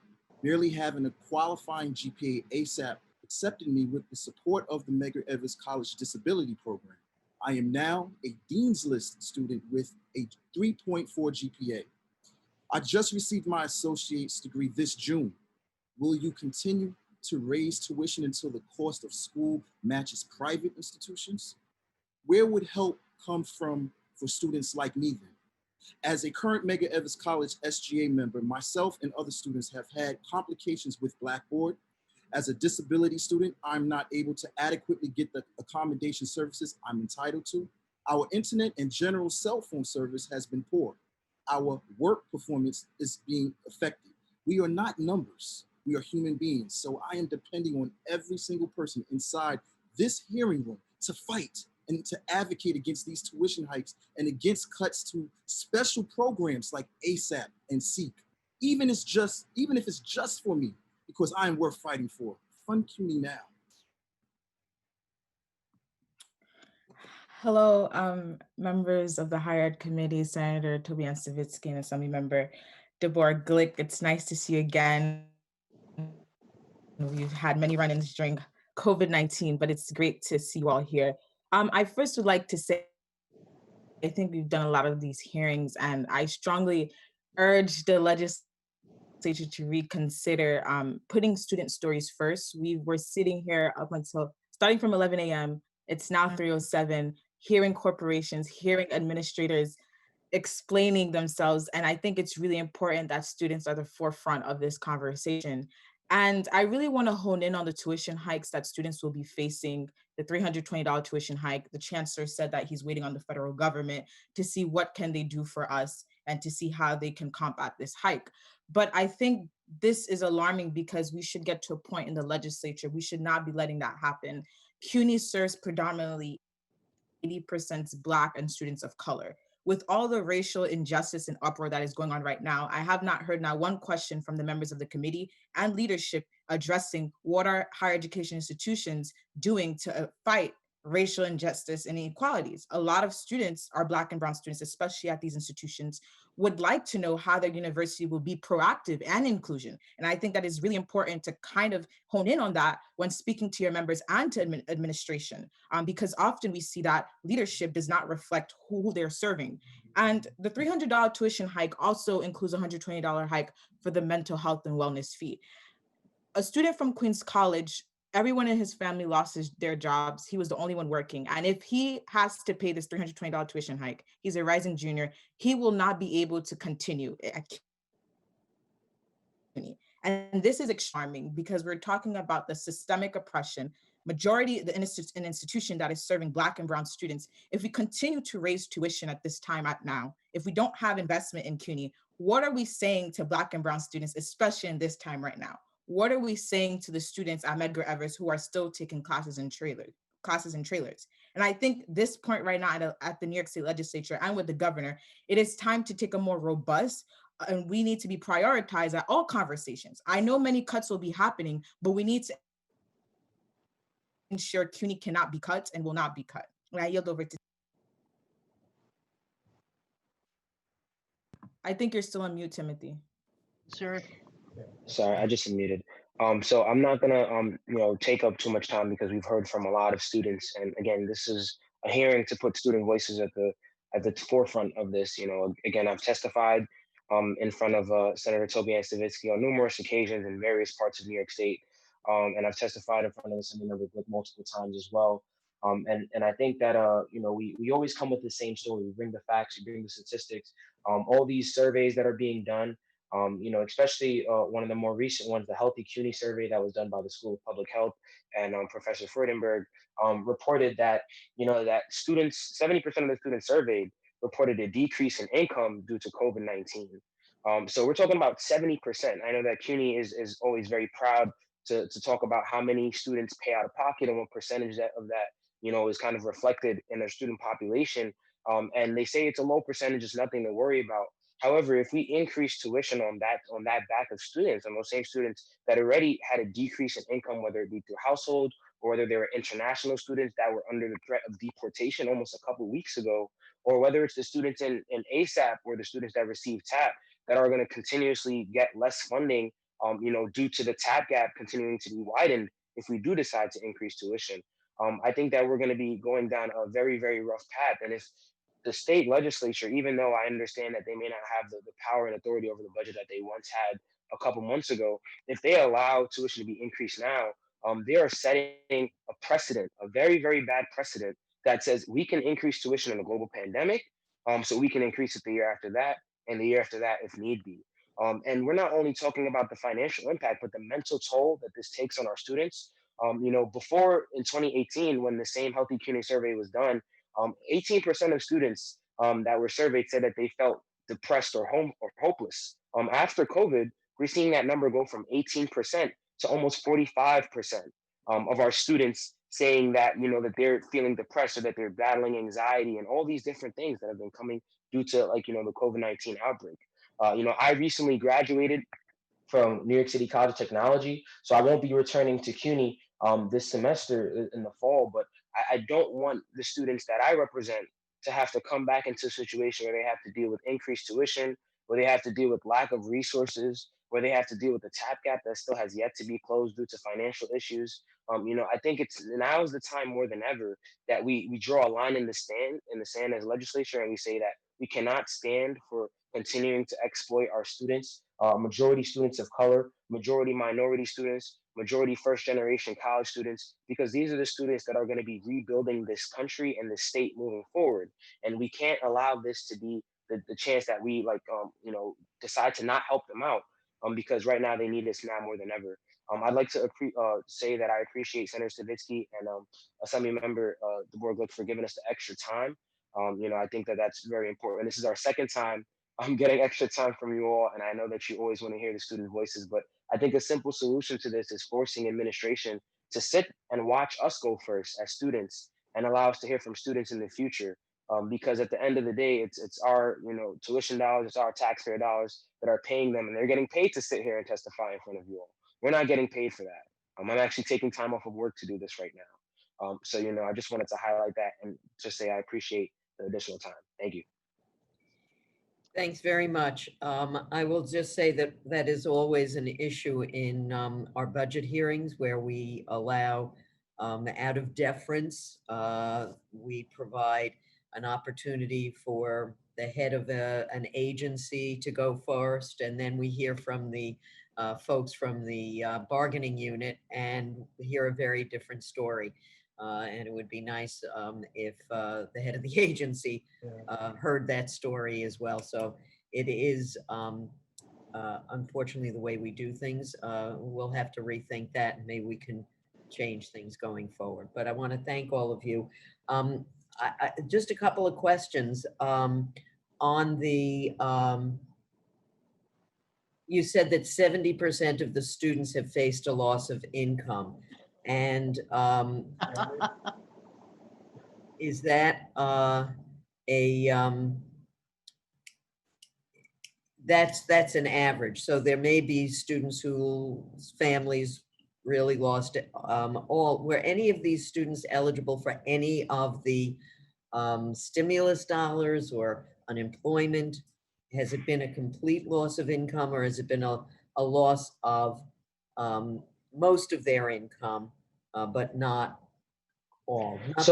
Thank you so much.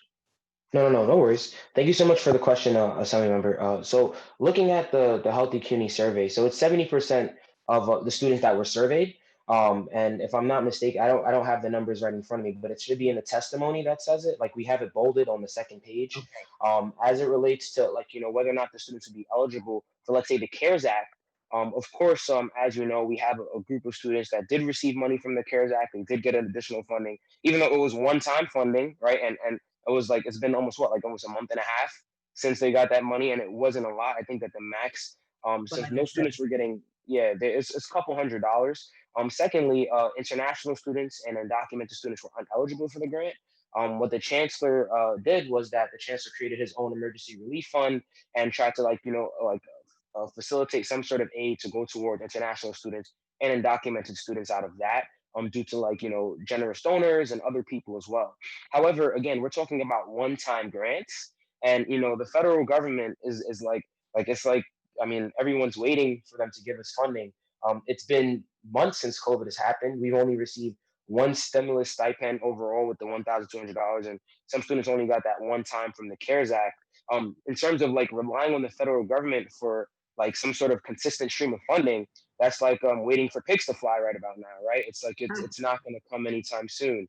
So I think that as it relates to expecting our government to step up, I mean, the city has done what they could with the food vouchers.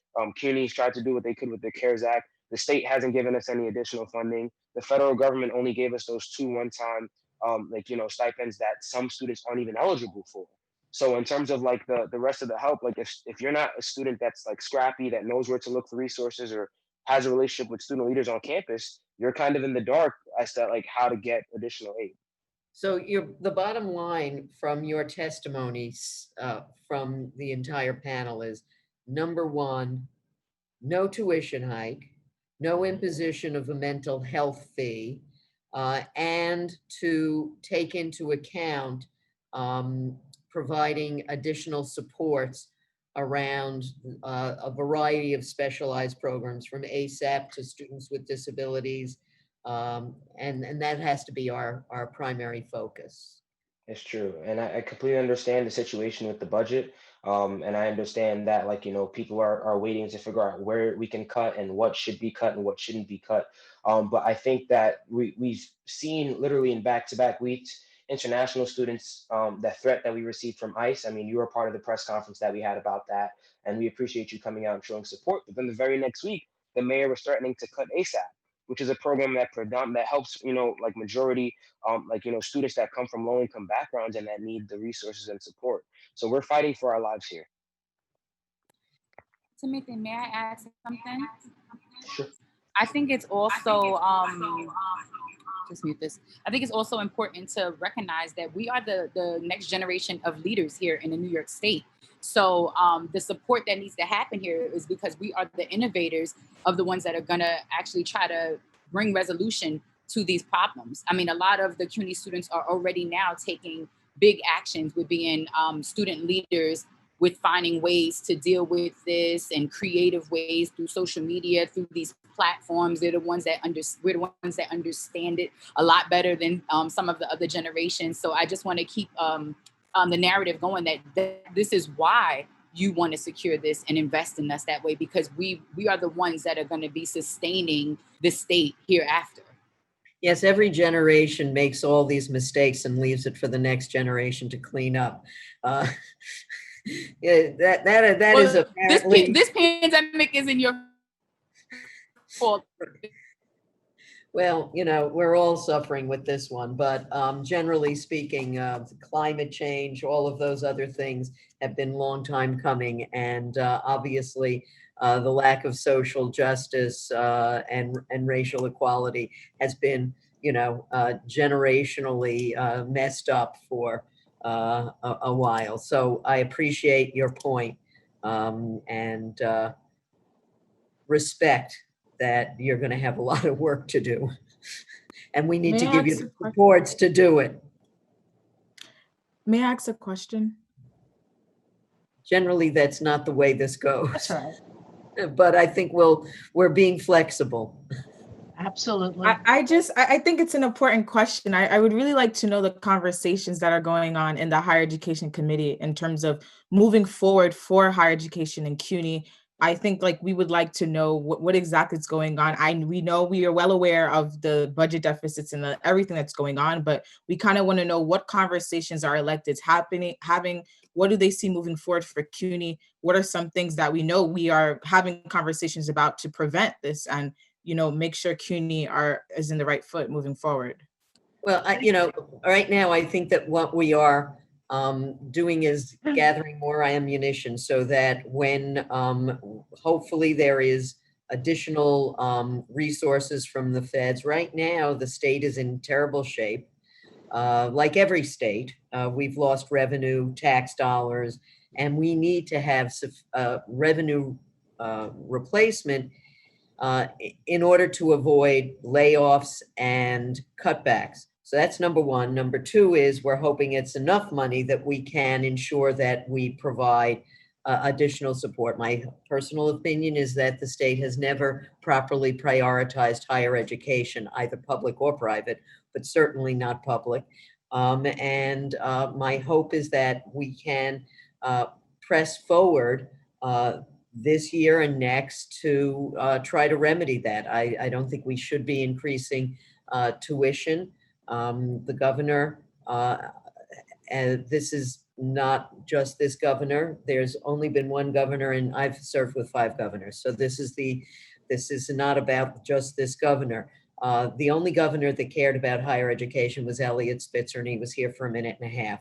So we need to have leadership from the top, not just from the legislature. We need to have, since the governor has an outsized influence on the budget, we need to have someone who really cares. And some of that is about everybody raising their voice, alumni like myself saying, we got our chance only because, and we need more of a movement of people who's, gotten where they are because either SUNY or CUNY gave them the ladder up. So those are the conversations we've been having, but it's not a new conversation.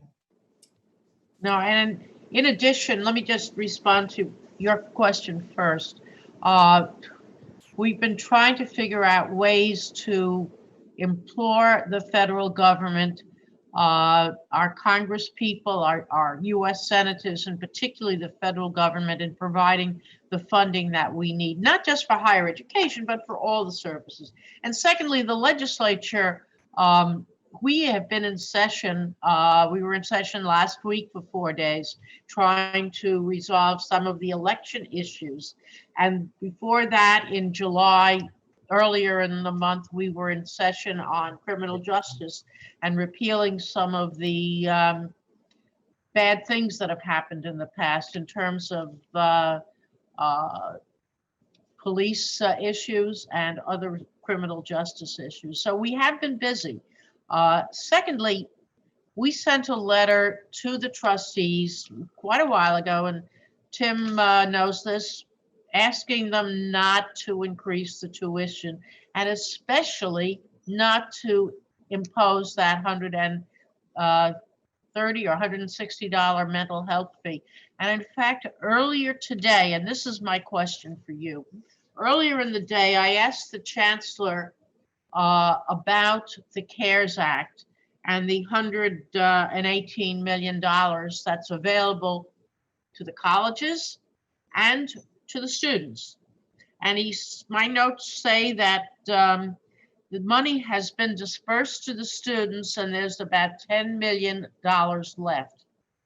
I wish it had been, the guidelines had been a little clearer in turn, not just for the colleges, but also for the students, because it had to be COVID related reimbursements. I was a little troubled by his response when he said that the beginning of August is when all of their plans will be in place. But on the other hand, he said the trustees had not imposed the tuition or the mental health funding, and that they had used money for mental health. And I would like the students to comment if they heard what the chancellor and the deputy chancellors or the vice chancellors had to say. How accurate is it that the money, the $118 million for the students, has been distributed. Yep, whomever you choose. I can definitely answer that question. Okay. As it relates to the CARES Act funding and what the CUNY Chancery did with that, I think that in terms of the whole entire conversation around where that money was going, I feel like I was like included in the process and like very involved within it. I was able to get a timeline as to how much money would be getting dispersed, as to what the formula would look like, because of course we know that half was supposed to be going towards the students, and then the other half was supposed to be for the university for COVID related. So I think that that was one of the only times this whole entire pandemic that the federal government kind of like did something for us, right? And I think that that disbursement, went as needed to. A lot of students received their funds, and we were able to use it, to buy textbooks for summer classes or for other things. As it relates to some of the money that was used for mental health services, I really don't recall. I mean, since COVID's happened and we had to transition, I've been bombarded with a lot of emails. So I'm not sure if that's something that's happening locally or happening at the CUNY administration level, but I'm not really aware. But as it relates to the disbursement going directly back to the students, I completely think that that went really, really well. Especially at the local campus level. I'm pretty sure a lot of students were happy about the funds that they received back from the federal government. As it relates to the remainder of that money, we're seeing a lot of things that are coming up right now, like of course with the faculty and the reappointments, and then also with the tuition increase. I'd like to see, I mean, this is COVID related, right? Our students aren't working, they're not able to make ends meet. That funding should go towards those students, So I think that any money that's left over should definitely be going towards the people that carry this university, which are our students and our faculty. And I think it's important that we look out for our students specifically because they're under immense stress. A lot of them have lost a lot of loved ones. We're right in the epicenter of COVID. Well, I guess not because of other governors' neglect for public safety. I guess we're no longer like the quote unquote epicenter because I heard that Florida had a huge spike and all these other places. But at one point, New York City had the most COVID cases in the country and in the world. And we can't continue to not provide the support for those students or think that a one-time distribution of a couple $100s is going to fix the whole situation that we're in here. Thank you. And I can't reemphasize enough the impact that the federal government has had. And I certainly hope that things next year will be a little bit better in terms of recognizing higher education. Assemblywoman Glick. Yes, we all have a number of members who will be asking questions. First, I have one, just one at this point. I meant that collectively. We have Assembly Member Heineman.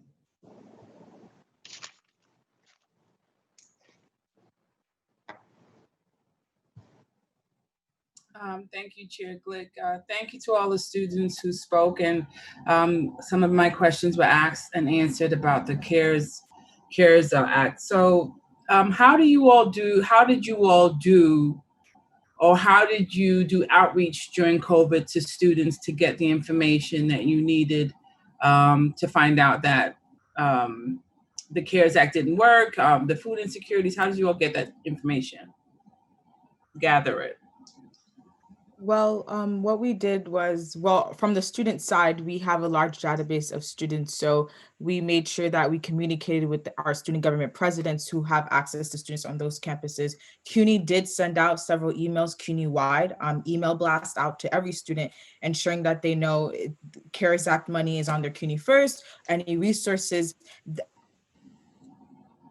I feel like the CUNY administration did a robust job in communicating those necessary resources for our students. So that was the way the communication went. And there was also some digital advertising on social media as well. Okay, thank you. To Mr. Smith, you said you had 10 mega evers, and during COVID that you felt there was no services or there was a lack in services. Did they get better or worse towards the end of the school semester? And do you know students that are going through any summer classes who are having difficulties now?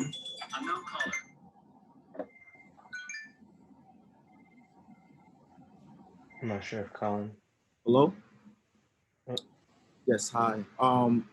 one of the issues that I've dealt with online, there was a moment where I was taking a test, and usually I'm accustomed to being able to go from one question to another, especially if I tend to get stuck on a specific question. However, I wasn't able to navigate because it remained where I would have to answer that question, one specific question, in order to advance. And I found that to be very troublesome in the technical aspects of learning. And I'd like to jump in regarding Medgar Evers College. I do think that they are actively working on making things better. I'm aware, and we've been part of a task force. So there are discussions on campus about how to navigate through these issues. So they are taking the students' concerns, bringing it to the task force, and offering resolutions and recommendations. So things have gotten a little bit better, but there are just still some areas that are very difficult to navigate this way that becomes difficult, even like timing. So for instance, for papers that are due, if you need assistance from the writing center with papers, you have to submit it digitally. Then you have to wait for somebody to get back to you, and then they have to give their feedback back to you, and then you have to edit again. And for the summer sessions, there's not even enough time to go through that whole process to get your assignment back in time. Some professors aren't as lenient with the accommodation time, so it can be very troubling. Are there any other specific incidents from other campuses? Because I know you two go to Medgar Evers, but I would like to hear some references from other. Go ahead. There were some, and first off, member, thank you so much for the question. I remember you were at the first hearing that we had in Albany, and you stayed the whole time, so I appreciate that. As it relates to questions that, like a lot of students have about it, I remember initially, the biggest question was around like administering assessments. Like, how do you assess students' growth over the course of a semester?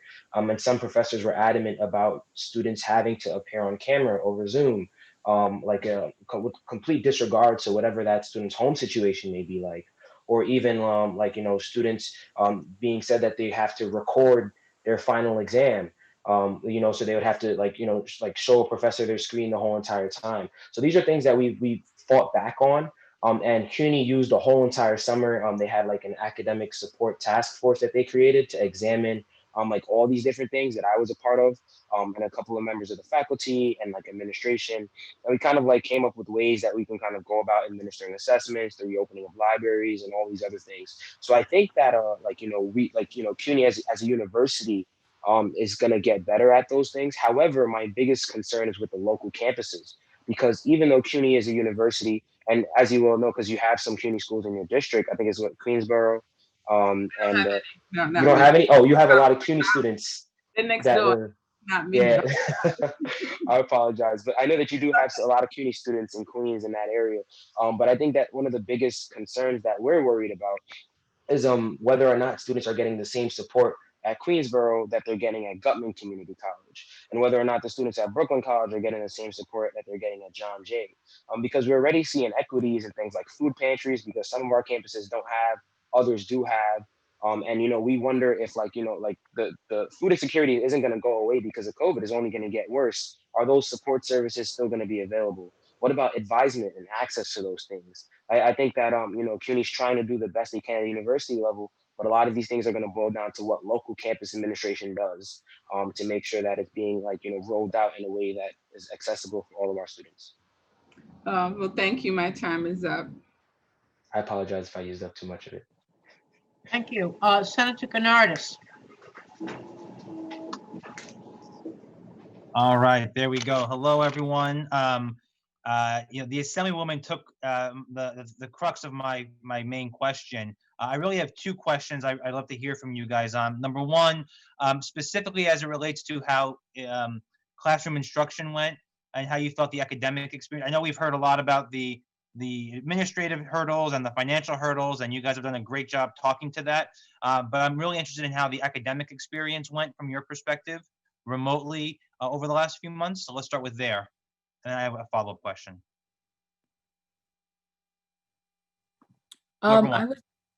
I would say that the I would say the academic experience varied for every single student. Like Timothy mentioned, on each campus, we're not too sure what are the services that students are receiving. For me personally, I feel like my academic experience was very good. Students, professors were really supportive, but on other campuses, as Timothy mentioned and Brooke and Colin mentioned, there were a lot of discrepancies or issues. And I think that came with a lot of communication, us having robust pressure on our administration, encouraging them to please hear us out, hear the accommodations. And I think the credit, no credit policy helped students a lot during this time. And that was something that students had a big role in. So I would say the academic challenges and the journey varied for each student, but I think moving on forward to the fall semester, we want to make sure that every student going through their academic hurdles are getting the same support all across the board, all across 25 campuses. Great, thank you. I don't know if anyone else wants to add in there. If not, I'll move on. I'm just Yes, I would like to add. I'm from Kingsborough Community College, and my experience had been a bit of my professors had been extremely amazing, but it was extremely hard for me academically due to the fact that when I am working and when by the time I got home, I'm extremely tired and I'm unable to even be able to complete some of my classes because the day that I actually do have off, I have to get groceries, do laundry, and I was unable to even attend any of my classes virtually. So it was extremely hard when they had video sessions, and I could imagine how hard it is for other students who is working or probably the only one that's working. So like even though the professors was extremely amazing, trying to be understanding and things of that sort, it was still difficult. So I'll like others, especially for the next semester, be a bit mindful because it's extremely hard and draining. great. Thank you. I would chime in also as a non-traditional student and a parent. That has been very difficult also. There's a lot of students I know on my campus that are parents, and since school was in distance learning for elementary schools and junior high schools, and I mean, what do you do when your child is at home with you and they're supposed to be virtually learning the same time that you are? So that is something I'd like to add that became extremely complicated for those that still had to go to work, that were essential workers, managing that, and just the balance even between professors that are empathetic towards that and some that still wanted you to push forward, you know, can be a little bit unfair. So there were a lot of home challenges. I've even had students talk to me about some of their home environments that were toxic, you know, from family members to partners, and being stuck in the home while trying to do assignments was a problem, where going to school and being off campus was their outlet to focus on their assignments. So there are just a lot of different things that go into being stuck at home and trying to do assignments that make it difficult. Great, thank you. And my second question, Giovanni, you kind of posed the question to us about what CUNY, that we should be asking, what CUNY should be doing as an institution to be helping in this moment in time that we're experiencing about supporting communities of color. I'm really curious about what your answer to that would be. And what do you think CUNY should be doing more of to answer the question as you posed it to us?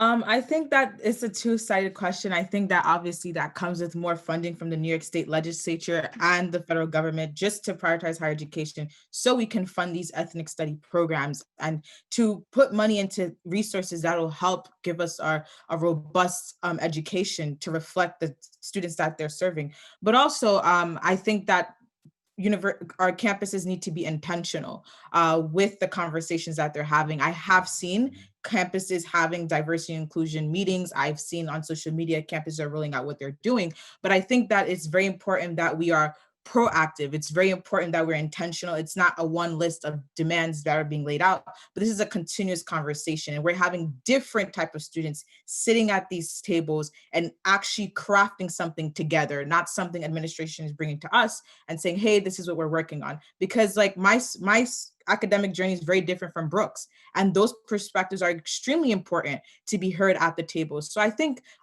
moving forward, they have done some good jobs, but I would obviously like to see better.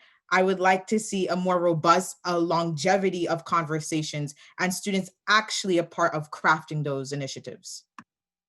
Great, thank you. My time's expired. Thank you very much, everyone. Assemblywoman? Assemblymember Pichardo.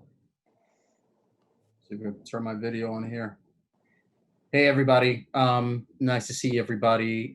Thank you to Chairs Glick and Stavisky and to my colleagues who have been participating. For what it's worth, Madam Chairs, I would like to add my voice to the students, mentioning that we should try to accommodate them and put them on a little earlier in these hearings. So my question is twofold. I actually met with senior staff at Lehman College not too long ago today.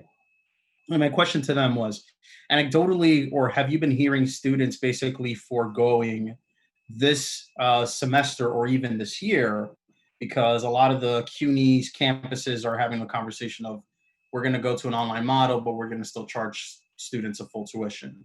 Have you guys this is during the entire panel, have you guys been hearing from your colleagues or your peers if they've been having this conversation internally, and what are their concerns that they're hearing? And then also, as far as the tuition increases are concerned, I want to also be on the record, and I hope it reflects that I'm not supportive in raising tuition at this point in time, especially during the middle of the pandemic. But I would like to hear the perspective of the students talking about if they've been hearing from other of their colleagues that they were looking to defer or just simply take the year off and focus on something else and then recommit to their education in 2021, 2022. I can speak on this, and I know that some other people on the panel may have different experiences, but a lot of my friends who are international students have told me that, like, you know, they're unsure about how they're going to be able to afford it. So if it does increase, they may not enroll because they don't know how they're going to pay for it. And then other people have said, like, you know, like they were like kind of like just making ends meet, or their family was just making ends meet beforehand. And now because of COVID, people have lost their jobs and they know that they're going to need to work, like, you know, to be able to sustain the level of living that they once had and wait for their family members to get back on their feet. So some students are quitting college, or like, you know, like you said, like not going to school this year so that they can put food on their family's table. I'm pretty sure CUNY has already told you all this, but like, you know, we're seeing like the retention rate in terms of our students, like a lot of our students that are going to be returning may not be coming back. So we're seeing a decrease in that. So, you know, in terms of the amount of money that, you know, I think that we should re-examine if CUNY's saying that, oh, well, we'll make money off of this tuition hike, so we should do it. How much money is that? And compare it to what they said initially, because I can almost guarantee that that number has decreased, and they're probably not going to make as much money off of a tuition hike, or they might lose money because of the amount of students that they're going to be seeing leave. So I think that that's one thing to definitely highlight there, Assembly members. So thank you for your support of you know, not increasing tuition this year. I appreciate that. And actually, just out of curiosity, because I know it was mentioned earlier, I would kind of know, because you guys do fantastic research on statistics and sort of the state of CUNY students as a whole on a lot of variables. Is there a sense of what percentage of the CUNY population, maybe it was mentioned earlier, but I didn't quite catch it, is considered either an essential worker? I just would like to know sort of statistically how many students we're talking about that are deemed essential workers as far as the government is concerned. Do you guys have that number? I would love to know to know that number if at all possible. I think CUNY might have that on their website. I feel like they posted about it, like kind of like shouting them out. Yeah. Like, you know, but I'm really unsure with that, and I think that not a lot of, there may be some people that are essential workers that are working right now that we don't really know, or some people that may be working off the books as well. Sure. Like again, like, you know, we do serve a huge population of diverse students. A lot of them may not be eligible to work, but are still finding ways to work. If you get what I'm trying to say here. Totally and then I understand. think that it's super important that you know, we do have some sort of sense of what group of students are serving. So I can inquire. Well, thank you. And if anybody else wants to add, if not, I'll defer my content of Yes. Yes, I'd like to add, because I'm an essential worker and I'm sure I'm not even established on the site as an essential worker in CUNY, and I deal with all I deal with medical personnel on all levels in the medical field. So I've been working straight during and from the pandemic. So, and there's other people I believe that's doing the same thing too, and a lot of people is not aware of it. So I think that number more likely is going to be incorrect, just like what Timothy. Fair enough. Well, thank you for your service, and I defer the rest of my time, Madam Chairs, and thank you to the members of this distinguished panel.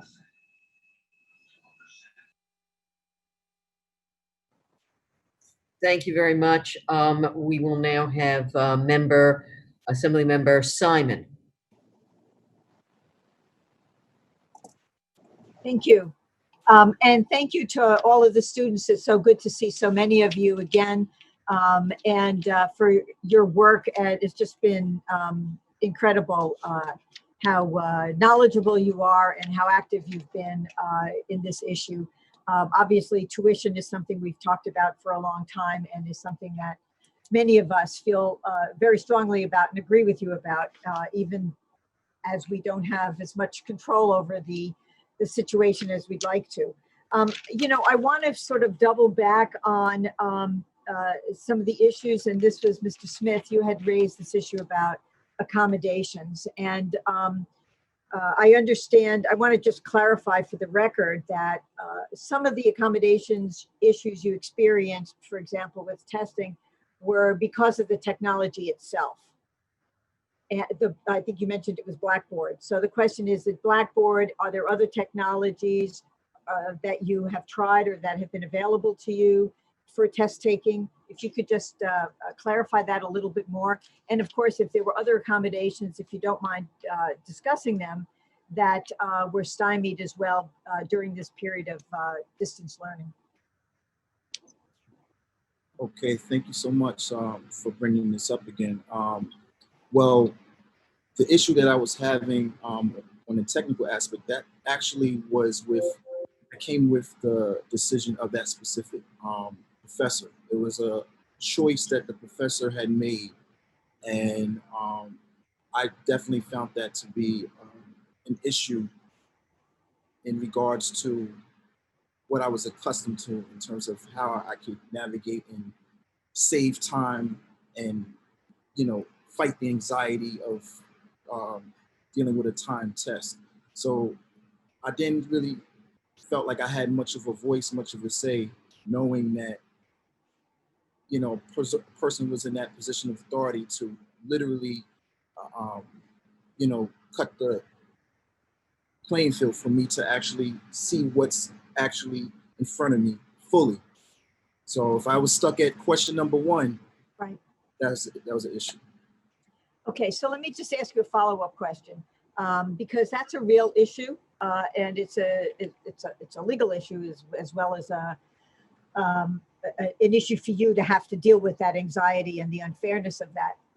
And that is whether or not disability services, did you reach out to them and were they able to advocate for you with this professor? Because a choice of technology should not be at the cost of your having the ability to take the test in a way that works for you given the nature of your disability. So did disability services help you at all with that?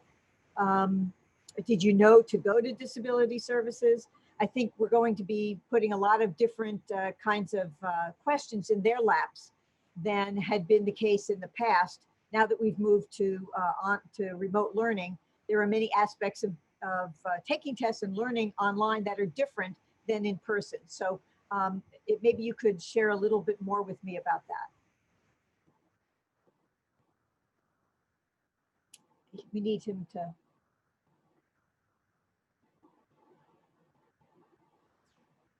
Thank you. Good. Yes. In regards to dealing with the technical aspect, I really believe it's communication. I definitely know to go to the director of the Differently Abled Program, Disability Service at my school.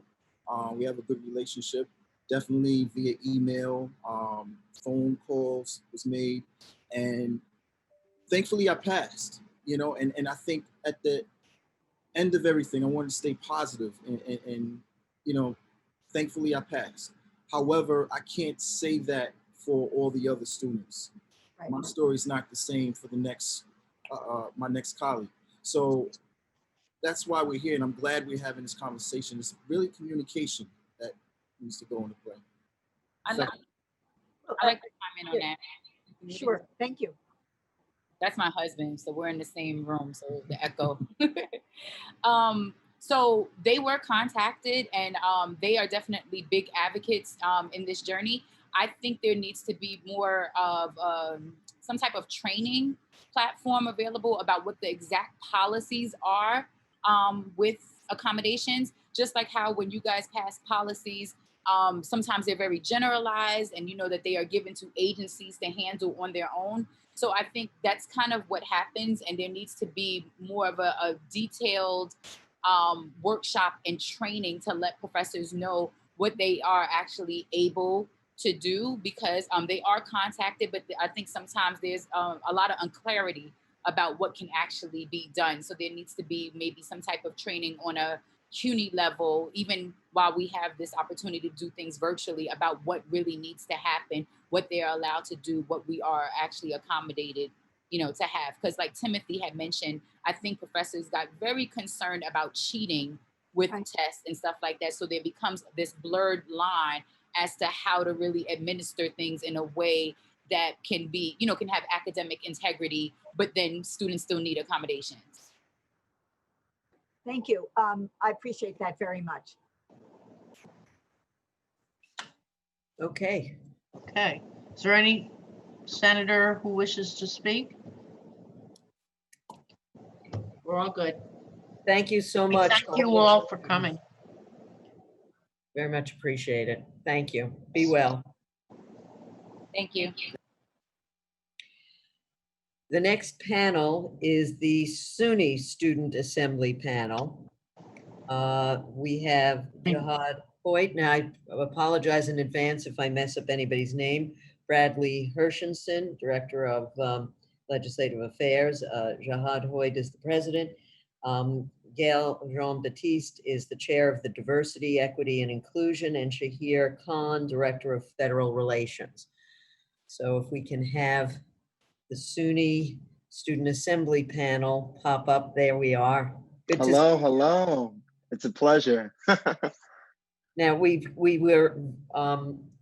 you're given 5 minutes collectively, but we'll be flexible as we were with the CUNY Student Assembly. We know that 5 minutes for all of you is probably a little tight, although you have a smaller number. So We appreciate that, Assembly Member. okay, go. You're on. Greetings, everyone. My name is Jihad Hoyt, and I am a student at Farmingdale State College studying aviation administration. And I am the interim president of SUNY Student Assembly and the student member of the SUNY Board of Trustees.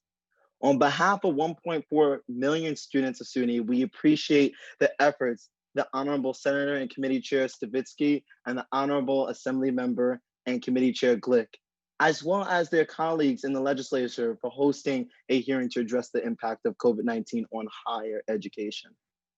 Our organization is a united front filled with many diverse students from all over New York in both the undergraduate and the graduate divisions of SUNY. It is consequential that we invest in SUNY to ensure the health, safety, and the wellness of our students and faculty this fall is met. As well, the fall semester is quickly approaching. Resources for the SUNY community are now needed more than ever. Mental health, telecounseling services can be life-saving and prevent psychological fatigue. Funds for student emergencies are crucial at this moment. Supporting our Black, Indigenous, people of color community that was disproportionately affected by COVID-19 is essential. And on-campus / community food pantries can be the difference between an empty pantry and a full plate. We cannot burden the scholars of our system anymore with increases in tuition and fees. We must invest in our communities through SUNY for a New York that is safe, affordable, and accessible for all. And I yield my time to Brad. Thank you. Good afternoon. My name is Brad Hershenson. I'm a PhD student at the University of Albany, studying Homeland Security, Cybersecurity, and Emergency Preparedness. The COVID-19 pandemic has highlighted for me the importance of an inviting, inclusive, and accessible environment for learning. The students, faculty, and staff at my university work daily towards creating an atmosphere that fosters academic success, personal growth, and overall health and well-being. The needs of students extend far beyond the classroom in terms of accessibility, and we must support our system to enhance and uphold the quality of education we receive as we increasingly utilize online and technological tools of learning. Recognizing the need for collaboration with colleagues, many of whom are graduate students involved in course instruction, appreciating and understanding the experiences of a diverse society, and ensuring that processes and procedures are equitable and fair are what positions SUNY at the forefront of institutions of public higher education. As New York State, we have an opportunity and an obligation to fully invest in SUNY for a New York State that is safe, affordable, and accessible for all.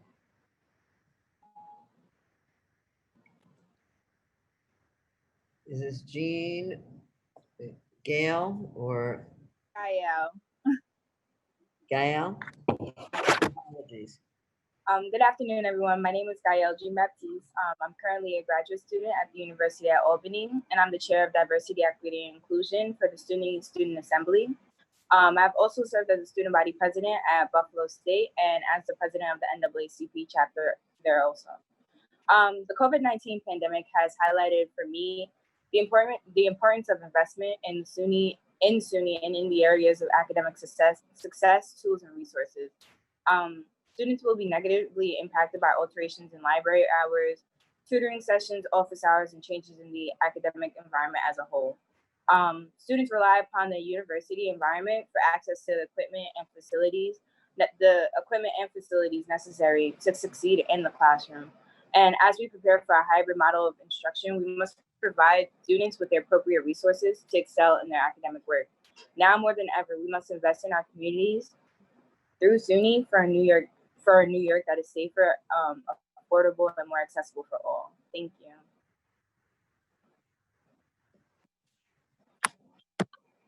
Kevin? Okay. Good afternoon. My name is Kevin Rogers. I'm the student body president at Nassau Community College and the director of state relations for SUNY SA. My time at Nassau Community College has given me a unique perspective on the student experience during the pandemic and has emphasized the vulnerabilities our students and institutions face. With respect to my studies at SUNY, the COVID-19 pandemic has highlighted for me the importance of keeping tuition affordable. These challenging times have created unforeseen financial circumstances and stresses on students. In addition, the astronomically high cost of textbooks and other materials for classes has exacerbated this problem, as many students are sidetracked by searching for jobs and employment, which can ultimately delay their path to graduation. At SUNY-wide community colleges, many students also are faced with housing, food, and technological insecurities, which greatly inhibit their environment and faculty to learn. We must fully invest in our communities through SUNY for a New York that is safe, affordable, and accessible for all. Thank you. Well, thank you all. I don't want to ask you to prioritize any of those various things, but we go through an exercise normally in normal budget years about trying to figure out what's the most important thing. And now in this pandemic, if you could speak to the things that have risen to the top, as it were, for students, understanding that all of the things that you've each mentioned are critical and essential. What are the three top line things that we should take away from this that we cannot fail to do on behalf of students? Aside from a no tuition increase, we get that. So I'm going to take that one off the table and put that on the side. we got the no tuition increase, but there are so many needs that students have, and yet we're not going to, regardless of what we get from the feds, it's never going to be enough. And, you know, while many of my colleagues joined me in writing to our congressional delegation to say we need a second round of higher ed funding, it's not at all clear that that's going to come through.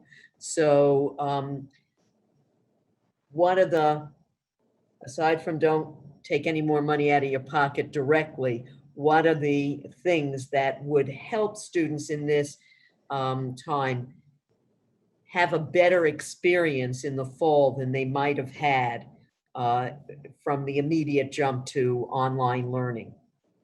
Thank you for that question, Assembly Member. We understand that SUNY is going through some drastic cuts, but one big thing is the TAP gap. That's number one.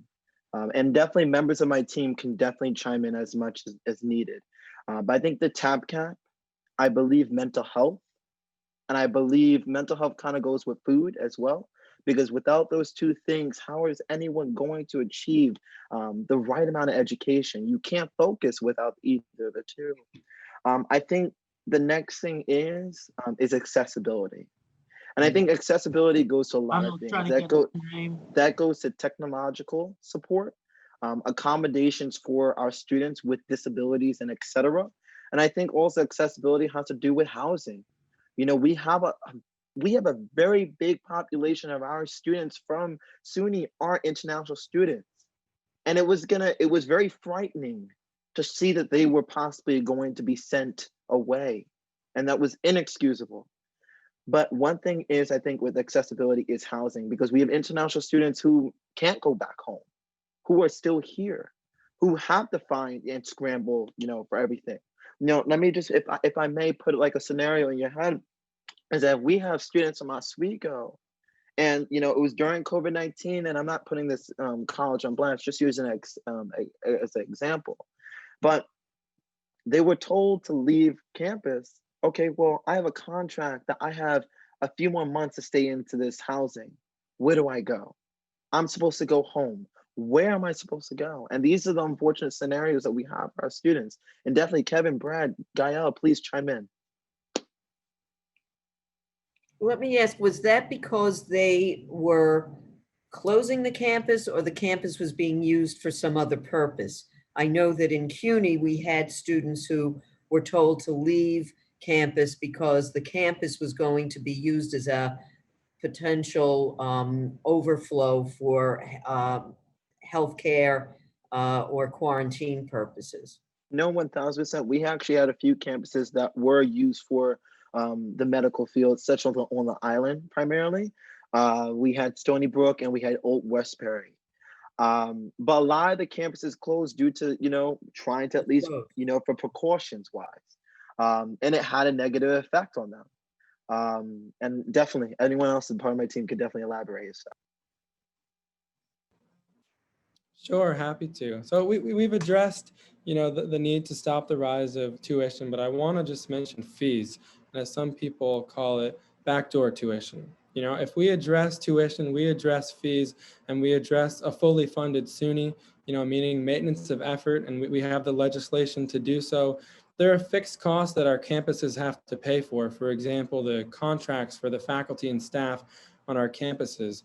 You know, if we provide funding for those costs that increase year after year after year, then our campuses will have funding and they will have support for investment in student success resources. And that's what we're talking about, is housing and addressing food insecurity and getting really down to it in terms of the tools and equipment needed just to graduate, like laptops and software and hardware that's needed just to get through coursework. So if we address some of those fixed costs and we pass legislation and get that signed to put maintenance of effort into law, that's something that will help students from top to bottom and get students in the classroom and out to graduation. And that's what really we want to see as a student assembly. And if I could definitely chime in here, is that, you know, after listening to several of members, you know, testimonies today, throughout SUNY, we have a very diverse course load. We have aviation, we have nursing, etc. And the thing about it is technology is a very key, element here. We have students who are not able to go ahead and access Blackboard. We have students who don't have a webcam for online lectures. We have students who cannot afford the necessities to achieve, greatness. And this is the reality that we are in. And we are really asking for support when it comes to this for all our students. Thank you very much. My time has expired by a bit. So Senator Stavisky. Well, as somebody wiser than I said, it's all relative. Thank you all. Congratulations, Jihad, on your selection as an interim president. And first, let me ask you, if you had a chance to listen to the folks from SUNY, what your reaction is. And particularly, I get the message that you're sending. Obviously, the TAP gap is important. And at this point, we just hope they don't cut these programs. The mental health issues are extremely important, and so is the housing and the food insecurity. But what is your reaction to what the administrators of SUNY said? I have to say, maybe on behalf of my team and everything like that, we are confident in the SUNY system plan in trying to at least transition on back. We like the plan. However, there are always areas of opportunities. And someone close to me has always said to me that there's always room for advocacy. And we can definitely fine tune and hone in on specific areas. I was speaking to a student a few moments before this testimony, and after listening to some of the CUNY's testimonies as well about technology and access to Blackboard, that's one thing that we need to focus on. We have students who are taking medicine courses, aviation, engineering, etc. And the sole fact that they sometimes cannot move on, they move on to a question they cannot go back, or some of the students cannot have access to internet to take these exams. Or I've even had extreme cases in which some students had to mail in papers and everything like that to their professors. And this is really the reality of SUNY. And I do definitely, I'm confident with the SUNY system, but I want to work with them to ensure that we are giving as much equal opportunity to all students of SUNY. I'm glad you mentioned the question of internet access and broadband, because Mary Beth LeBate, who's the head of the Independent Colleges and the Commission on Independent Colleges and Universities, raised that issue. And I asked her whether she is working collaboratively with the SUNY colleges, particularly in the North Country, but other parts of the state, because you've got a lot of independent colleges there, some of them technology oriented, and you have a lot of SUNY campuses. And it seems to me that a lot of money can be saved by utilizing the same techniques and technology. So I thank you for those comments. Let me ask one other question, and that concerns the CARES money, the federal money that was allocated to SUNY. It was about $300 million, half of which go to the students, $150 million for those with COVID-related expenses. What has been the experience of the students in terms of, let's say, those who are graduating and choose not to apply the funding, the allocated money for tuition? How has that all worked out? I can speak. So for Buffalo State specifically, I just recently graduated from there, and their process actually took a very, very long time for us to get the money. And there were students that were reaching out to me because they assumed that I was still the president of the undergraduate student body. Were asking me how long is it going to take for us to get our money? Like, I'm really in need. And it just seemed like I don't know if every other campus was like this, but for our school, it just seemed like we were being pushed to the side. Like we weren't the priority at the time. And many students had summer classes, online classes, and I'm currently working with the EOP students, and they're just really struggling in terms of money as well. But in my own personal experience, students actually got their CARES Act funding last, and on top of that, we were told that they weren't even sure if they were going to give it to graduating people. I know. Yeah, that was actually really nerve wracking because some of us really needed that money and really needed that funding to Oh, I ensure know. we pay our bills and make sure that we can fund ourselves, eat, like something as simple as that. And when we found that out, it was like everybody was in an uproar. Like nobody knew what was going on. There were people emailing financial aid, and financial aid was not getting back. We were getting like automated messages, and it just seemed really unfair because with all the stress on top of being on top of graduating for like people like me, or just knowing that you don't know how much money you're gonna have, or you don't know if you're gonna get unemployment or the pandemic assistance. And it was actually really bad for a really long time. And I know a lot of students applied for the full 6,000 because I mean, what's the worst that can happen? You just don't get the 6,000, you get 1,000 instead. But I know many people that applied for the full amount and maybe got $500 or $300, and that doesn't really do much for a lot of students because you have students that literally pay their own rent. And I know for me, I was paying like almost $900 in rent, and that doesn't even cover half of what I was paying out in Buffalo. So I just feel like they should have handled that very differently. It was really inconvenient for the students, and especially being that we were displaced, and then on top of that, we can't get our money, and it was really inconvenient for all of us. Yeah, that's what I was suspecting.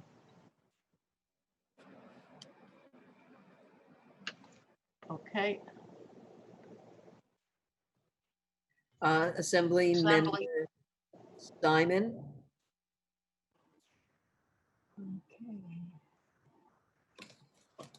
Thank you. I want to thank all of you for your testimony. It's been very enlightening and very helpful to us. Jihad, you had mentioned a little bit about the accommodations issue, the inability to people not being able to go back to another question kind of thing with regard to the technology. I'm wondering whether you know or you have learned either through your role or otherwise about some of these issues coming to the fore and being better recognized now that COVID has sort of exposed some of the issues that have affected students maybe for years, but not as many people knew about them. Have you been hearing more about that? And if so, if you could share with me some of the concerns, the problems, and what efforts students have made to try and rectify that. No, 1000%. So I think this is the time in which we are highlighting some of the, known issues that has been happening in the past. But now with COVID-19, we're all going online. It's rising them to the forefront. So when it comes to, technology as a whole, and I'll give an example. So when I was using an example was a student from Stony Brook who happens to be in the biomed program. And she exclaimed that she was going through the exam. Usually a lot of this stuff is done, in person. She was going through the exam. She did not know. She went to the next question and there was no accessibility to going backwards. Okay. And that significantly, marked her very badly, to be quite frank. I have students, at first that some, they didn't have access to technology. And we have professors who also were not using technology that well.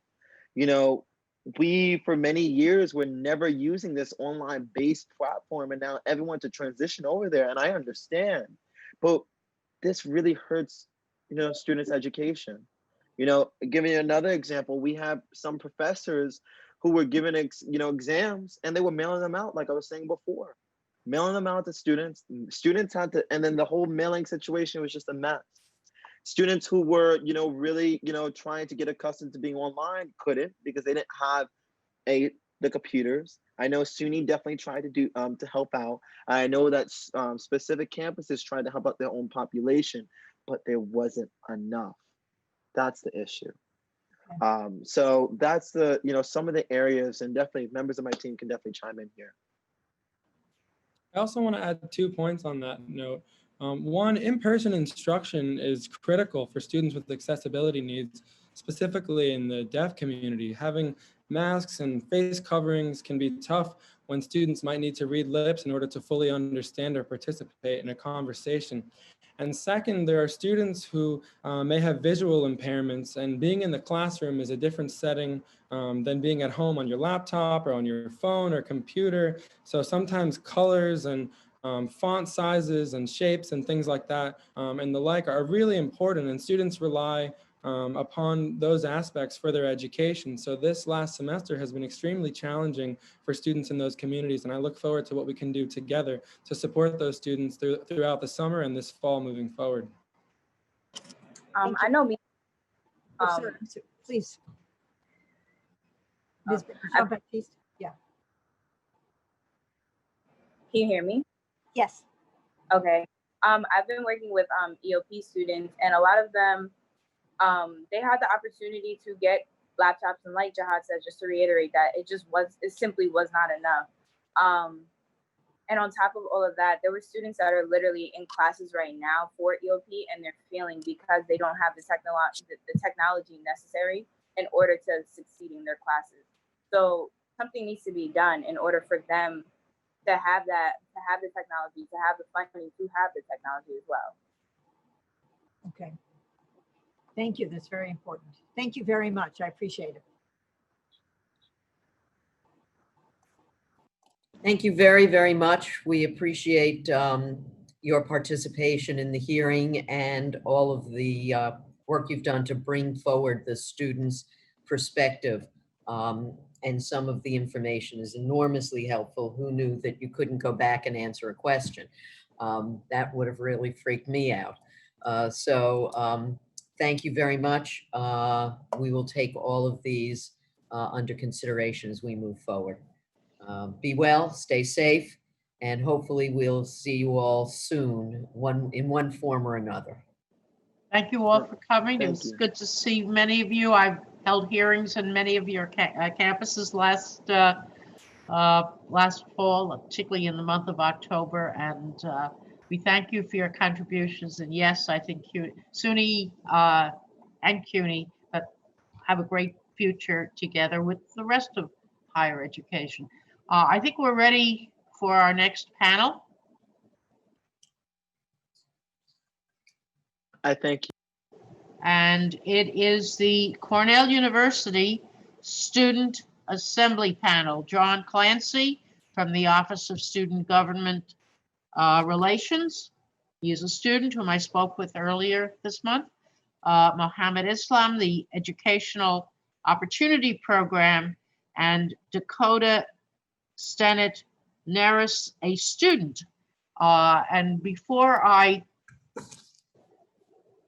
let you speak, let me just say that when I became chair and I met with the trustees from Cornell, the first thing I said to them, I will say to you that many, many years ago, Cornell gave my father the opportunity for higher education. He was a poor immigrant kid, and the college, what was then the College of Agriculture, was free, and he was eternally grateful to Cornell. So thank you for coming, and who's going to be the first spokesperson?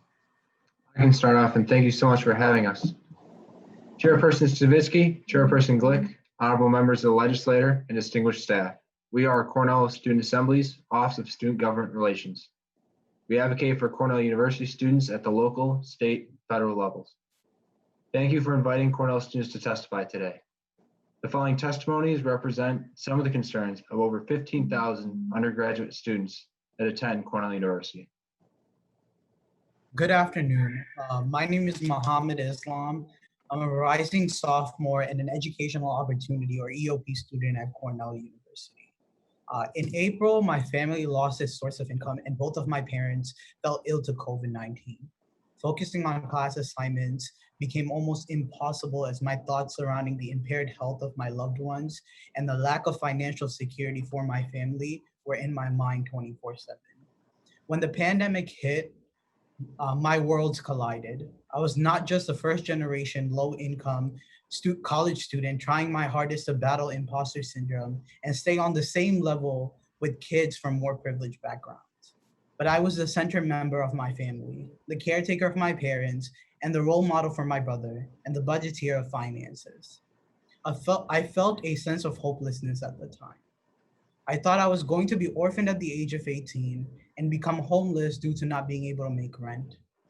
I'm fortunate that my parents recovered from the virus, but I foresee many students in New York State feeling the same hopelessness that I face and the possibly the added stress of having lost family members. Unfortunate circumstances surrounding COVID-19 negatively impact all students, but educational opportunity program students and low-income students overall are hit harder. It is difficult for us to rely on financial support from our parents that are also struggling at this time. Additionally, due to current state of the economy, it is hard for us to find a job that is compatible with the schedule of a full-time student and is considering the risk of damaging our own health and our family members' health. We cannot even begin to think how we are going to manage to study and work next year because we don't know if we're able to afford to attend. We should not have to choose between our health, our family, and our desire to invest in our future. Increased financial support for higher education students will not solve all the problems we're facing, but it will help alleviate some stress surrounding financial hardships. Thank you for giving me this opportunity to testify. I'll hand it over to Dakota. Good afternoon. My name is Dakota Stinnett Naris, and I'm a rising sophomore at Cornell University. Over the last few months, my parents have lost their jobs due to COVID-19 and have been forced to file for unemployment. Unemployment sends them around $400 a week, which amounts to $1,600 a month for a three-person family living in Harlem, New York. The average rent for last year, 2019, was around $3,475 a month for an apartment in Manhattan. On a daily basis, my family and I have to decide whether we can afford to go grocery shopping, pay for Wi-Fi, remote learning, or another utility bill. My family can barely afford the rent for our apartment in New York City, and the burden of financing my housing and furthermore my tuition for this upcoming academic year is frightening and overwhelming. In addition to financial instability, COVID-19 has made it increasingly difficult to care for my grandmother.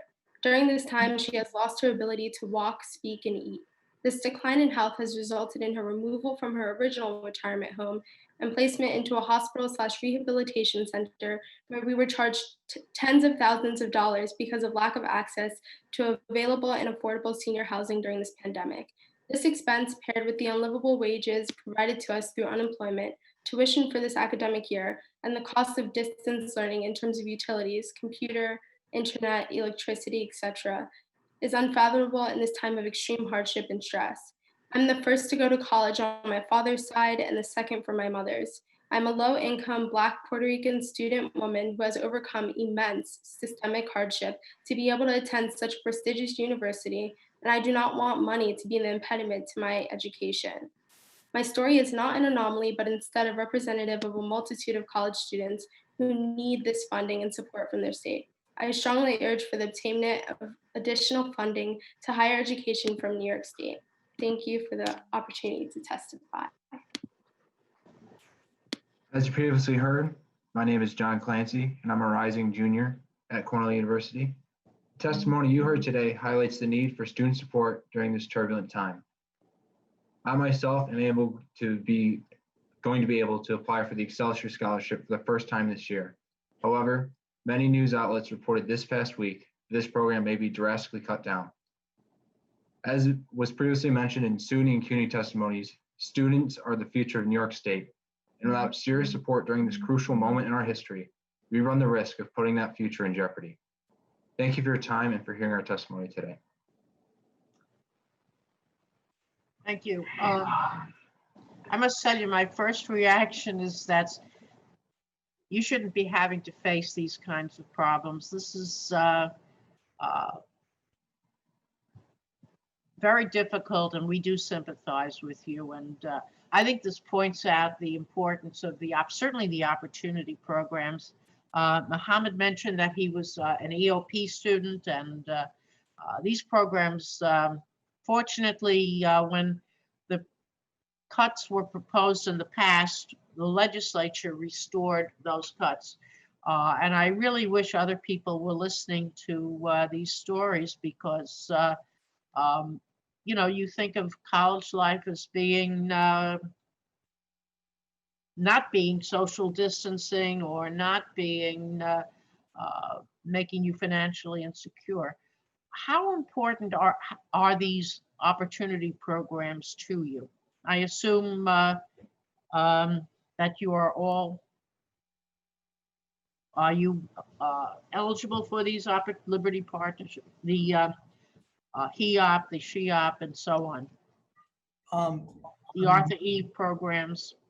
Yes, me personally, because I go to a state contracted school of industrial labor relations, I'm in the educational opportunity program, but Cornell also has a sector in the higher educational for like private institutions in New York State. I would say if it wasn't for EOP or opportunity programs overall, I wouldn't be able to attend an institution like Cornell. Due to negative circumstances, me being a student that's immigrant, that's low income, that lives in the Bronx, it was already hard for me to get into an institution like Cornell. And EOP helped me get there and is constantly trying to help me succeed at Cornell and make sure I have the grades to be able to graduate within 4 years. Yeah.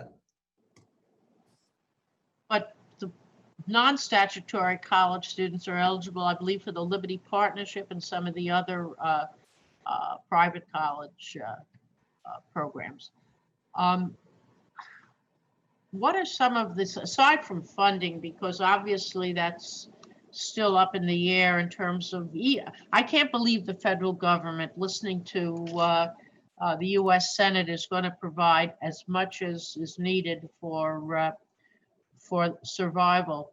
What are your suggestions in terms of ensuring funding for higher education?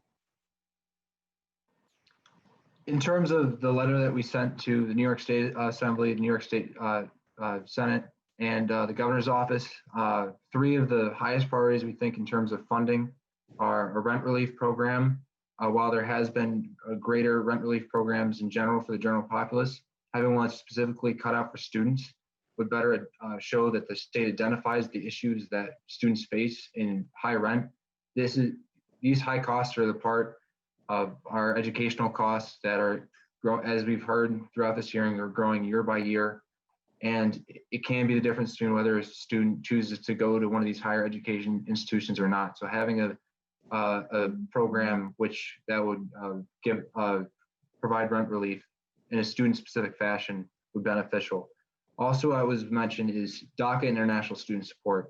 As we've seen with the ICE regulations recently, and then the removal and the follow-up, those students are a population that are, especially for Cornell University, they would make up, I believe, 20%, upwards of 20% of our student population. They're a core part of our university, and they need to be, they're Cornellians just as the rest of us are, and they need to be treated that way. And funding needs to go towards DACA and international students to make sure that they can remain on campus and pursue the same opportunities the rest of us have.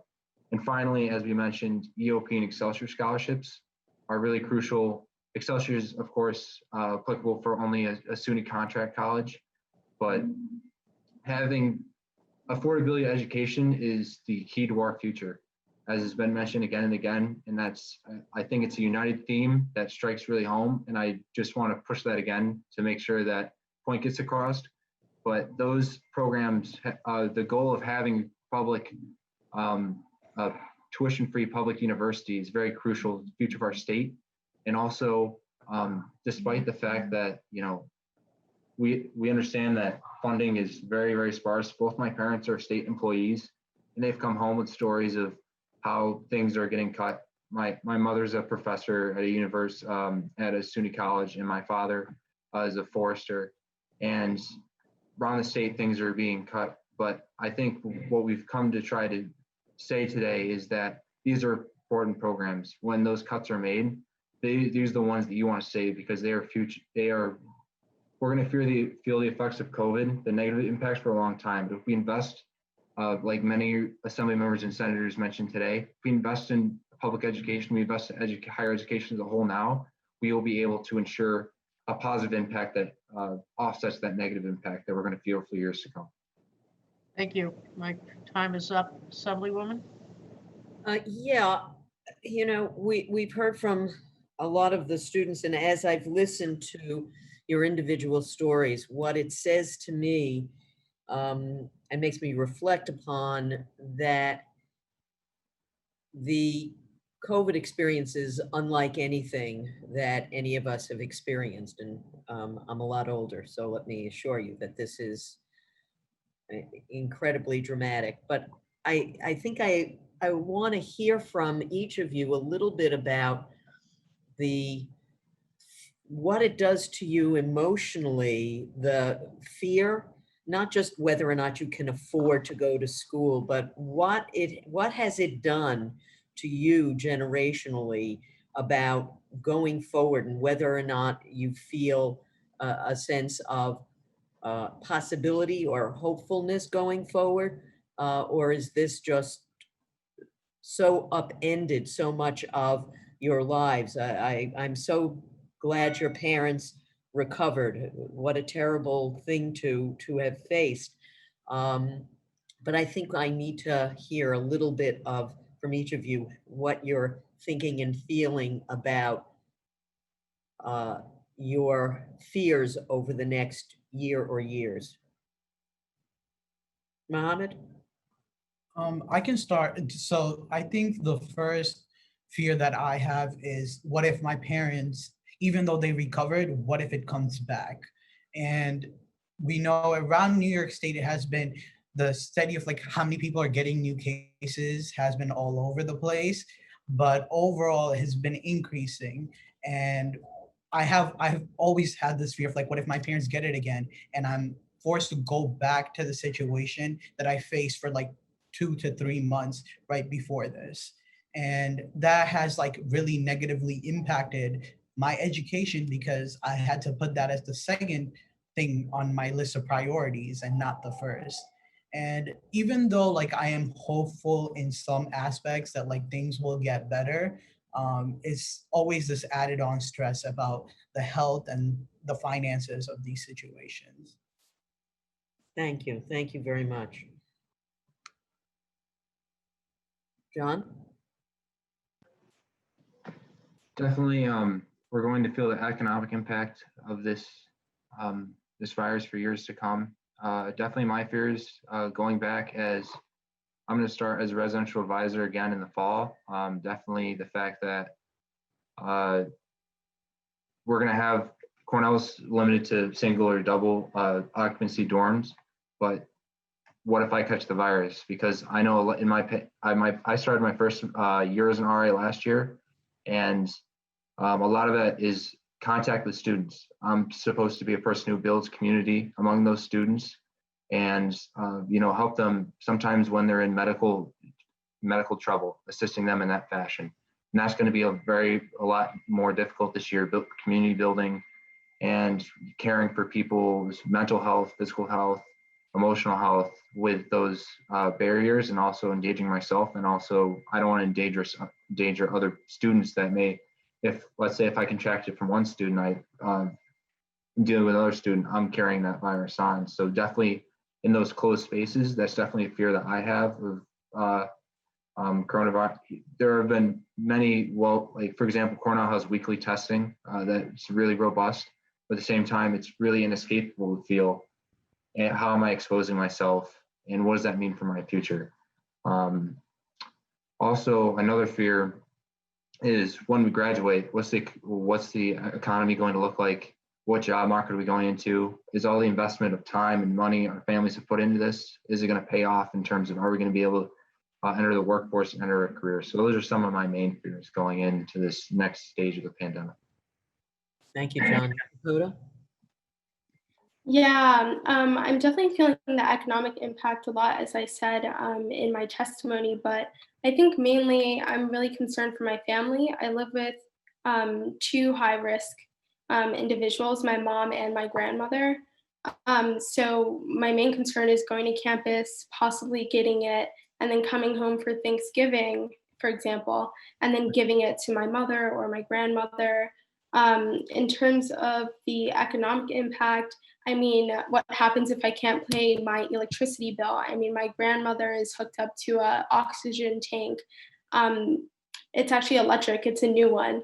And if the electricity goes out, then what happens to that? That's for life support. So I think I'm most concerned about my family and just completing assignments, being able to get assignments into my professors, being able to complete tests, and getting really the college experience, which I have not experienced yet, excluding maybe the first semester.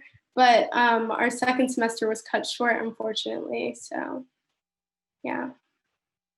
Well, I appreciate that fear. Obviously, there are, you should register with Con Ed for life-saving protection that is available, but obviously there are larger issues. And I appreciate each of you. I feel like I was very blessed to have much more of a carefree. I was not that grown up as each of you have been. It was a different time, and I very much appreciate the seriousness with which you address your studies and your responsibilities in life. So thank you very, very much. If we are going to get past it, it's going to be with all of you doing extremely well going forward. So you give me hope. Thank you. Thank you. Senator May. Thank you. Sorry, there I go. Hi, everybody. And like my colleagues, I just want to give you tons of credit for what you have been going through and the grace that you've been handling this. And Mohammed in particular, my daughter just graduated from ILR a couple months ago, and it's a really intense program. And if she had had to also deal with her parents being ill, I just want you to know I'm in awe of you and what you have managed to do this year. So we've heard from quite a few students at this point, and the focus has been on the cost primarily of higher education, which is obviously important, and I totally get it. But one of my worries is that one of the drivers of the cost right now is if the pandemic comes back, all of the preparation that has to happen. And so you as student leaders play a role in making sure that this happens successfully. And I guess I'm wondering, to what extent did the administration at Cornell consult with you all in creating its plans?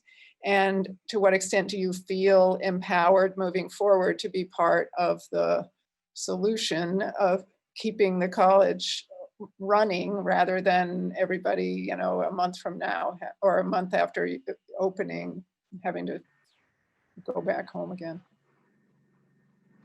So leading up to the reopening, there were several reopening committees that were established to look at different scenarios of going back and sort of filing reports.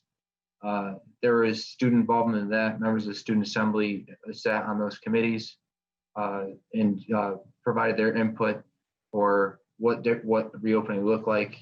For example, there were committees for all different parts of reopening, and what they came up with at the end, the conclusion of those different committees coming together was a hybrid model of classes, which would, from what I understand at the moment, this is what I've been this is from just what I've known as a student from communications that I've had. August 24th, I think there's, for myself, residential advisors move in on August 11th. Based on, we had a recent town hall, which was, it was stated that students coming back from states that would be considered a 14 quarantine period was necessary. Those students would arrive on August 17th and stay in hotels and be provided food. The rest of move-in would start August 24th in a staggered manner. And then classes starting on September 2nd, with everyone going home Thanksgiving break and finishing the rest of the semester virtually, including final exams, in order to sort of create to what can a bubble of some sorts, definitely not a strict bubble, but definitely non-essential travel has been discouraged. But there was significant student input into these plans. But as we've come closer, and we've seen this with a lot of higher education institutions, there's a lot of scrambling to figure out all the details of these massive reopenings. So there are many details that are still in the air. Those are the details I know of right now. As I mentioned earlier, there's a lot of virus testing that's been asked. We're asked to have a viral test 5 to 7 days before we go to campus. I know within each dorm, there's a daily health check that we're supposed to complete, as well as weekly virus tests in order to contain outbreaks in that manner.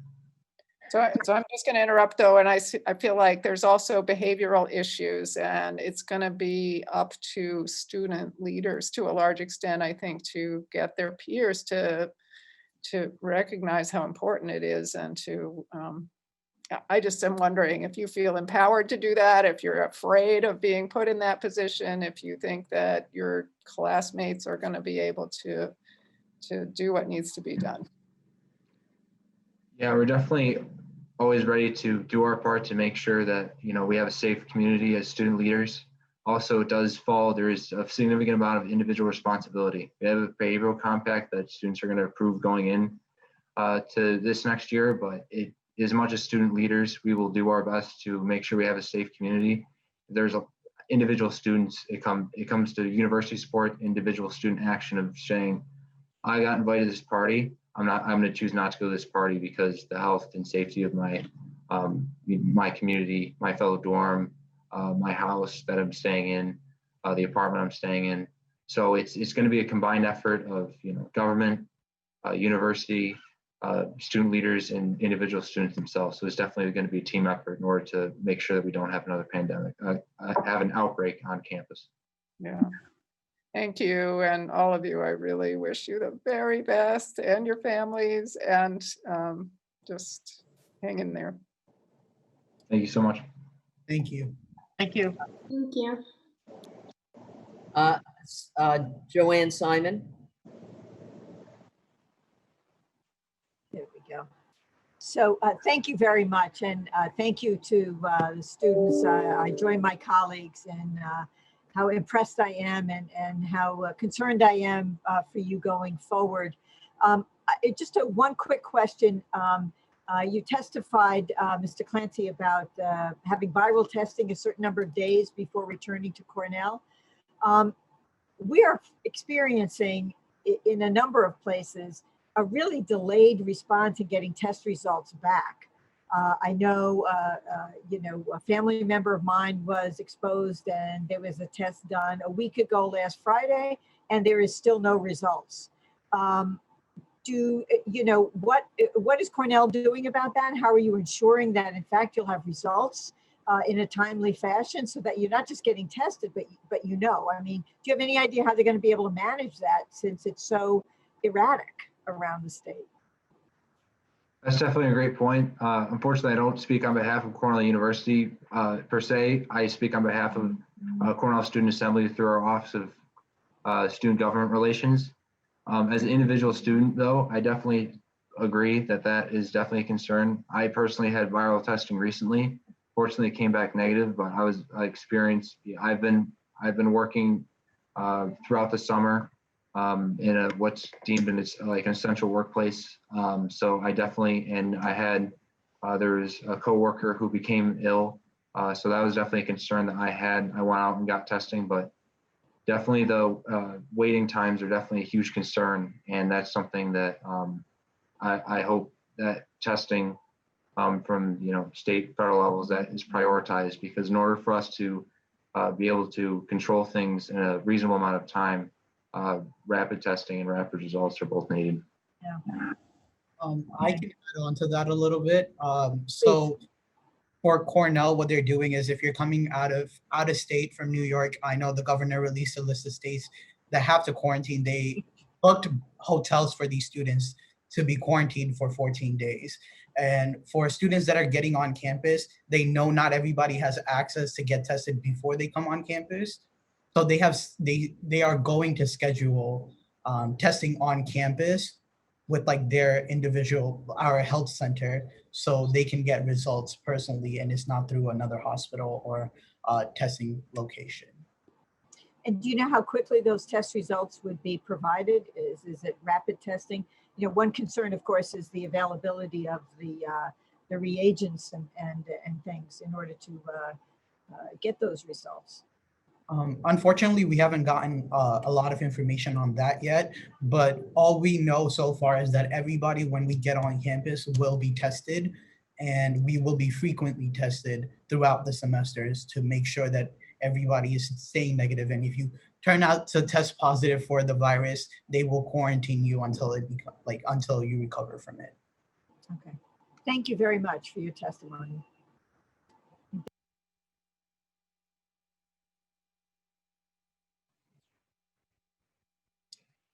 We want to thank you. I don't see any more hands raised. Thank you so very much. We wish you the very best.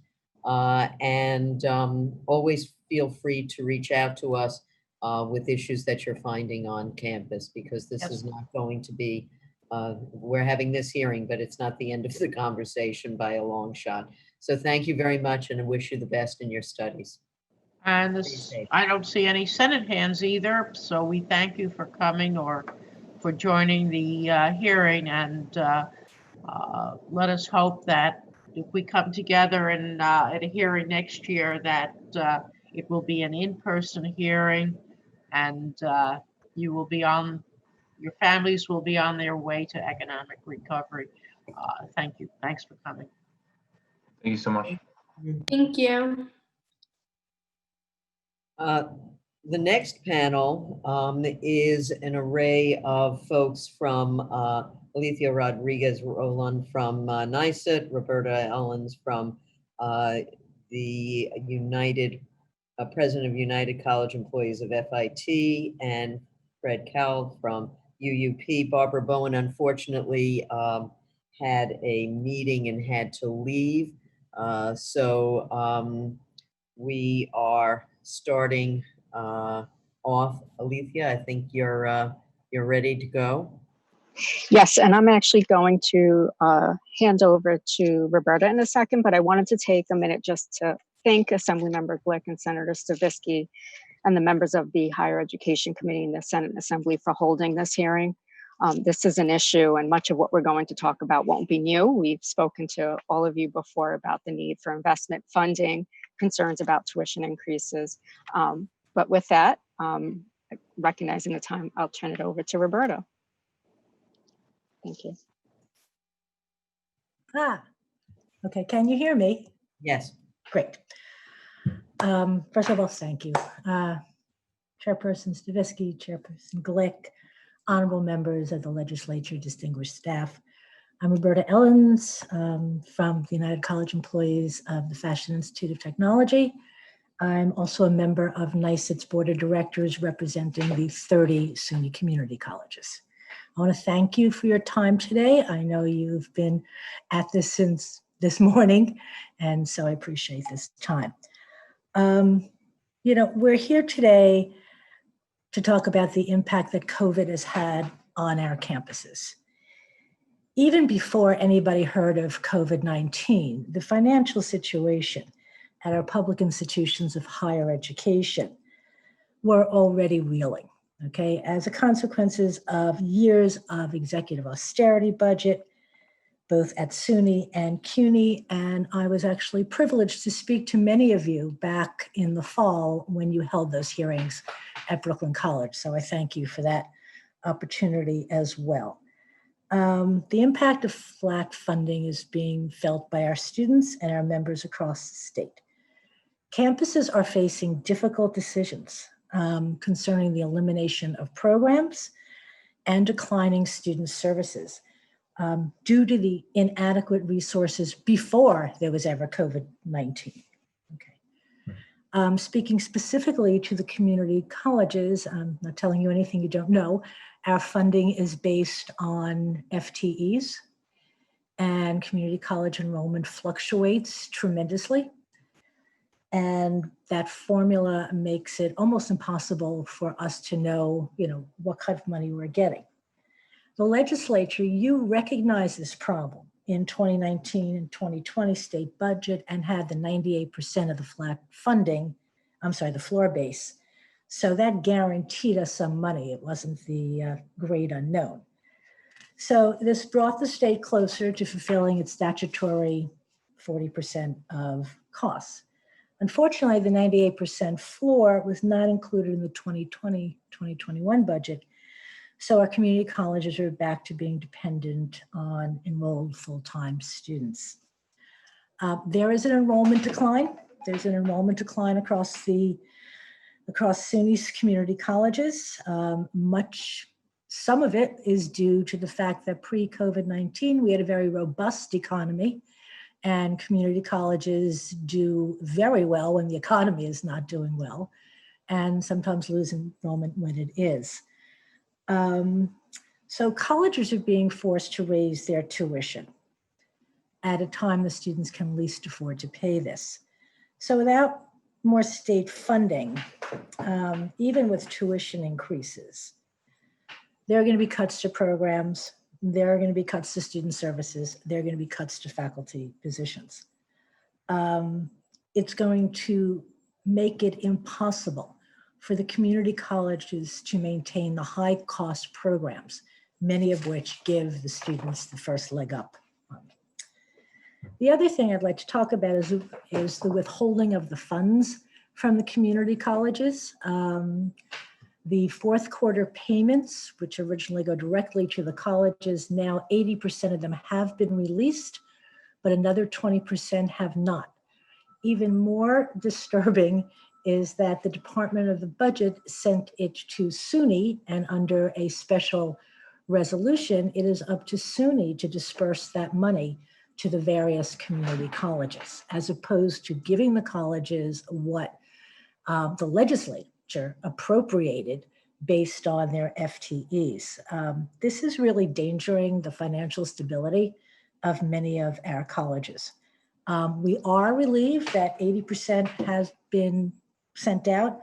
And even though this is supposed to be a one-year emergency measure, we are very worried that this is going to be permanent, and it is a loss of our control.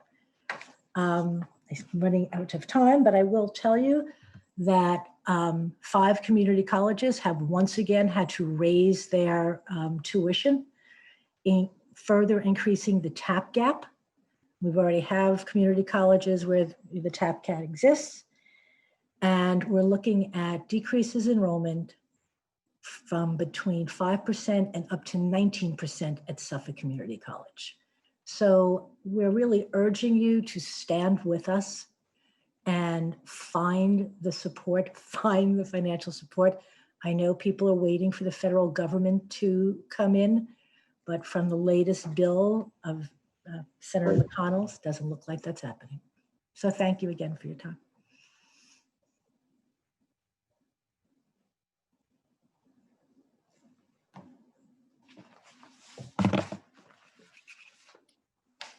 Are we handing it over to Fred? Okay, thank you. Can you hear me okay? Yes, and I love the wall.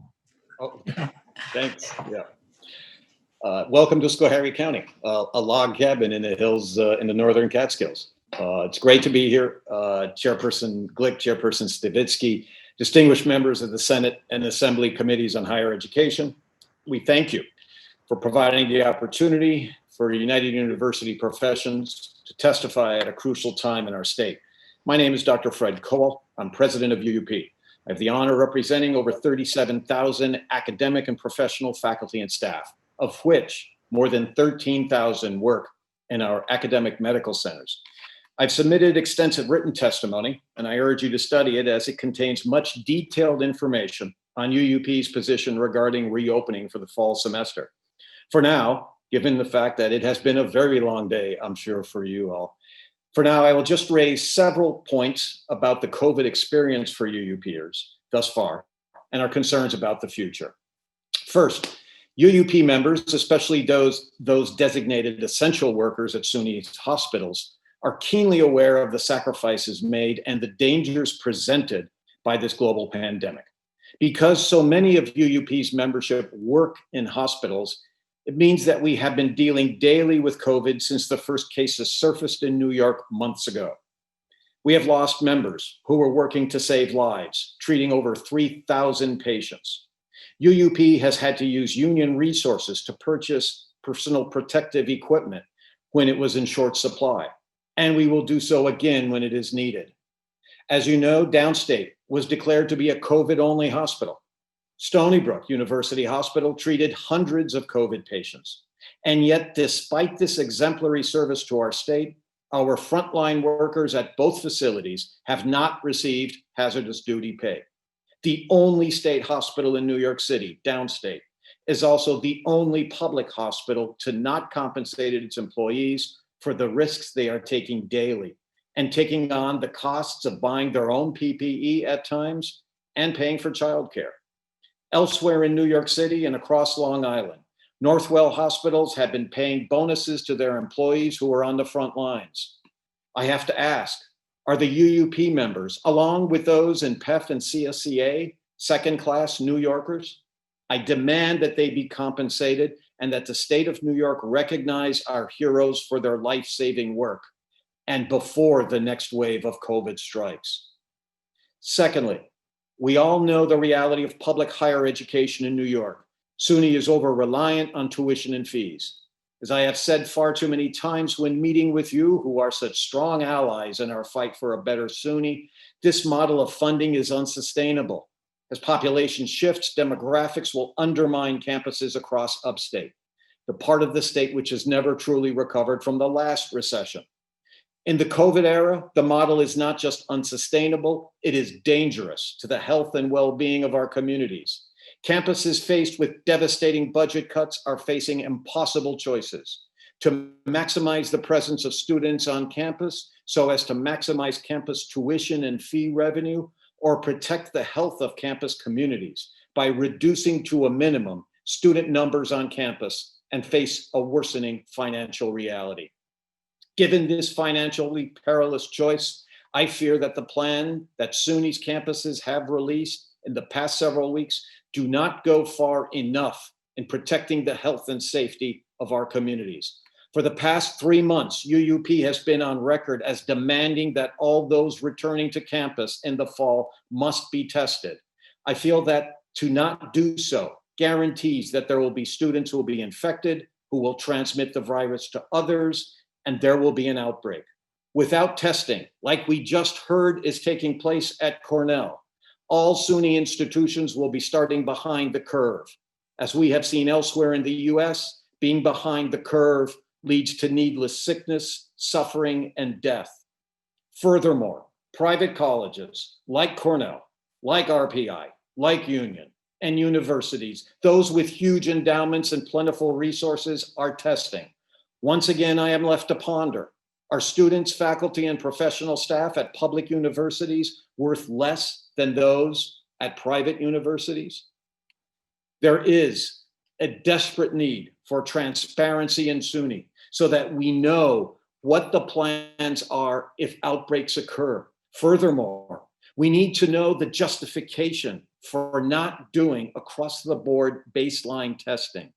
There is so much that creates a risk for our students, for our members, and for our communities. Care must be taken at this time, because otherwise we will have an explosion of COVID across New York State, and we will be back in the same condition that New York City and Long Island was in at the beginning of this disaster. On behalf of the entire UUP membership, thank you, Chair Stavisky, Chair Glick, who for so many years, you have been our strongest allies. We need you again to get the resources to make sure our opening is safe for everyone. Thank you.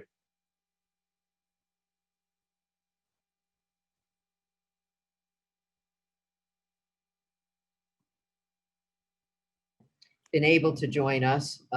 We've taken so long that you've been able to go to your meeting and now you're back. So That's right. very happy to see you. Great. Thank you very much. Thank you. Let me start. Great. Thank you so much, Chairs Stavisky and Glick, for holding the hearing today and inviting me to speak. The PSC joins others on this panel in expressing our real gratitude for your advocacy in very tough times during this crisis and before, and for your very strong public support recently in newspaper writing and also on letters in support of the positions that the PSC supports.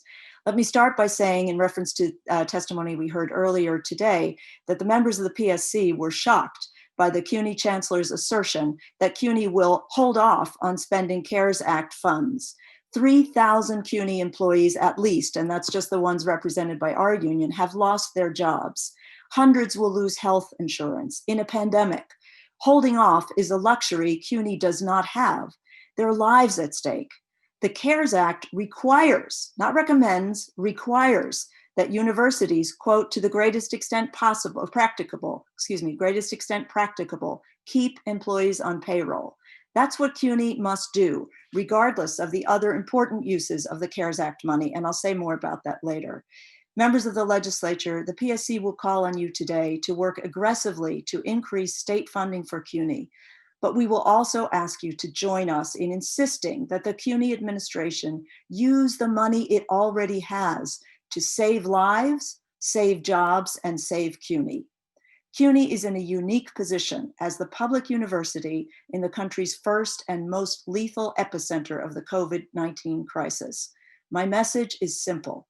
The university must be fully funded. In an economic crisis in which the communities CUNY serves are exactly those that have been hardest hit, CUNY must be a priority, not an afterthought, a priority in any plan for New York's recovery. Haven't we seen enough in this pandemic and the exposure of deadly racial inequality to know what happens when a country or a state disinvests from public services and creates catastrophe for those who rely on them? Without CUNY, New York's recovery is in danger of reproducing and deepening the systemic racism that has been laid bare by this crisis and that is lived every day by tens and hundreds of thousands of our students, faculty, and staff. CUNY will be an essential resource in any economic recovery that brings justice to our state. Already damaged by years of underfunding, CUNY may never recover if New York State once again chooses the rich over the poor, the finance class over the working class, and continues its underfunding of CUNY. We call on you, our 30,000 members, to act with as much urgency in investing in public higher education as the state used when trying to get the epidemic under control. New York State must waste no more time in enacting new taxes that force the rich to pay their fair share. Surely the time has come. I'll speak about a few points and then some can be elaborated later. CUNY has suffered more loss of life of staff and faculty than any other higher education institution in the country. As a result, the CUNY administration has a special responsibility not to allow more illness and death to occur as a result of reopening. So far, the administration has not risen to this demand. The lives of many of our students have been devastated. CUNY students endured poverty, hunger, homelessness, anxiety, and the epistemic and physical violence of racism before the pandemic. Now many are recalling their personal traumas of police violence and taking risks to defend Black lives. New York State must provide the funding so that CUNY can freeze tuition for the 2021 academic year, eliminate the proposed wellness fee, and increase the number of mental health workers. Students who have seen their personal and family incomes decline or be lost in an international pandemic do not need to be presented with higher expenses. They should be met with increased support. Second, I'll speak about layoffs. As we've heard today, even though the governor and the legislature have not enacted all the budget cuts that they may call for, CUNY went ahead and laid off nearly 3,000 adjunct faculty and staff. These employees are not disposable. They are core workforce. CUNY counts on them to hold up the university through years of underfunding. They must not be treated as disposable. And the last point I'll raise is about reopening. Just as CUNY has refused to comply with the Federal CARES Act, which requires that universities, to the greatest extent practicable, once they have received the CARES Act funds, and CUNY has received those funds, that they keep employees on payroll. So the New York State guidelines on reopening for higher education require that universities and colleges engage with the unions that represent their employees in developing reopening plans. CUNY has failed to do so repeatedly. So we call on you, and my time has ended, we call on you to join us, first of all, in making this the year that New York enacts fair taxes on the rich and they start paying their fair share. And two, that you use your strength to demand that CUNY follow the federal legislation under the CARES Act and act now. There is no more holding off to wait on the budget. Act now to reinstate the 3,000 employees who've been laid off and 422 so far who will lose health insurance, and that CUNY comply with the state guidelines, which at a minimum require engagement with the union on reopening. Lives are at stake, the future of New York is at stake, and future generations will look at us. We've had a chance, you in the legislature have a chance to make a difference and save a critical institution. We call on you to continue to do that, and we thank you for your tremendous advocacy and courage this year. Thank you very much.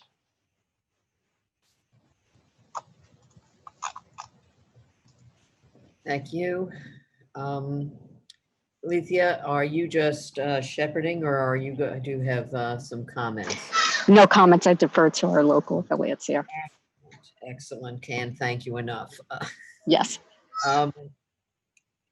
I think that Barbara, what has CUNY said about its refusal to allocate the existing resources, aside from it wouldn't be prudent? Is that 132 or 136 million their last dollar? No, it is not. And actually today was the first time I heard that explanation for why the CARES Act money had not been used in that way. The 132 million is the part of the CARES Act funding that is designated for institutional purposes. And that includes preparing for and addressing the issues that have arisen because of the coronavirus. And then in a separate section of the Act, just immediately following that, the Act says that the institutions shall, to the greatest extent practicable, keep employees on payroll. So the cost of reinstating and paying benefits for the, let's say, initially 2,800 adjunct faculty and staff who were laid off on June 30th is about $30 million. So it's a small segment even of the 132 million. CUNY listed that it had $52 million in reserves at the end of last year among the colleges. So that's another $52 million. So there's other money there. And no one's denying that there is tremendous pressure on the state budget. And of course, we're all working with you and with our union nationally to get the stimulus 4 passed. But this is allocated money that's already there. And there is no reason that they should not use that money now, not wait and see everything that happens with the budget. But the purpose of keeping people employees was not even mentioned in the chancellor's list of purposes that he envisions for that money. So that was very concerning to us. And as you know, the PSC has felt we had no recourse but to take the university to court. So we have initiated legal action against them to get them to comply with the federal directive. I'll just say one more thing. Part of the intent of the stimulus 3, COVID 3, was to keep employees on payroll for the sake of the people they serve, for the employees and the economy. CUNY is thwarting that purpose, even though it has received the funds. So where does it get the authority just to hold off and wait when the federal government says you must use that money to keep people on payroll?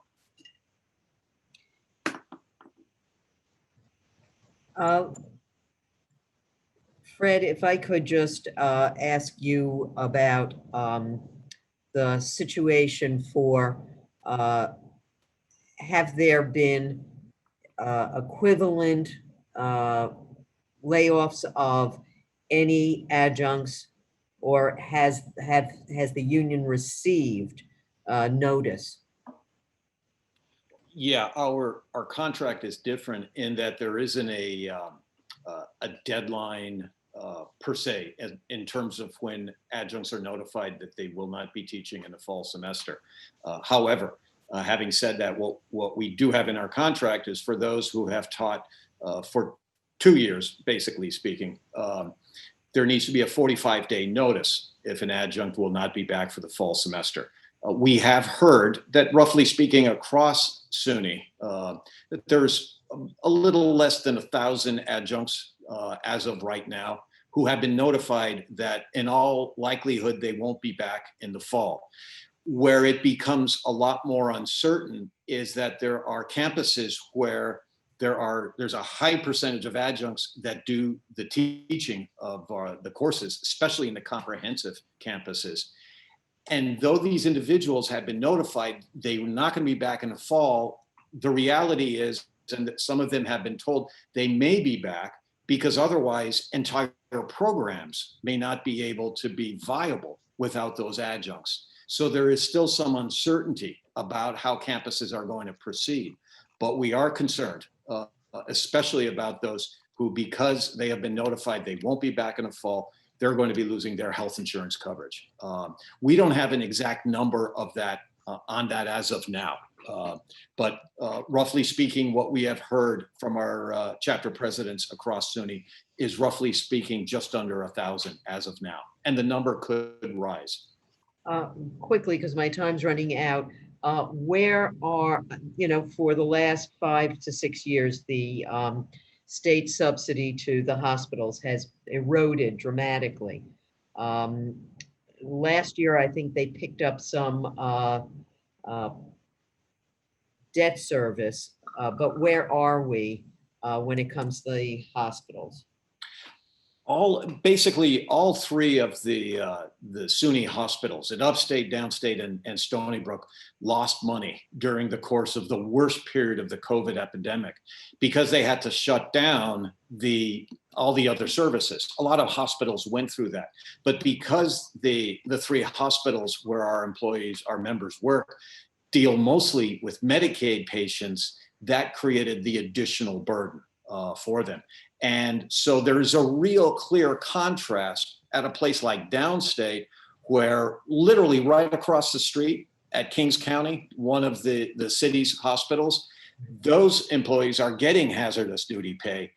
But across the road at Downstate, treating similar patients, similar circumstances, they're not getting hazardous duty pay.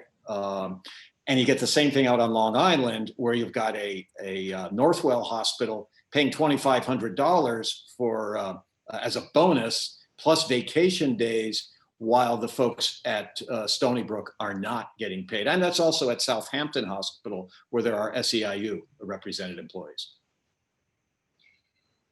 Thank you. Thank you very much. Thank you. Thank you. As long as the Assemblywoman raised the issue of the debt service, my memory is correct, it was $50 million. And what makes it so unfair, as I see it, is that debt service for the other state agencies is absorbed by the state. And to me, this does not belong in the expense. This belongs in the capital budget. But we were not able, as you know, to have it appear in the debt service payments. And I wanted to ask you to respond to what let's start with Fred, the issues raised by this. I don't know if you saw the Bob Magna and his colleagues talk, particularly, I think Senator May raised the issue of the SUNY hospitals.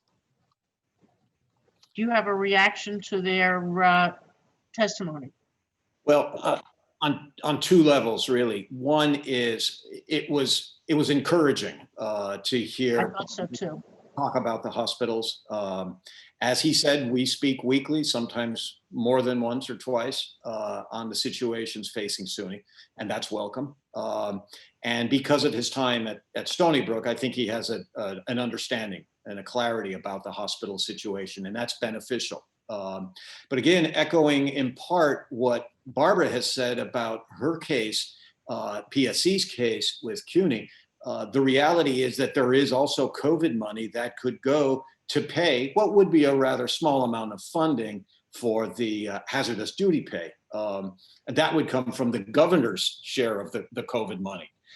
The second point I would make, though, in terms of Bob Megna's testimony has to do with testing. There was a lot of discussion back and forth about testing, and a lot of what Bob was saying is aspirational, that what could be in place as we get into the fall semester. Our position is that that's too late, that this process needs to be in place immediately at the start. Otherwise, as I said earlier, we're going to be chasing the game. And speaking of games, I just think it's appalling that baseball players and basketball players can get tested every day. I was impressed that Cornell students will be tested weekly. That's not the case in SUNY, and I would assume in CUNY. And again, that's a reflection. We are not valued as we need to be. And I know that Bob Megna has argued for this, but the argument is, well, the resources aren't there. At what point is the issue of resources finally going to be secondary to human life, human dignity? I mean, all of these areas that are suffering because SUNY doesn't have the resources or doesn't claim it has the resources. This is as serious as it gets this fall semester. And if we're not careful, I say we're going to be like New York was, we may be like Texas is or Florida is. And it's that serious. As remember, when students return for the fall, that's the biggest internal migration in New York State since the pandemic started. And that's what we have to be cognizant of. People are going to be moving and then concentrated in one place where we can get these outbreaks. Thank you. And I too was encouraged in the testing area. Barbara, I have a question. I must tell you, listening to the Chancellor respond to my question of where are we on the timeline of filing the, when the answer came back, well, we'll put it online in early August.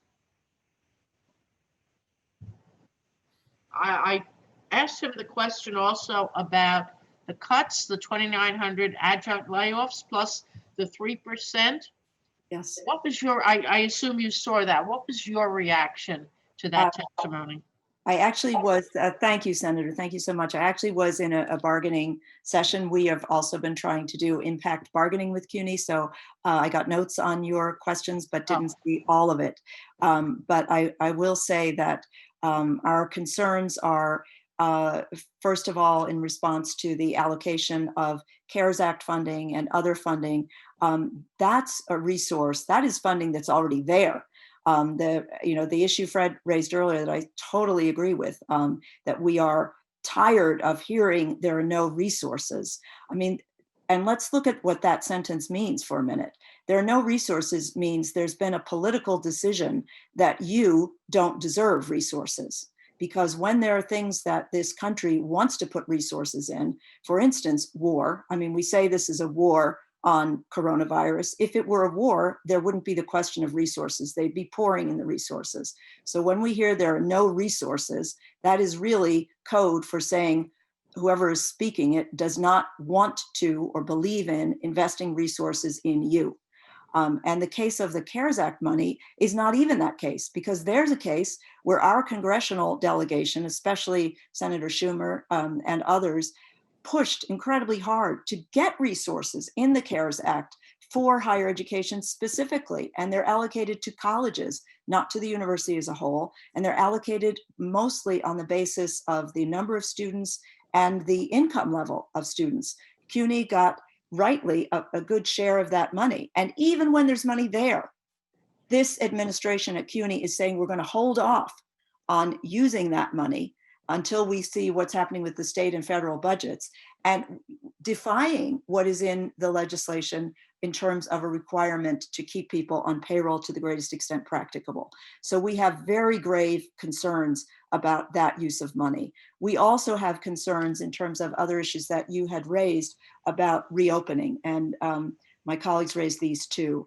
As I said, the New York State guidelines themselves from the governor's office mandate that the union must be engaged in the process of developing reopening plans. The CUNY administration has put out a booklet about plans with what I consider pretty much a fantasy about what the classrooms are going to look like, with no indication of where the money for those elaborate new classrooms and spacing and everything else is going to come from, and then has steadfastly and repeatedly refused to comply with the requirement that the union be engaged.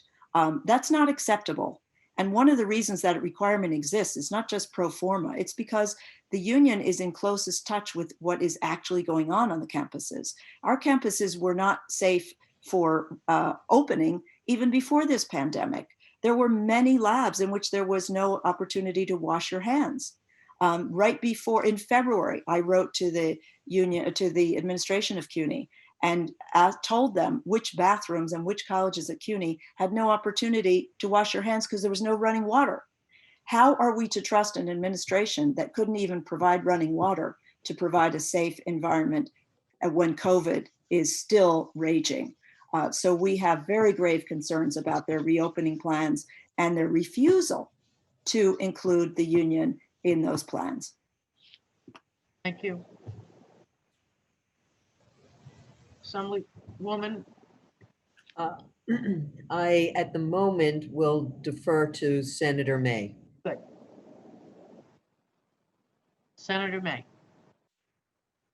Okay, I'm working on it. Hi, everyone, and thank you for the important information you're bringing to us and the good work that you do. And I just want to keep going with these issues about hazard pay and the safety of reopening. I'm very concerned about it. I was just hearing that SUNY Cortland, the plan is that students will take their own temperature and kind of self-report. And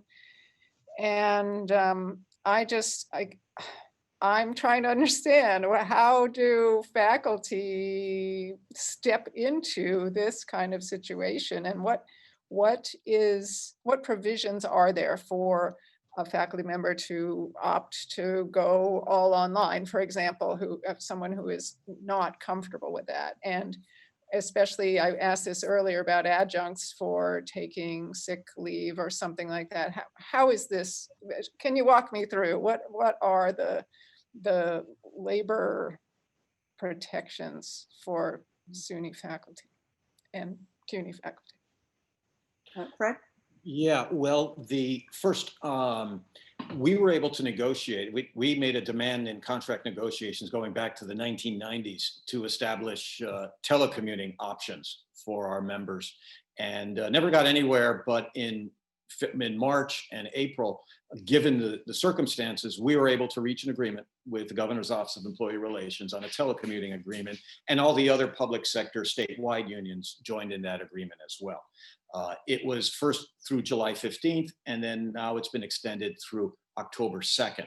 What it has done is allowed both our academic members, but also our professional members, those who work in financial aid, who work in IT and all other support areas, to work from home and by telecommuting, reduce the density of people on campus and provide for their own health and safety. Our demand has been, again, going back 2 months, is that the telecommuting agreement is one of the most valuable ways of reducing the risk of an outbreak. Keep people working from home. They've proven it over the past several months. We have been doing the work successfully. It's difficult. It is more challenging, actually, to work from home, especially for folks involved in IT-related work. And yet it's being done, and it's being done well. And so we are demanding that the agreement be extended through the end of December, and that it be interpreted liberally, so that anyone who doesn't want to come in to a campus to work, they feel it's not safe, they should be able to continue to work remotely. That is our demand. We believe strongly in that because unless there is a clear guarantee of health and safety, we are going to have problems for our faculty and staff who tend to be in more vulnerable age groups. In our contract, those who are adjuncts do earn sick time, but two issues are relevant on this though. One is the amount of preparation needed to teach online, and adjuncts are paid so little, they need to be compensated, and we've argued for that so that they're compensated for the extra work of preparing for online instruction. The other concern is what will, and you've asked this question earlier today, what happens if an adjunct instructor becomes ill with COVID and is not able to continue working? What is to occur in those circumstances? We have not gotten clarity on that issue, by the way. We also, you mentioned Cortland, we're concerned that Cortland is not going to be requiring testing, while up the road at Cornell, they're going to have testing. Again, it's the have and the have-nots at work. I will mention in one of the SUNY campus plans that it's not funny, but you can't help but laugh. One campus is requiring students to bring a thermometer so that they can self-check on their temperature. These are 18 and 19 and 20-year-olds. You know, this is just patently unrealistic and dangerously so. So is there a role for the legislature in, for example, the issue of allowing faculty to choose to work remotely or something like that? Is that something you would see legislate? Because we have negotiated it, it's a mandatory item of negotiation, and so we can continue to do so. One area where the legislature could help, we are pressing the governor to order that everyone in, for us, higher education be required to be masked in any building, not just go with the 6-foot rule, which could create real problems in classrooms. Now that could be legislated as well as an executive order. Yeah. And Senator May, if I could just jump in, I'd like to explore what role there might be for the legislature in protecting health and safety and accommodations, because there should be accommodations for those who need them. And I think there might be something that we could work with you on. And I'll just say at CUNY that because we're located in the city and that most of our members rely on public transportation to get to the campus, the approach that we're taking is more total than individual plans for not working on campus. Our position is that nobody should come back to work in an on-site work unless the campuses are safe, and the union has agreed that the plan for reopening is acceptable. That's where we are. We have not reached agreement on that yet, but for us, that travel to campus is a critical issue located in the city as we are. And our members, as others have said, it wasn't easy, but we found ways to do the work remotely. People invested a tremendous amount of their own energy and time in doing that. We want to continue working. We want to continue serving our students. We are determined to do that, and we've shown we can do it remotely. Why do it in a way that will cost lives? You know, these students are already in vulnerable positions. Should they really be encouraged to be in a classroom with a physical professor present and other students at the risk of the lives of themselves and their families, vulnerable people at home? It doesn't make sense. So that's why we're going for a solution that would say, keep people safely working remotely and working well until it is safe to return. Thank you. I will say my husband is a professor at Le Moyne, and he's put in easily 200 hours this summer just preparing his hybrid online and in-person class. And exactly. People deserve compensation for that if they're Yes. not compensated. Yes.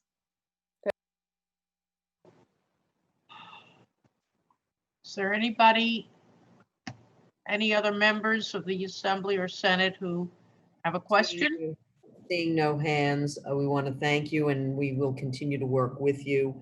You've raised a number of things that we both need to address with both the SUNY and CUNY administration. And obviously, Senator Stavisky and I will be discussing how to follow up. Thank you so much. And really thank you from the 30,000 in the PSC and the students. You've been working very hard for our issues in this crisis. Thank you so much. Thank you. Thank you all. Thank you. Okay. We have a panel of one next, majority of one. We have Donna Stelling-Gunnett, the president of the Association of Proprietary Colleges.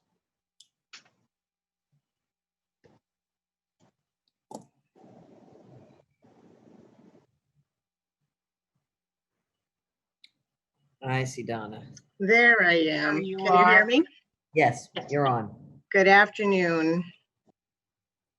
Assemblywoman Glick, Senator Stavisky, thank you so much for this opportunity to present this testimony on behalf of the Association of Proprietary Colleges. My name is Donna Stelling-Gunnett. I'm president of APC. As you know, APC represents the interest of 12 privately held, primarily family-owned proprietary colleges that are committed to educational excellence, access, and affordability. APC member colleges, like their peers in the public and independent sectors of higher ed, are not immune to the effects of COVID-19 pandemic and have done their best to maintain stability for their students, faculty, and staff. More than half of our member institutions are located in the Metro New York City area and have experienced financial losses, as well as trauma from the loss of faculty and students or those close to the institutions. APC has been supporting our member colleges as they work through challenges like transitioning to remote learning, following federal and state guidelines to reopen their campuses, plans for screening and testing and contact tracing, securing PPE, and distribution of the much needed CARES Act funding to their students. APC member institutions approach this crisis with a primary focus on the safety of students, faculty, and staff. Also, as longstanding members of their communities, they responded to the local needs by donating PPE supplies. For instance, Bryan and Stratton College donated masks, gloves, and ventilators to local hospitals.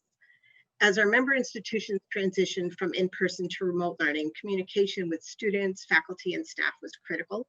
They used text, email, and social media to communicate changes, updates, and supports that were available. In fact, Monroe College President Mark Jerome was so committed to keeping the lines of communication open that he provided his personal cell phone number to all students and staff with instructions to call him personally if they needed any help. Many of our institutions operate on 3 full semesters, which means that since March, they have not only transitioned to remote learning, but have also enrolled and continued to provide instruction throughout the spring summer semester. For instance, when Berkeley College initially transitioned to remote learning in the winter semester, they distributed free loaner laptops to students, which helped ease with that transition from on-site to online.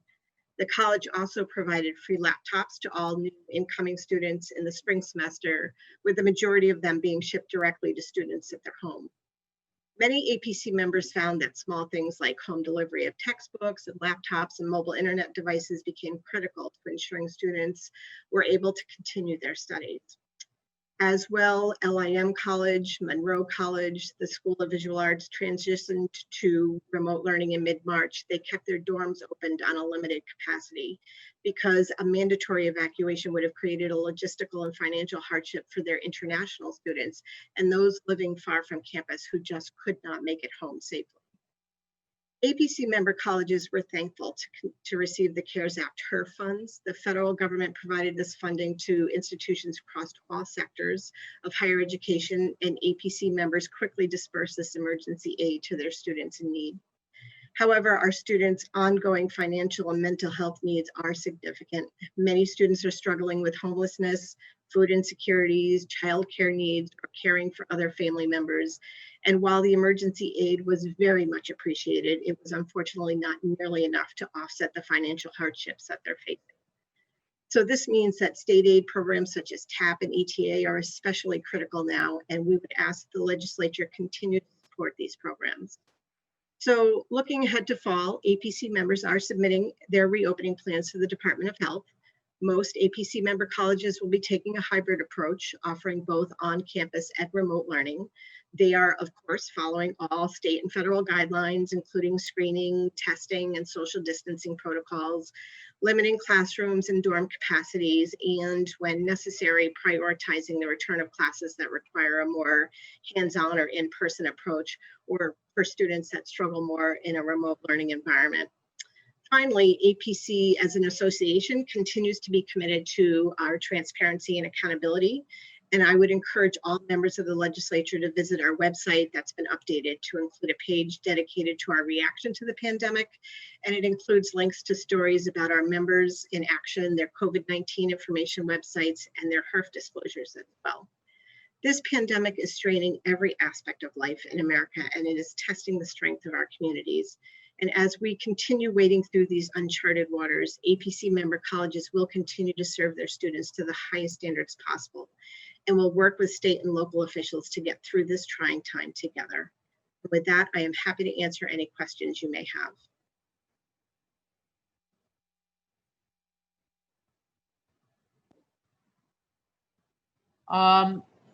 Thank you. Good to see you again. Good to see you too. I represent a district in Queens County, and obviously we were hit heavily with the pandemic and the COVID-19 virus. How are the colleges in Queens? I'm thinking of Plaza, for example, which is not in my district. They're in opposite Borough Hall and Kew Gardens. But nevertheless, how have the colleges been affected by, aside from any special problems that they have encountered? That's really what I'm asking, particularly in Queens County. Yeah, thank you very much for asking me that question. So I will say Plaza College, the Callahan family in particular, has done a fantastic job. I assume they would. Yes, absolutely. Communicating with their students, transitioning to the remote learning. I will say probably the one area where they may have had more trouble than some of the other colleges, Plaza College offers, a lot of allied health degrees, such as dental hygiene. They have a health information technology and medical assisting. And these programs require a really high level of hands-on clinical experience. So, but the Callahans, being resourceful and innovative as they are, adapted a lot of their curriculum to a multi-module virtual simulation lab technology. So that allowed students to really continue that externship-like hands-on clinical experience from a remote format. So it was really very interesting. But, I would say overall, our colleges hard hit, obviously, but doing an outstanding job of pivoting and serving their students and, just making sure they're continuing to meet their needs. Yeah, because obviously Elmhurst Hospital, for example, is in my Senate district. So we are particularly concerned with areas of Queens that were heavily hit. And I've known the Callahan family for a long time. I've gotten to know on a less close basis the Jerome family. And I would assume that they are doing an extraordinary job because these are family institutions. How have they benefited from the CARES Act? Have they been able to benefit from the CARES Act? I don't know how many of their students are Pell recipients, because that obviously is the basis. But nevertheless, I would assume a large number are. And have they been able to take advantage of the CARES money? Yes, absolutely. So I would say about 75 to 80% of students that attend APC member colleges are Pell recipients. So many of our member colleges received the CARES Act funding. They were very grateful for it. Colleges took different approaches. Initially there wasn't a lot of guidance about how to distribute this funding to our students. So some colleges took the approach that they took part of the money and just divided it up evenly and said all of our students have been impacted by COVID-19 and provided, across the board grants to everyone, and then created grant application processes. So if there were students that needed more funding, they could apply for it and get that as well. But really they've done a great job of doing that. You can see one of the requirements for the HERF funds to receive the CARES Act funding is that on every institution's website, you have to create a web page that lists, how much funds did you receive, how many students are eligible to receive those funds, how many students have you dispersed funds to, what was the dollar amount, how did you come up with the allocation as to what students should receive. And if you go to the APC website, I think I mentioned earlier, we actually have links to each one of the APC members' HERF disclosure websites. So you can actually see how much funds they received, what they did with it, and how they dispersed it. And each of the individual colleges did their own application. Yes. And they applied for the money. Yes. That's and have they received it yet? Yes, they all have received it. Yes, absolutely. They received the student funds, and then after they received the student funds, they applied and received the institutional funds. And the students received their half. Absolutely. Yes, as soon as possible. They got that right out to the students. Absolutely. Yes. No comment. No comparison. Yeah. Thank you very much. You're welcome. Thank you. Assembly? Woman? Yes, we have Alicia Heineman.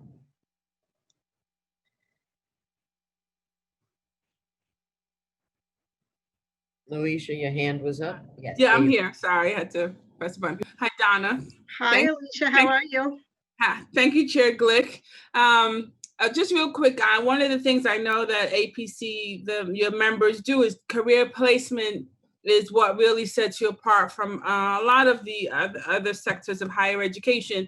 So can you just speak to how COVID has impacted that at your member institutions, please? Right. Right. Well, I would say that like most industries or most companies, obviously things had to switch to remote processes. What I think first comes to my mind is probably LIM College, which is located in Midtown Manhattan, right? It is the college where fashion business meets fashion.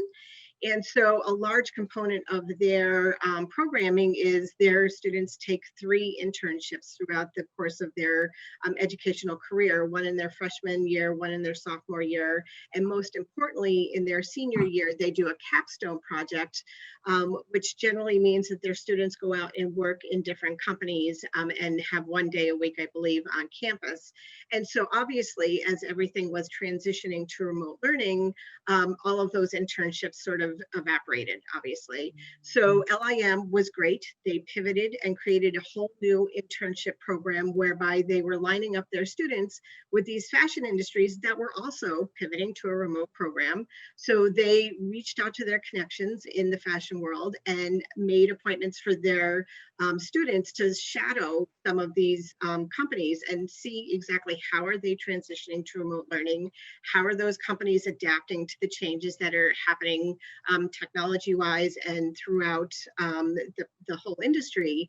And so it was really very interesting. And so they got to see, how their future organizations and future industry that they would be working with can turn on a dime and, address this crisis. So it was really very interesting. Yeah.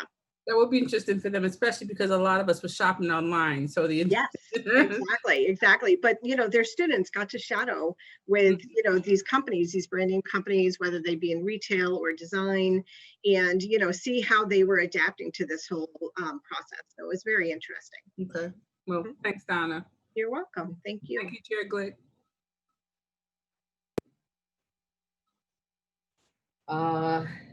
I see no additional hands. Let me just say that I think that this was, I'm wondering if any of the students worked with any of the fashion industry folks who moved over to creating PPE, and whether they worked with any of the, there was a big effort to get Garment Center, Garment District folks to move over, and some of them did it on their own, and I'm just wondering if any of the students were involved in that. That's a really good question. I would have to reach out and ask them directly if that was something they had done. I will get that information back to you. That's a really good question.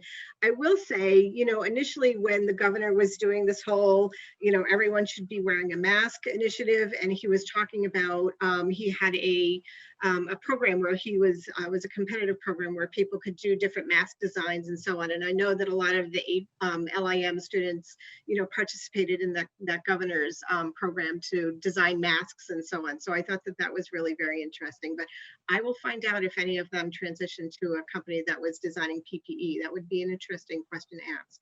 Yeah, our borough president is very involved in trying to maintain a vigorous garment center in New York. And of course, we have, FIT there, but LIM obviously does a lot of great work. And I'm just wondering, because it was both a way of keeping people employed, because some of these organizations got PPP, and they shifted over to keep their folks employed, doing something that was needed because, of course, we were totally and completely unprepared in that arena for other reasons, which we need not take up in this hearing.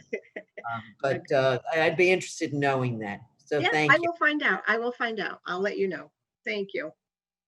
Thank you very much. I see no other hands. I think people are flagging at this point. Yeah, I imagine. Okay, well, thank you. We'll hope to see you soon and stay safe. Yes, you too. Thank you very much. Thank you for coming. Yes, thank you.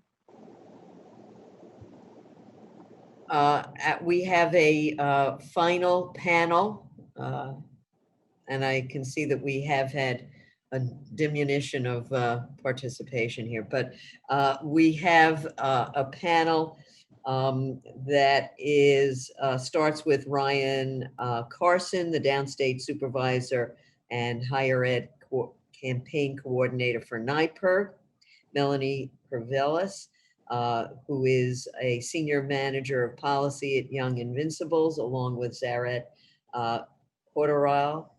Apologies, I think I've messed that up, again with Young Invincibles.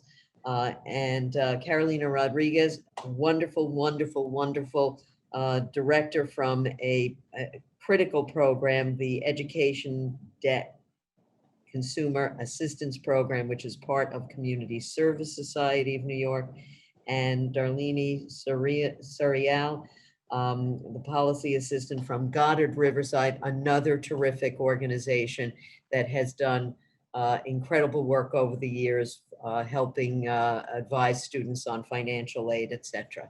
So we lost Mr. Carson, so we're trying to get him back so we can continue with Melanie.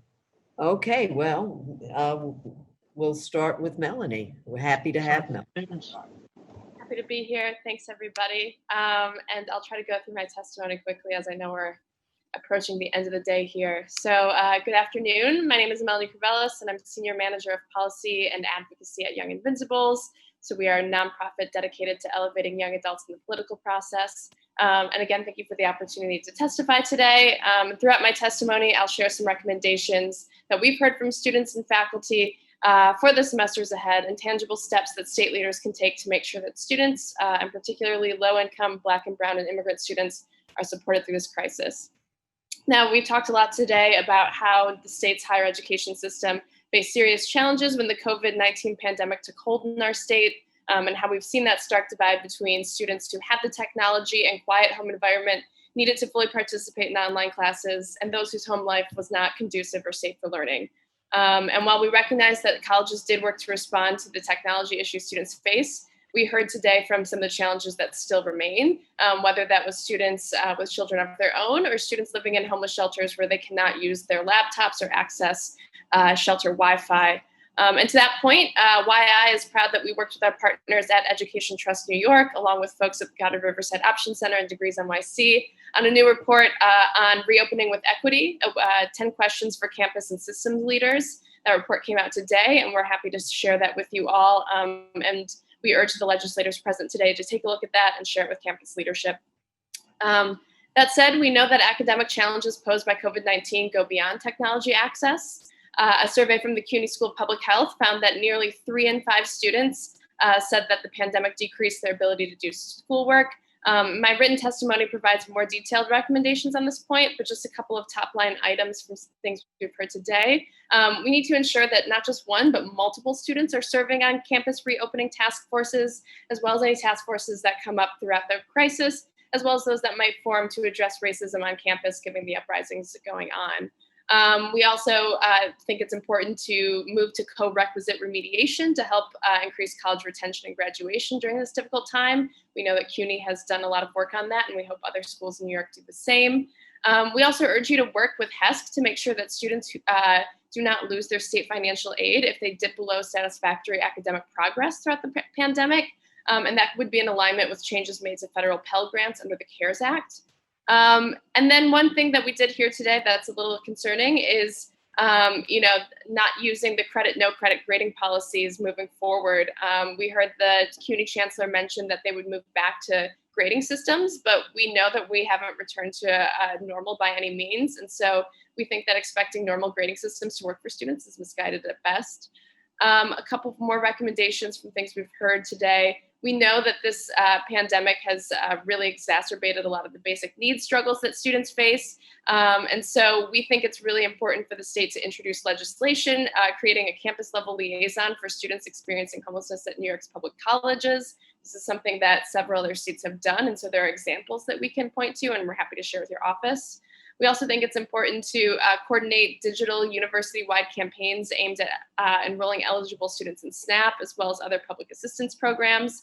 And we could consider using CARES funding to help fund these campaigns, with the state holding oversight hearings on how CARES supported initiatives like that.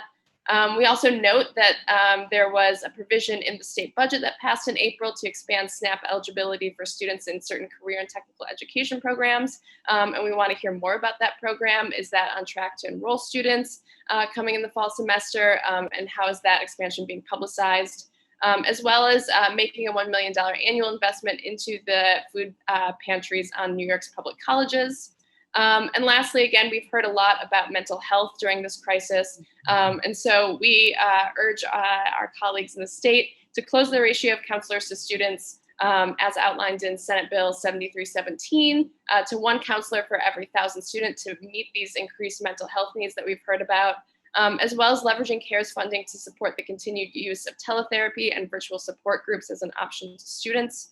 And then lastly, I'll just say one thing that we haven't talked as much about this call, but I know has been a big issue at the state, is thinking about ways that we can raise revenue in this time period. And so again, just urging the legislature to bring these revenue ideas to students through town halls and hearings, and find ways to build some public support for these measures that at their most basic level begin to address the inequity between the wealthiest in New York and the hundreds of thousands of college students who are going to be who can't afford rent or food, much less tuition. So thank you for the opportunity to testify. I'm happy to answer any questions. And I'm happy to hand things off to Zaret Cotarreal, a Lehman College student.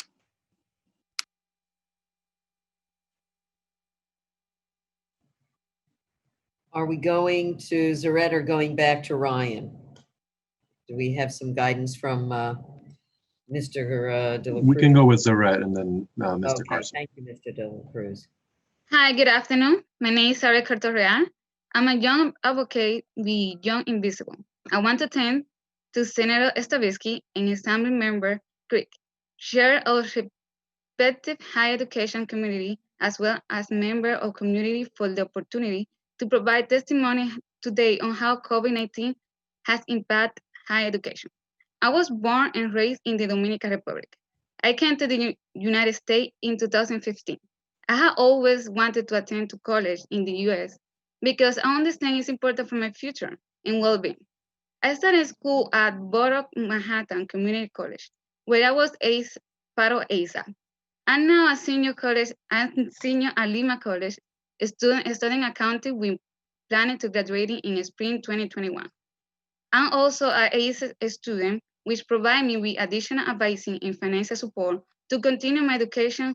Without this program, I wouldn't be able to attend a college. Housing insecurity and homelessness is very real among college students, even before COVID-19. I am sure it's even worse now given the economic crisis this pandemic has created. Unfortunately, I found myself in a similar situation where I couldn't afford a place to live because I had to take 15 credits that semester. I couldn't continue to work full-time job and I had to reduce my work hours. So I don't have any family here, nor even money to get another place. I had no choice but to move in a shelter. Shelter not provide the support and resources necessarily for students to continue their education. For example, it didn't allow for occupants to use laptop and have internet access, making it hard for me to continue my coursework, which is now all online. As a result, I had to go to friend's house to complete my schoolwork. I'm very grateful that my friend was able to help, but as the virus grew, she didn't want me to come over, given that I was exposed to many different people in the shelter, which I could understand. During this time, I also found out that I was with a child. So commuting from the shelter to my friend's house just to complete my work was really a struggle. Due to my situation, I was temporarily removed and placed in a campus dorm, which is currently coming to an end on July 31st. Professors were also not very supportive and flexible into the transition to online learning. Some professors thought that I was using my situation as an excuse. One of them told me that if I wanted to pass the class, I would have to submit my homework no matter what.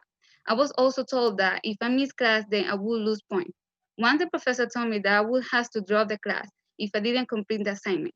In addition, many of the professors would only take questions during class and wouldn't respond to questions via email. They were not flexible at all. Not every college student has a place where they can continue their education remotely because not have access to the internet and use their computer inside the shelter. CUNY should place students living in shelter and all the students experience in holiness in dorm and facility where they can study and work remotely. In addition to computers that can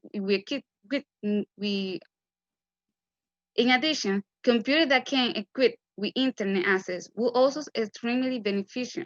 In addition, professors should be flexible with students.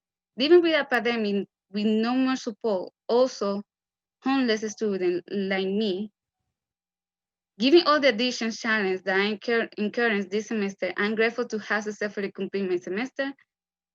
I will complete to pursue my degree as well as pay internship or job this semester, and I'm optimistic about my future. In the meantime, I hope that my testimony today allow you to provide the necessary support to help students like me in the fall and in the future years, regardless of this pandemic. Thank you so much.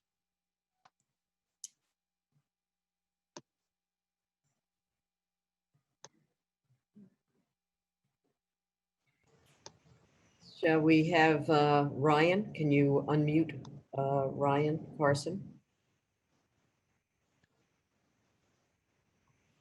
There we go. Perfect. Can you hear me? Yes, you're on the air. Awesome. Perfect. Thank you so much for having me. So good afternoon. My name is Ryan Thorson Carson, and I'm the Higher Education Coordinator for the New York Public Interest Research Group, NYPIRG. So obviously NYPIRG would like to take the time to thank Senator Stavisky and Assemblywoman Glick for the opportunity to testify today. So I'm actually delivering testimony today on behalf of Santana Alvarado, who is NYPIRG's Board of Directors Chairperson and a Hunter College student.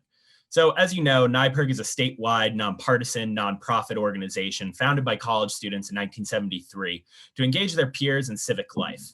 Our board of directors solely consists of college and university systems elected from public and independent college campuses with NYPIRG chapters all across the state. So I've submitted our written testimony, but I'll be doing a couple of highlights right now. So NYPIRG applauds your decision to hold this joint hearing. It's important for current college communities at SUNY, CUNY, and independent colleges that the pressures created by the pandemic, as well as the more long-term structural stresses, be monitored and addressed by the legislative branch. Today's first step must be followed by legislative actions to ease the burden on students and address the decades-long budget crisis that higher education institutions have endured in New York. COVID-19 has had major impacts on students and higher education institutions. In the immediate, schools closed and classes and student activities abruptly moved to virtual formats. Too many students were left with insecure housing, access to food, and access to the internet. But many of these stresses did not start this past spring semester. The COVID crisis has exacerbated an already precarious situation. Class offerings were already too slim for many students to get the credits that they needed to graduate on time. Staff layoffs very well may aggravate this problem. Over the past decade, the growing TAP gap and virtually flat state funding to SUNY and CUNY campus budgets has starved campuses by the tens of millions of dollars per year, putting student services and educational quality at risk. CUNY has reported a $74 million TAP gap last year, and New York has spent the past decade shifting the cost of education onto the backs of students to the tune of $2.5 billion in additional tuition coming out of students' pockets. Many students that were paying part of their tuition out of pocket are anxious about how they will pay this coming semester. Queensborough Community College student government president Ankush Gaba described life for many immigrant students during the pandemic, quoting from him now. Because of COVID-19, I haven't been able to work for months, but I still have to pay off my bills and help support my family. I am an immigrant. The only way I can pay for college is by working and working too much. I have to deal with my travel expenses, meals, and then my tuition or textbook expenses. I work 3 jobs to get myself going and also help my family financially, as we are here to make our future.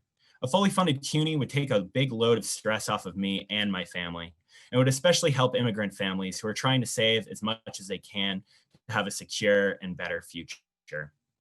So NYPIRG urges the following steps to assure that students receive a quality, affordable education.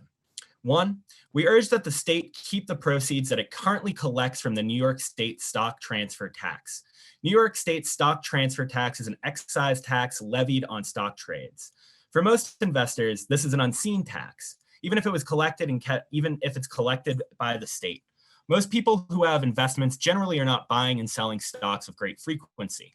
Wall Street speculators, on the other hand, seek to jump in and out of investments at a rapid pace, and those would be the people who would pay the vast bulk of this tax. New York needs the money, the state collects it, and it gives it back. While the state is in a crisis, NYPIRG believes you should keep it. 2, the state must ensure that adequate revenues are made available to SUNY and CUNY to not only maintain services, but to offset budget shortfalls from a tuition freeze and to eliminate the TAP gap. For many New Yorkers who have been unemployed for months, a tuition increase could decide whether a student will be able to attend college in the fall. Further, colleges were already facing a large financial burden due to the TAP gap. The state should both cover the current TAP gap shortfall as well as increase the TAP maximum award to cover the cost of public college tuition and reduce the financial stress on individual colleges. 3, many of the state's independent institutions need relief as well. For this reason, we propose an expansion of the state's Bundy Aid program. This program provides funding directly to independent colleges to supplement student financial assistance and general operating support. The state has funded Bundy Aid at $35.13 million for the past 3 years. Students at independent colleges and universities who qualify can benefit from state aid that flows through Bundy Aid. 4, expand the TAP program. Current credit barriers make the program difficult for part-time students and educationally disadvantaged students to access. Graduate students are currently ineligible for TAP, creating a large financial burden to attain a degree that becomes increasingly important in the modern workforce. TAP is not available in summer and winter sessions. Expanding TAP to winter and summer will help students stay on track to graduate. While many students pursuing their bachelor's degree do not complete it in 8 semesters, a lack of access to financial aid may be a burden that forces the student to leave school. This is a bad return on the state's investment in financial aid. As I mentioned earlier, raise the maximum TAP award to cover the full cost of public college tuition. And finally, 5, maintain student services. As the pandemic continues to rage, the toll on the mental health of college students and all Americans is deeply concerning. It is important that health services be made available to all students. Moreover, as the financial situation becomes more difficult, there will be pressures for colleges to divert funds for student services to other areas. Some of these programs are funded by student activity fees, money that students have raised for their own programs. Colleges must avoid seizing these funds. It is simply false that student services are not in demand, even with more classes being held remotely.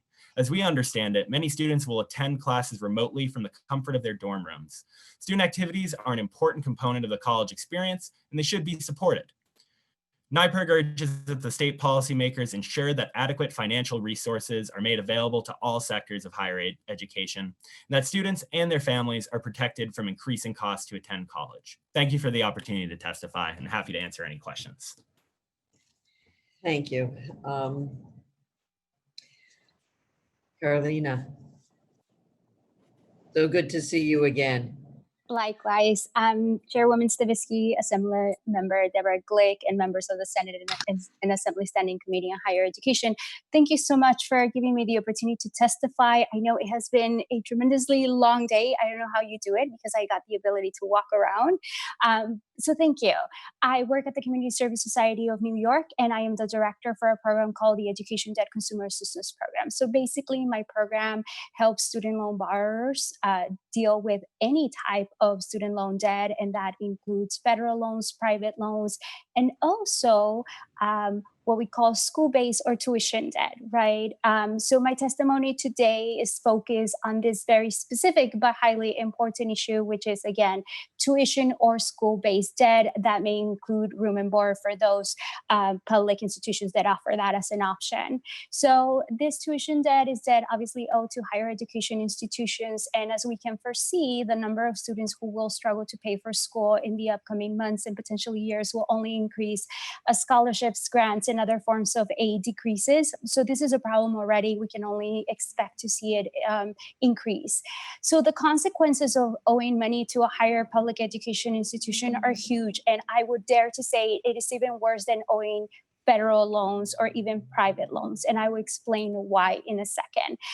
In the immediate, if you owe any money, that could be $100, that could be $2,000, that could be $7,000 to a public higher education institution, you are prevented from registering for classes until payment is made in full, right? Like you have to pay it in full. And again, it doesn't matter the amount of debt you owe.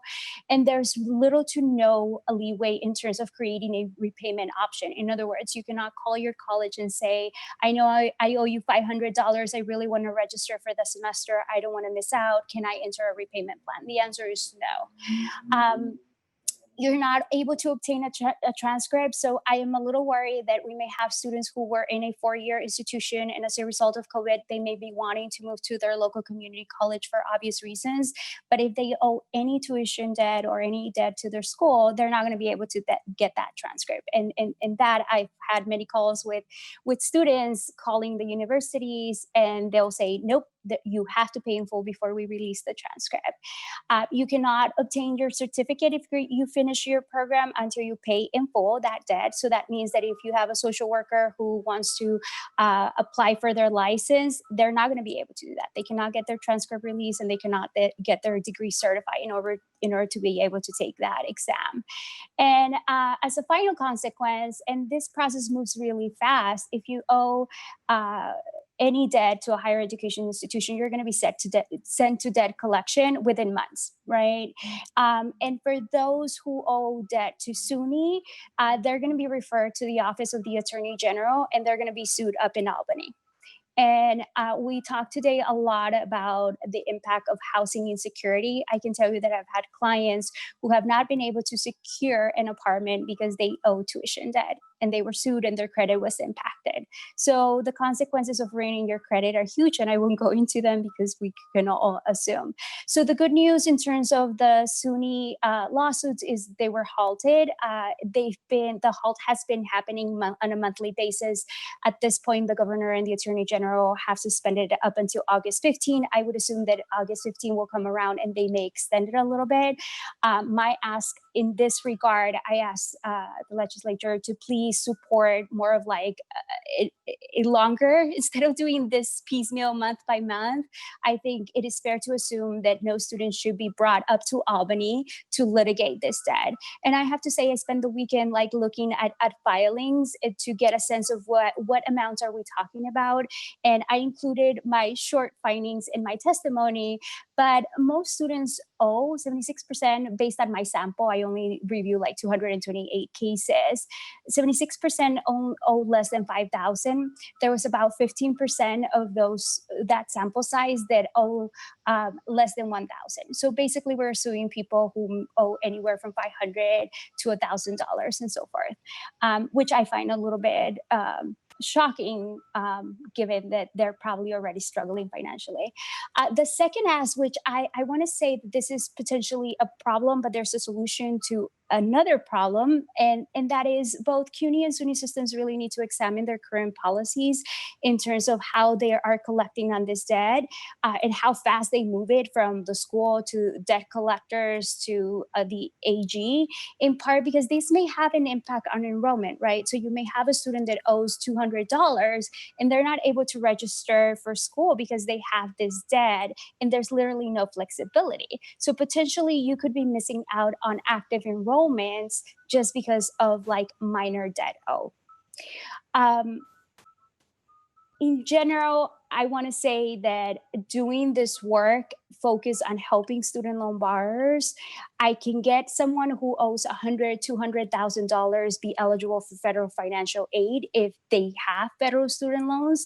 I cannot help someone who owes $200 or $500 on this. And that literally breaks my heart. When I get that call, and recently I've been getting those calls from someone who says, I owe a tuition bill. And when I explore what's your ability to pay this, and it is currently none, I can't do anything about it. I will still get on the phone, do some advocacy, knowing that I'm not going to get anywhere because there's no negotiation in this debt, which I find a little bit surprising that I cannot negotiate $500. And it is really stressful and frustrating. So I really encourage everyone to look at this issue. I think this is an opportunity for us to take on the low-hanging fruit and create a big impact. It may not be a huge impact in terms of numbers, but in terms of meaningful impact on those lives, I can guarantee you that is the case. Thank you so much. Thank you. Very, very interesting and hair-raising at the same time. Darlene?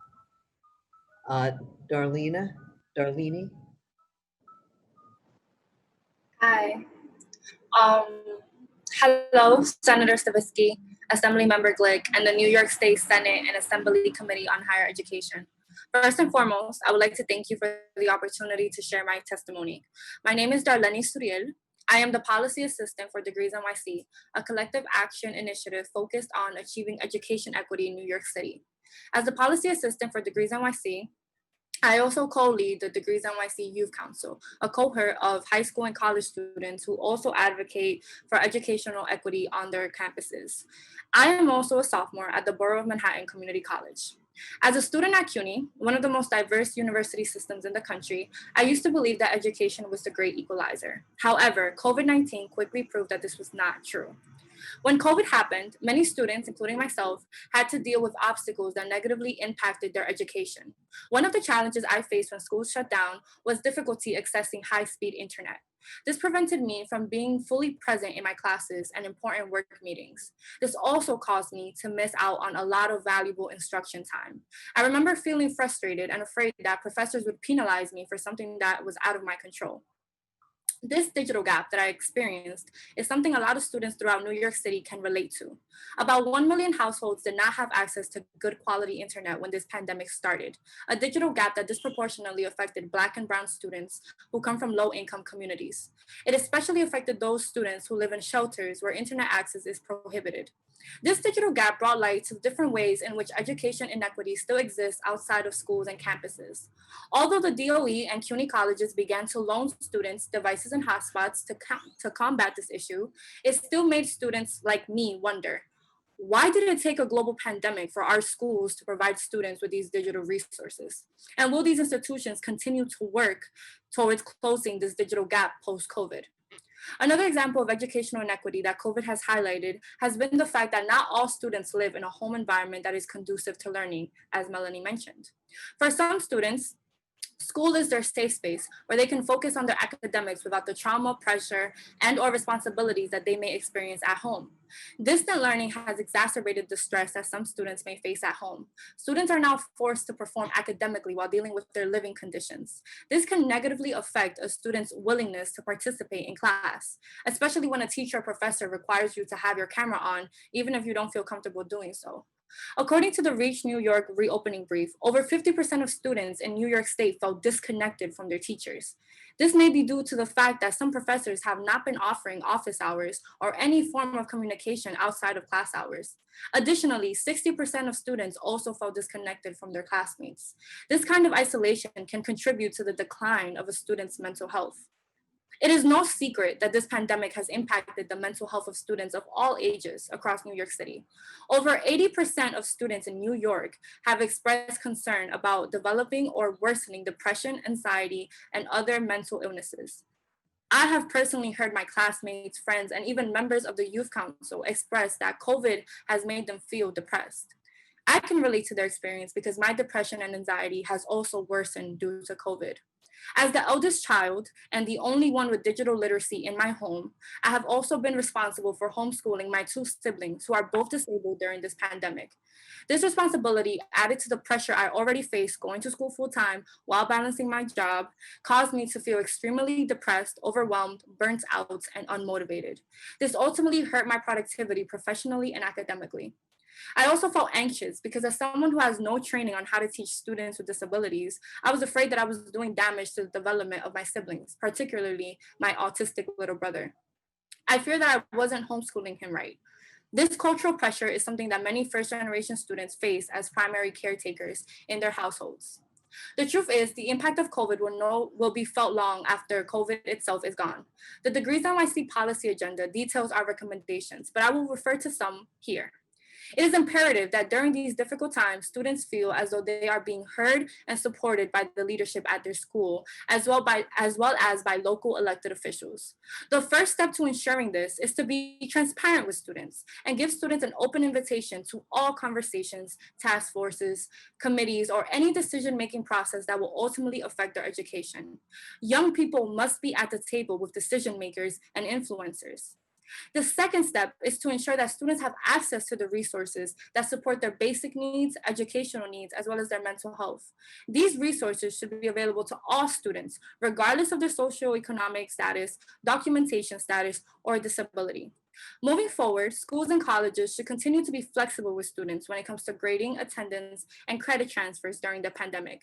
Many students are still learning how to navigate their education during a pandemic while experiencing personal grief and trauma that might impact their academic performance. Finally, I strongly recommend freezing tuition for CUNY and SUNY students. It would be very insensitive and disrespectful to students to increase tuition at a time when thousands of students and their families are facing unemployment, eviction, and hunger. Thank you for your time. You know, I don't have specific questions. I don't think I took a lot of notes. What I think this panel has done, and in particular, I am horrified at the issue of the public higher education minor debt that could make it impossible for somebody to register. I was aware of the fact that students couldn't get their degrees, their diplomas, if they had any outstanding debt. I didn't realize that term to term, you couldn't register or transfer because you couldn't get a transcript. Very disturbing. And that's something that I think we definitely could talk to the systems about what that amounts to. Because in individuals, it's, you know, if you have 200,000 students and you're shy $500 on each of them, you know, it starts to add up to real money. But I think that there have to be some different approach and some ability to look at that on an individual basis with a little bit more flexibility and certainly extending the halt on suits for some extended period of time is critical. I have to apologize for not being sufficiently aware of the situation that students who are homeless are facing in their ability to access Wi-Fi and their use of laptops at shelters. It's actually, I apologize for not realizing that that was an additional barrier. So I think that what I want to leave you with is that I have, I think, about 15 pages, both sides, of the 30 pages of notes that I've taken that I have to review about what we need to do as committees.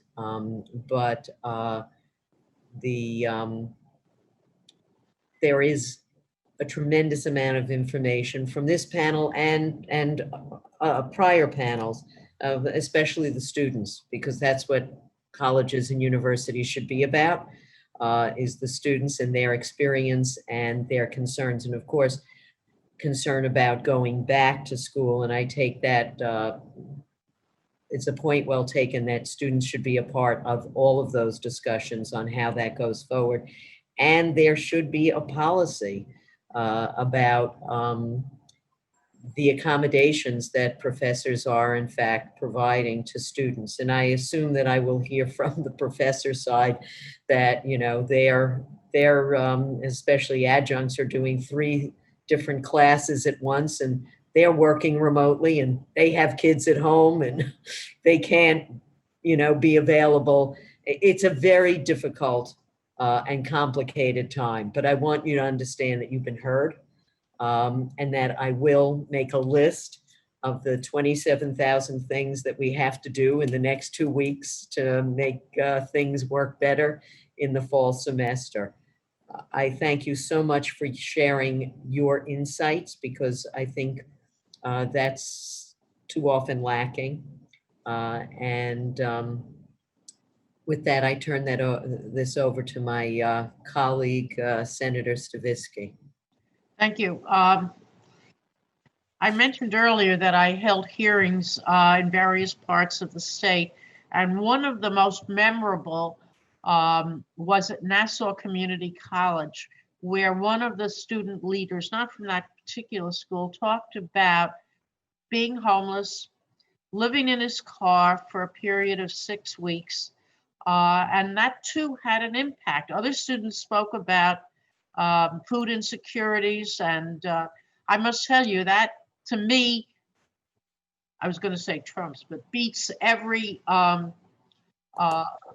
any other testimony, because it's real, and we obviously have to do something about it. I have one quick question on the student debt issue, because I think that is a very serious one also.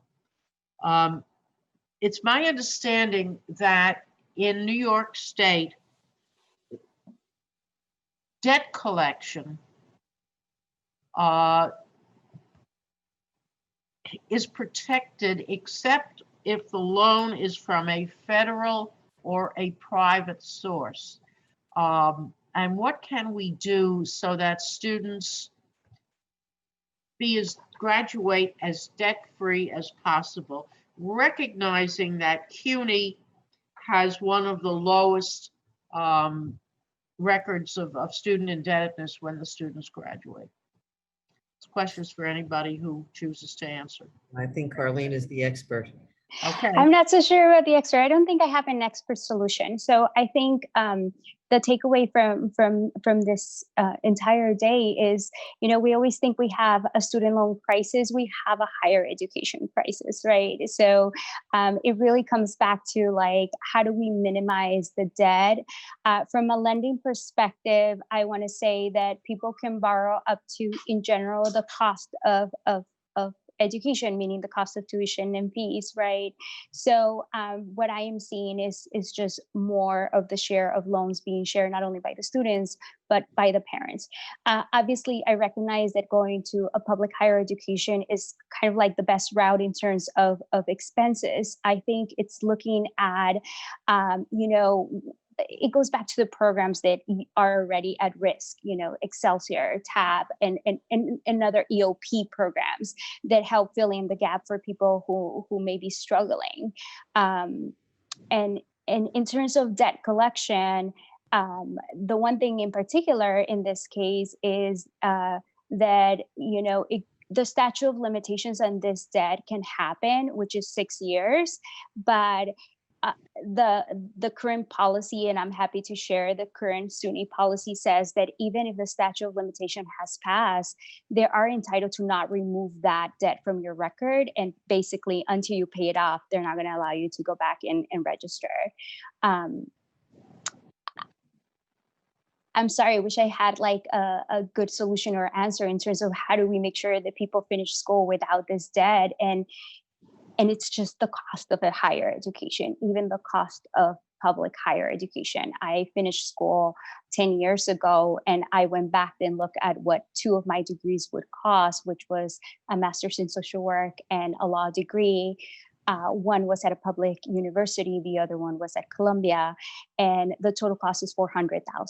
Like, how in 10 years does it amount to that, right? So it's just too expensive. Wages are stagnant. We just have such a bigger issue that there's no easy solution. I do wholeheartedly believe, as much as my entire work is focused on student loan debt, that we really need to focus and reframe it as this is a higher education issue, because that's the only way we're going to turn it around and really address for people moving forward the cost of higher education, which again, I'm really worried it's not only spilling to students, but it is now spilling to parents and grandparents. So that's a crisis within a crisis, Lumi. Thank you. Assemblywoman. Joanne Simon. So thank you. I really wanted to just thank you all for this incredibly helpful testimony, and to also ask you just a quick question.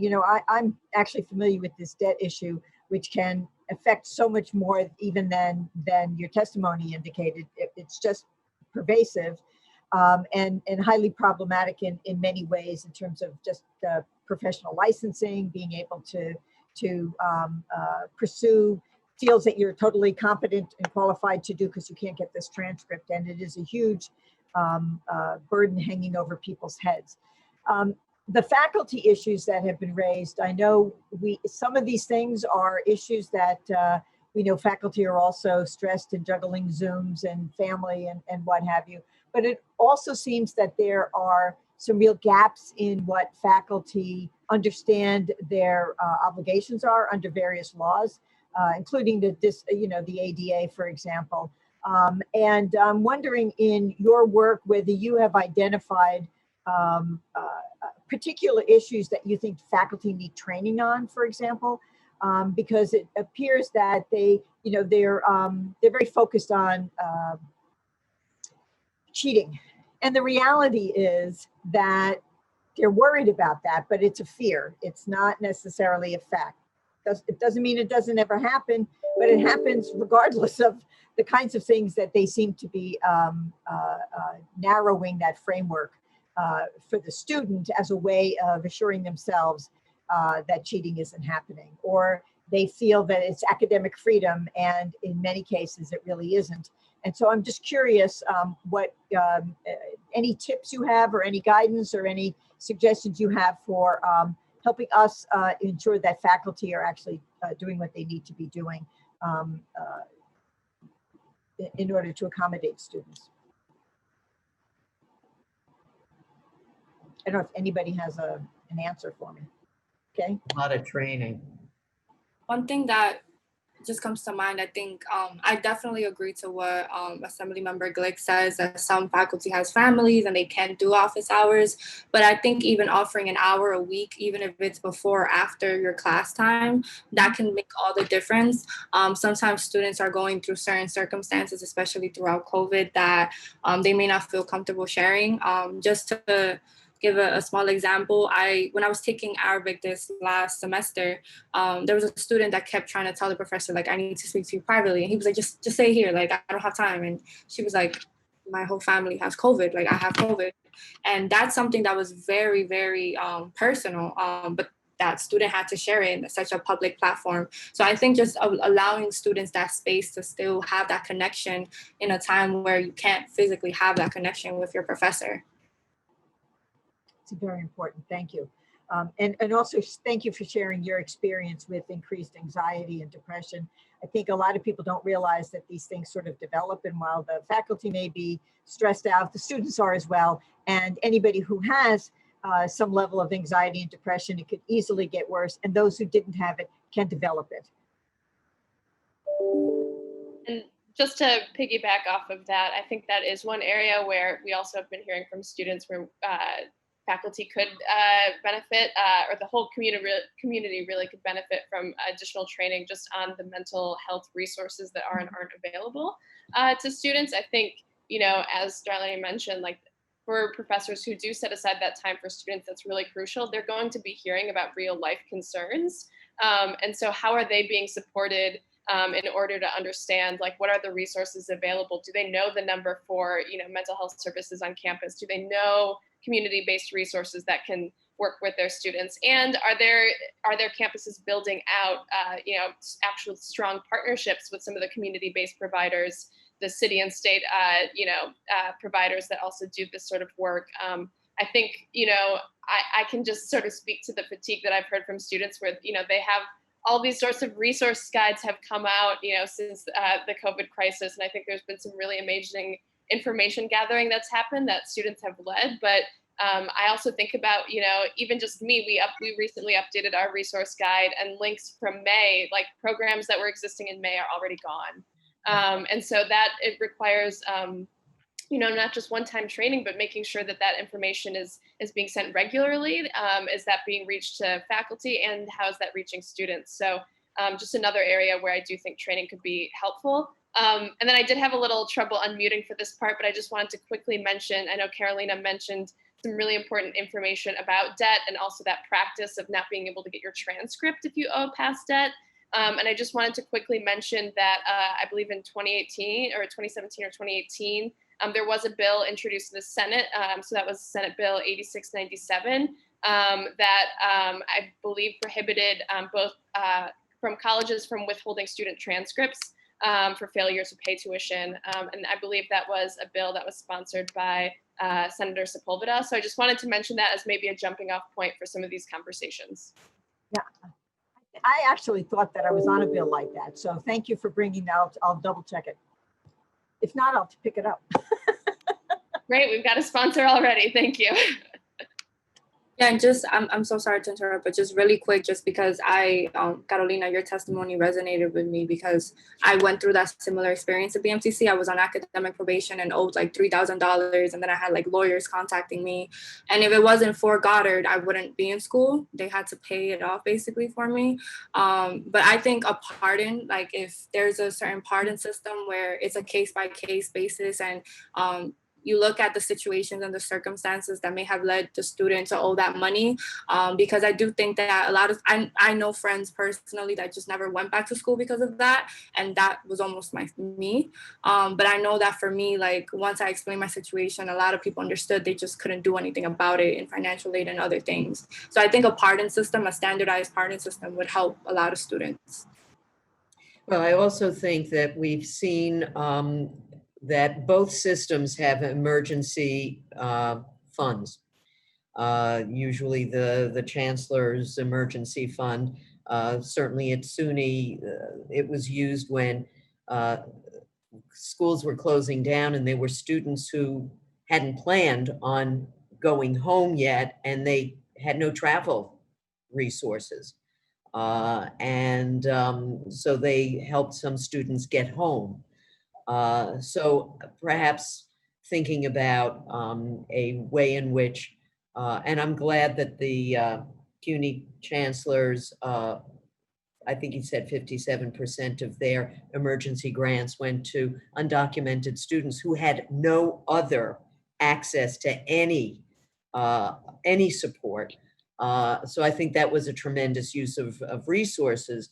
And I was impressed that it was 5 million, but I'm sure that goes pretty quickly when you have 200,000 students. So we need to think about having the ability to have some emergency funding set aside specifically for emergency debt relief so that we don't have, I mean, there's all this talk about retention of students from one term to the next and how important that is for enrollment. And as you mentioned, Carlina, that would be one of those things that could help enrollment stability would be having some resources to resolve small amounts of debt from the prior semester. So again, thank all of you. Zaret, yes, why don't we unmute Zaret? I think she has something.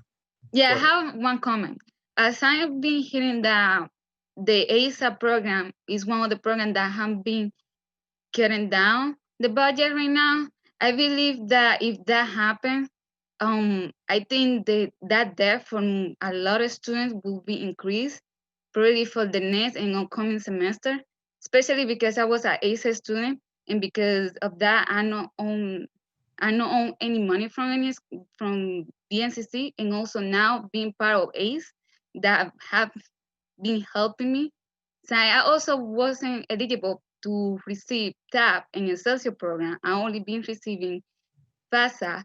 Therefore, ASA and ACE have been helping tremendously a lot to finish my bachelor in my degree. So that's a comment that I wanted to mention, that the eligibility in the budget should be a little bit bigger for those students who is coming or not getting as much as is planning to get for the next coming year.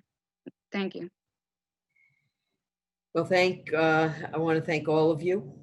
It's been not just enlightening, but very moving. So thank you for sharing your thoughts, your experiences, and I, look forward to reviewing my notes and making my top, 30 recommendations out of this. And I turn it over to my great colleague, Senator Stavisky.